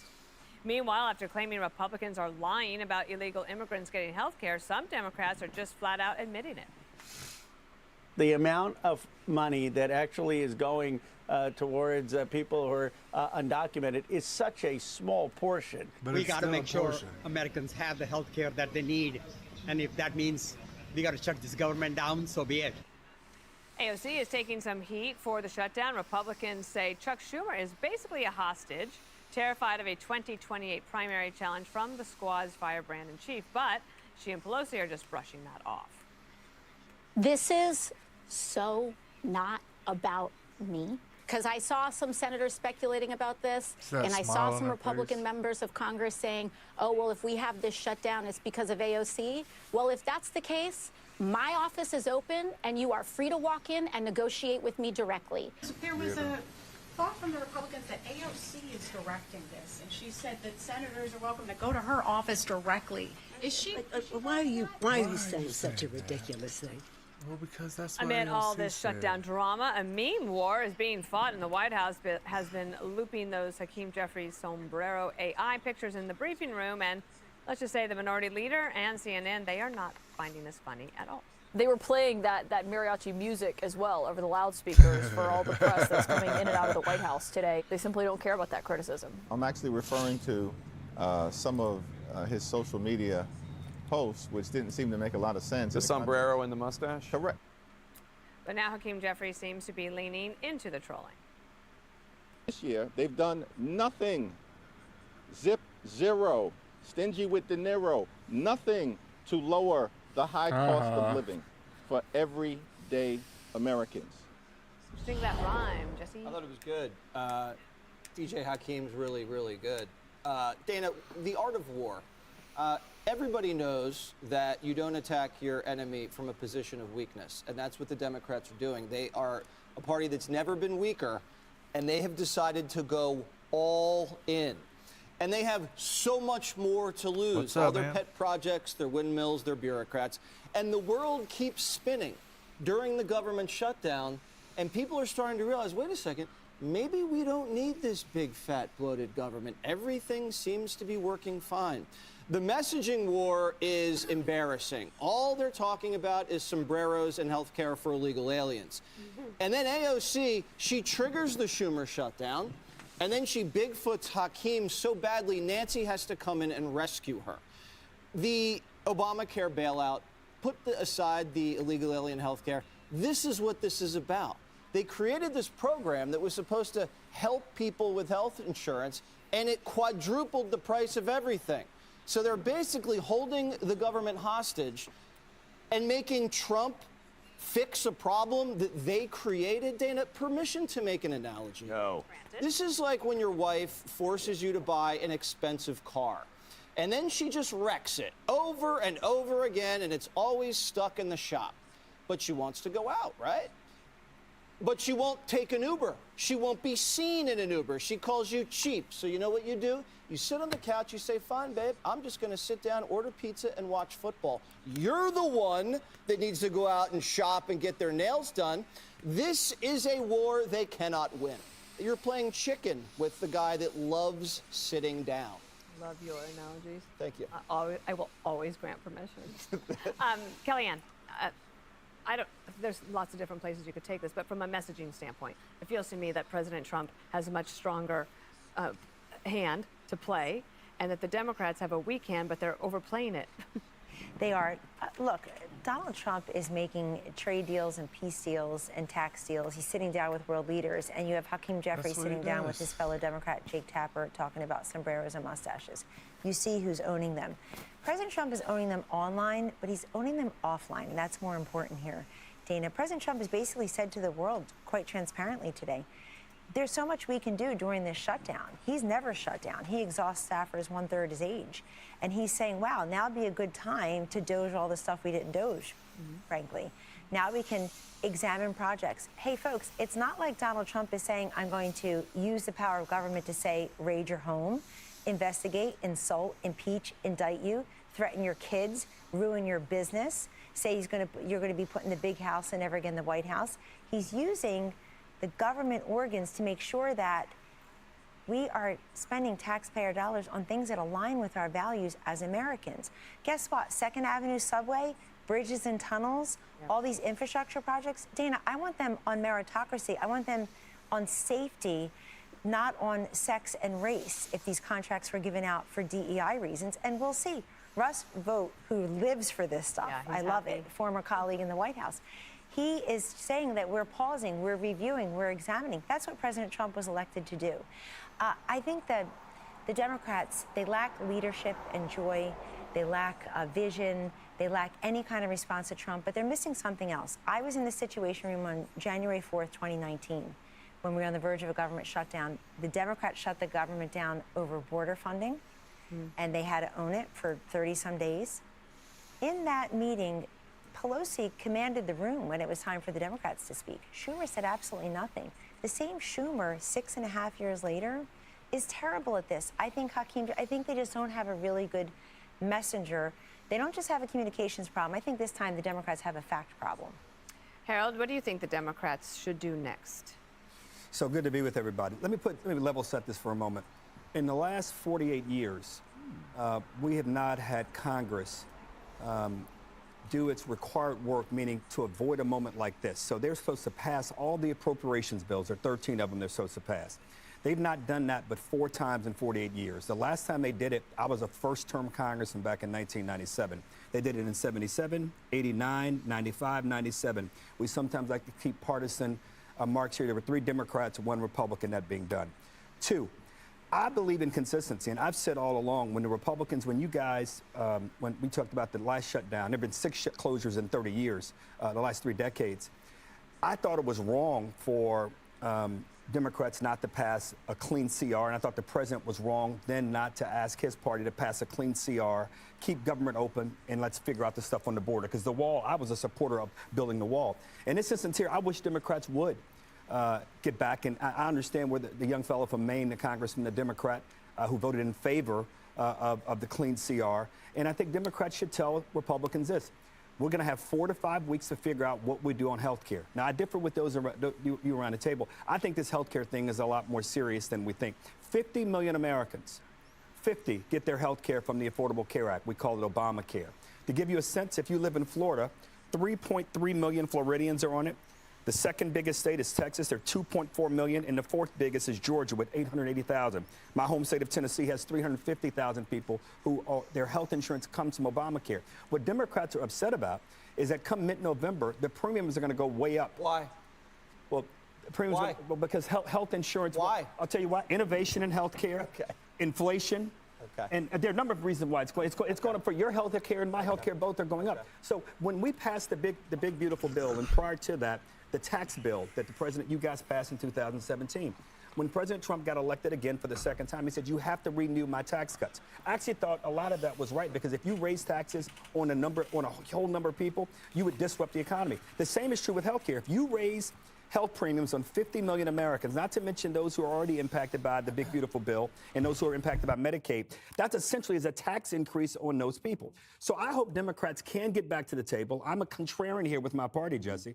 I'm saying get back. I'm consistent. Vote for the clean CR and hold their feet to the fire and make it clear you will close the government down again with reason if they don't come in negotiating good faith to not only deal with the Medicaid issue, but most importantly, to deal with the Affordable Care Act. That's what I would be doing if I was in One of the Congress. Affordable Care Act problems, and then I'll give it to the floor to you, Greg, is that the rules are such that they have forced out all the healthy people, so then you have a smaller pool of people who are not healthy, and it's just like it's a screwed up market, and we should have an honest conversation about all the problems. So should we minus those people out of health care then? I think that we should be honest about how bad the situation is and how a free market could help. But that was my position back in whatever when Obama did that.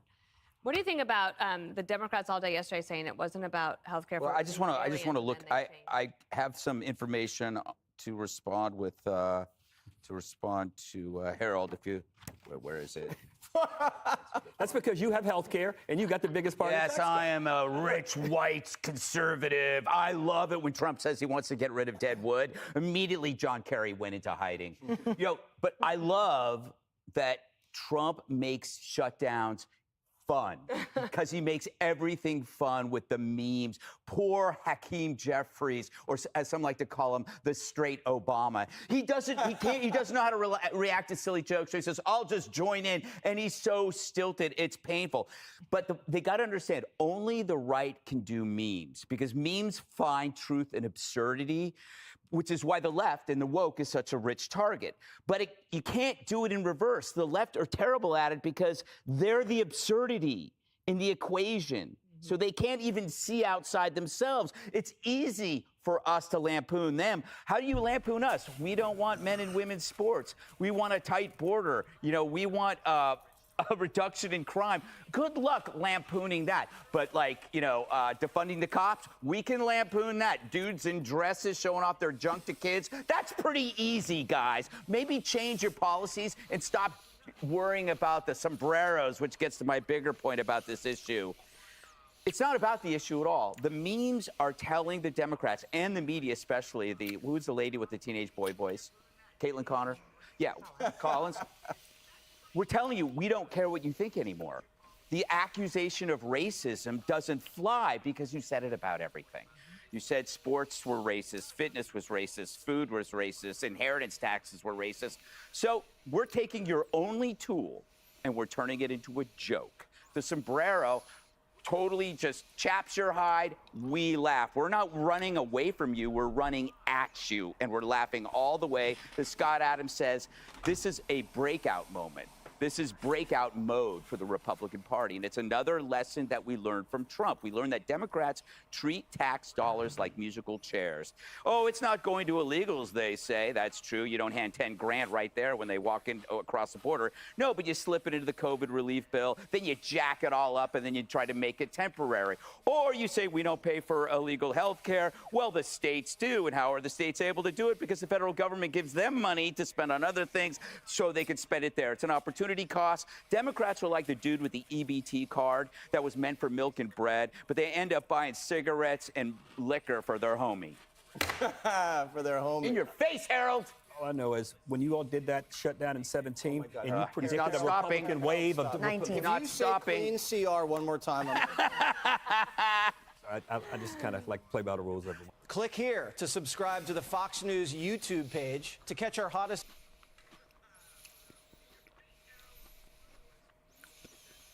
Now, what is this? ICE just raided a Chicago apartment complex taken over by Venezuelan gang members. Hey, I'm Allie Bradley with News Nation, and we're out here going after several Tren de Aragua members. All these guys have been rehearsing for days to make this operation go off without a hitch, so we'll see what we end up finding today. Oh, are they cutting in to the back of the building here through that fence? That's crazy. Look at how many soldiers there are. This is nuts. Apparently, they arrested so many people in this apartment building that they needed multiple U-Hauls to complete this operation. Yo, that's crazy. Is there somebody in there right now? Am I allowed to watch their videos? What's that noise? They're dragging something out of there. Oh. Who we got here? Number 22. In white, and his friend in a tank top. Look at these guys. Oh, they got some other people against the wall, too. Huh. Oh, it's got a Michael Jordan tattoo. These guys are definitely Tren de Aragua members. What do you mean he has a Michael? I wonder what they were up to here in America. Seeking the American dream? I doubt it. This is crazy. The mayor of Chicago says this doesn't exist, so hopefully he watches this News Nation video. Look at this guy. Oh, they're looking at his tattoos. See the Jordan tattoo under his ear. You like Michael Jordan? Oh, you like Michael Jordan? Yeah. I'm gonna move him this way. Yeah, these guys are part of a criminal operation. They're here illegally. They're living in some apartment building somewhere. Can you imagine living next to these guys at whatever crime they were bringing here? Look at this guy. He was probably sleeping. He's got his gym shorts.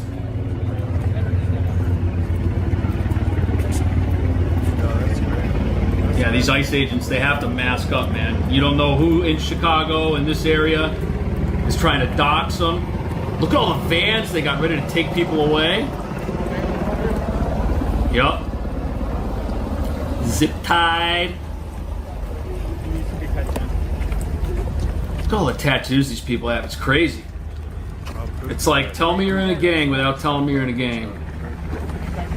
They're gonna load them up, and oh, there's already some people in there. Oh, those are the guys we met earlier. Michael Jordan's in there right now, hanging out. Well, yeah, of course he is, my dude. A lot of breaking news coming from Vladimir Putin this hour. A lot to say. He weighed in on long-range missiles, whether or not we're going to give targets to Ukraine for long-range missile sites that would be struck within Russia, potentially. He talked about Finland and Sweden. He talked about whether or not cutting off energy sources from Russia and sanctioning countries that buy energy from Russia. He says, you know, it doesn't matter. We will have all the energy we need. We can get around that. He even mentioned the assassination of Charlie Kirk. He called it disgusting. Also, he made new comments about his summit with President Trump in Alaska, saying that he is ready to keep talking about the war in Ukraine. President Trump and I barely discussed any issues there, even on the bilateral agenda. We only discussed the possibilities and ways to resolve the Ukrainian crisis. Overall, that's already a good thing. In my opinion, President Trump, I've known him for a long time, likes to shock a little. We all see it, the whole world sees it. But he's basically the kind of person who listens. Oddly enough, he listens, hears, and reacts. So interesting. And obviously, he's very aware that the audience there is President Trump and the American people. John Roberts of America Reports and former White House reporter, longtime White House reporter, joins us with his thoughts on this, having covered this conflict for a long time. John, you know, there's a lot coming here. He just moments ago, he stopped speaking at this economic summit in Sochi, but pretty much everything he has said has been a headline crossing on our urgent wires. What's your takeaway so far, John? I thought it was interesting, sort of the dichotomy between the way he sees Europe and the way he sees the United States. He believes that Europe is escalating the Ukraine conflict. He even went so far as to say that European trainers or instructors are actively participating in combat operations. He said it's folly, it's ridiculous to think that Russia is going to attack NATO, so why is there this NATO buildup? So he sees Europe as a potential adversary for Russia, and he said we're monitoring this threat, and if need be, we will counter that threat, and we'll do it in a way that will be very vigorous and substantial. But then on the other hand, he talks about President Trump saying that there's not any hypocrisy in what Trump says, suggesting that there is in what Europe is saying, said that he speaks very directly, communicates his interests and desires directly with no hypocrisy. He also said, and I think this is a big headline, that it is Russia's intention to restore full-fledged relations with the United States. So it sounds like at some point he wants to make nice with President Trump, though President Trump is incredibly frustrated with him because he goes on the phone, Martha, and he talks with Vladimir Putin about ways to end the Ukraine war. He told me in a private session with me, he says, you know, on the phone, Putin says the right thing, and then he turns around and he does something completely opposite.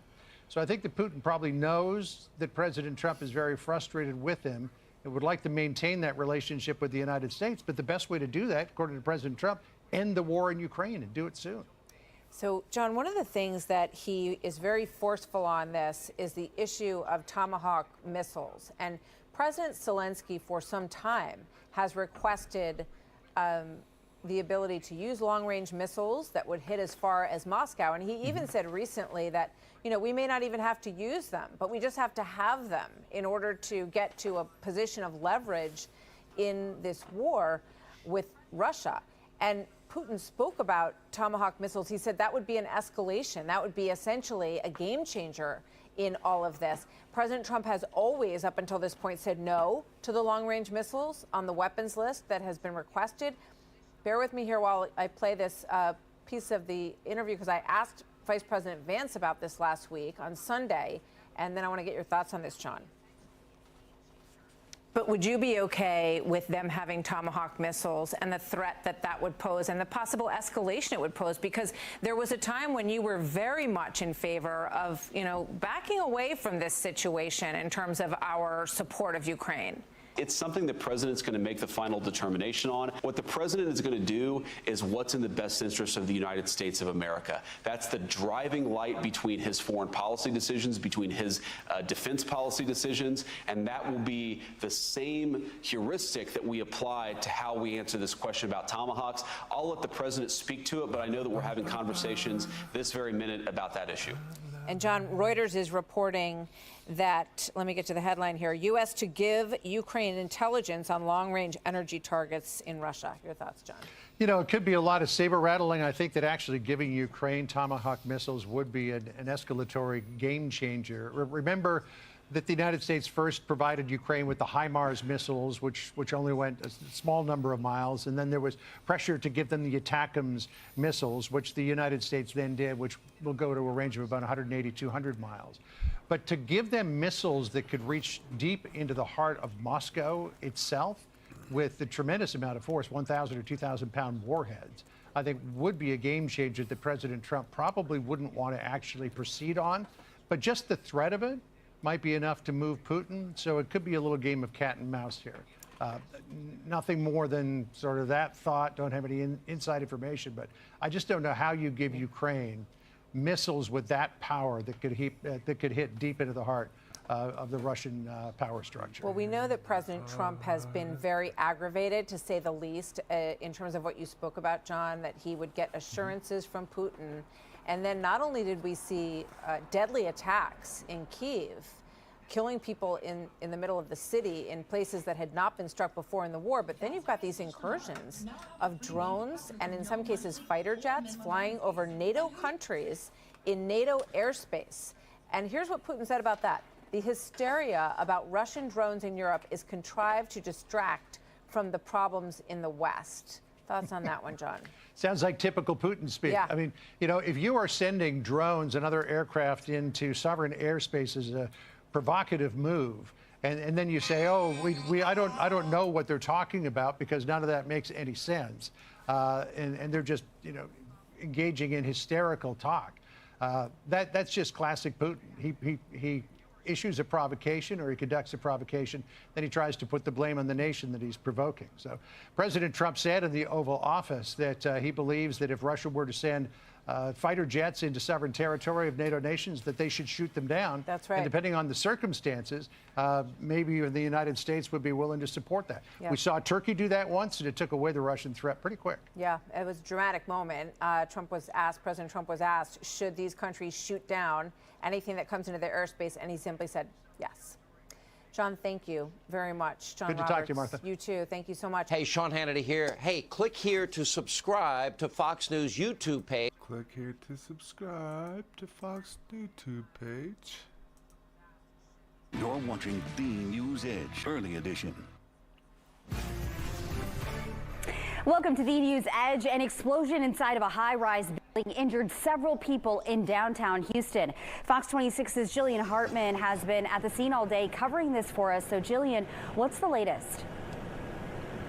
Well, we know 6 people were hurt after there was an explosion at this high-rise building behind me, and also behind me is Texas Street, which has been blocked off all afternoon. Now, if we pan up for you, we can show you where this explosion occurred. It happened on the top floor of this building, where it's a new hotel that's under construction. Now, check out this video of the damage inside. Take a look at this. The Houston Fire Department shared this online earlier, and there is a lot of damage inside. Authorities say construction workers were working on tankless water heaters that exploded inside a mechanical room on the 17th floor, and we're told this is possibly related to the gas supply system. Now, this happened around 11 a.m. Thursday here at the new Holiday Inn Express that's still under construction. On the outside, as you have seen, there's significant damage to the corner of the building. Authorities say 6 construction workers were rushed to the hospital with burns, cuts, and lacerations, and we are working to learn the severity of their injuries. Now, earlier I spoke with some folks who were in the area at the time, describing just how loud that explosion was. Take a listen. Well, I wasn't sure what it was. It sounded like a bomb going off. And I heard like a big bang, and it sounded like an earthquake, not gonna lie. Yeah. It had been a scary feeling. Yeah, I mean, it was scary, but I was just like, what happened? I thought a whole building like fell. All right, well, Jillian, what's next in this investigation for the construction of the new hotel? Well, officials tell us that they will be inspecting this building, making sure that it's safe going forward and assessing the integrity of the building. Now, the explosion, I'm told, is under investigation, and there are arson investigators looking into it. Now, in the meantime, Texas Street remains blocked off. Like I said earlier, it's been blocked off for hours, and there's still a lot of glass and debris on the ground. So authorities are urging anyone to avoid the area at this time. Back to you.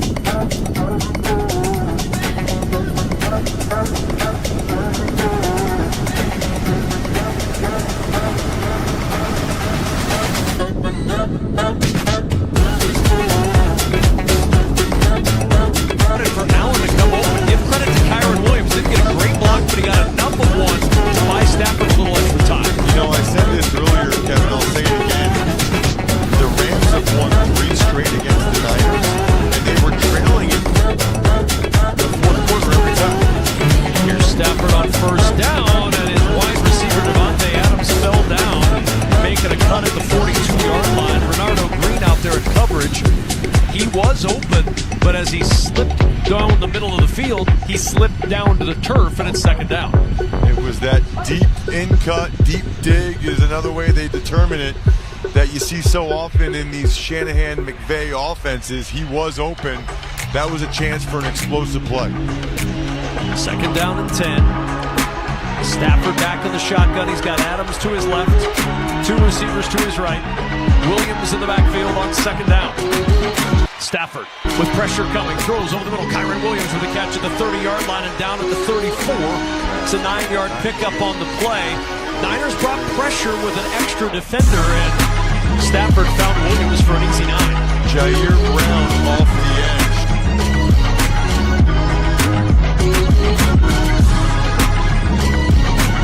Stafford ate it up. He has been so good against the blitz all year. He got the best passer rating in the towards the 35. They need the 35 for the first.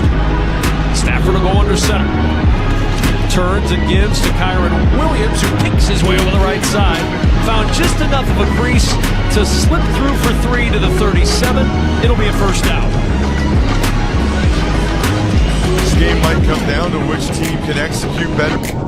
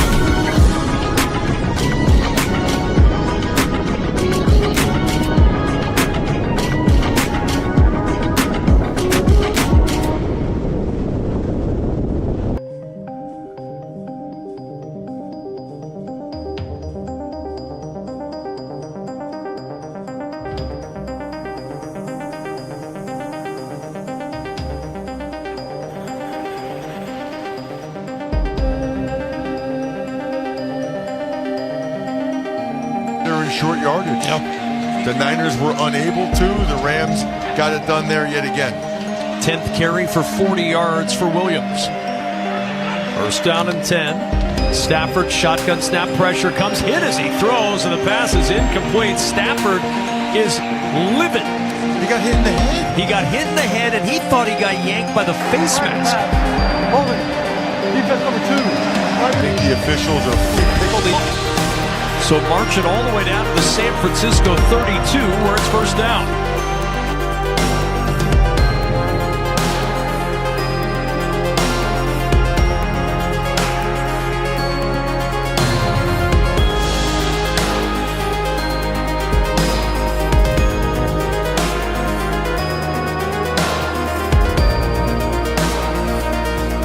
Play action, Stafford with time over the middle. Davante Adams at the 15-yard line, inside the 10, and he's finally wrapped up inside the 10 by Upton Stout at the 8. 24-yard pickup and a big catch there by Davante Adams. The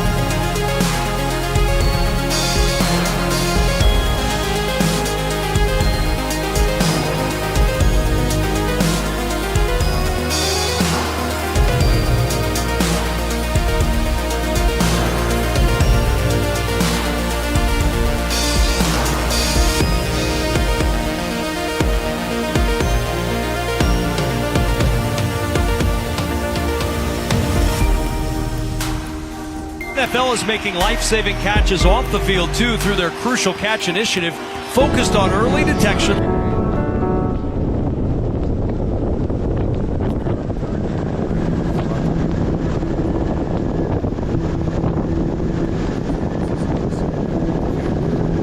Learn more at NFL.com/Crucial Catch.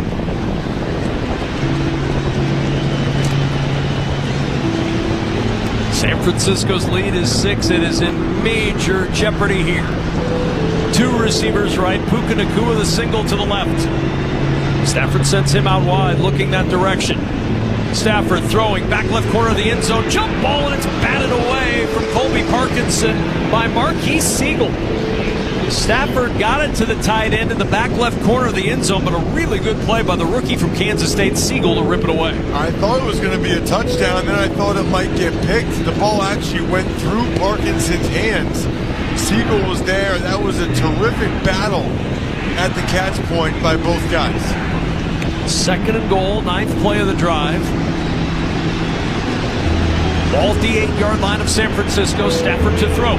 Looking left, throws it left. Kyron Williams catching the 2 into the end zone for the touchdown. This game is tied.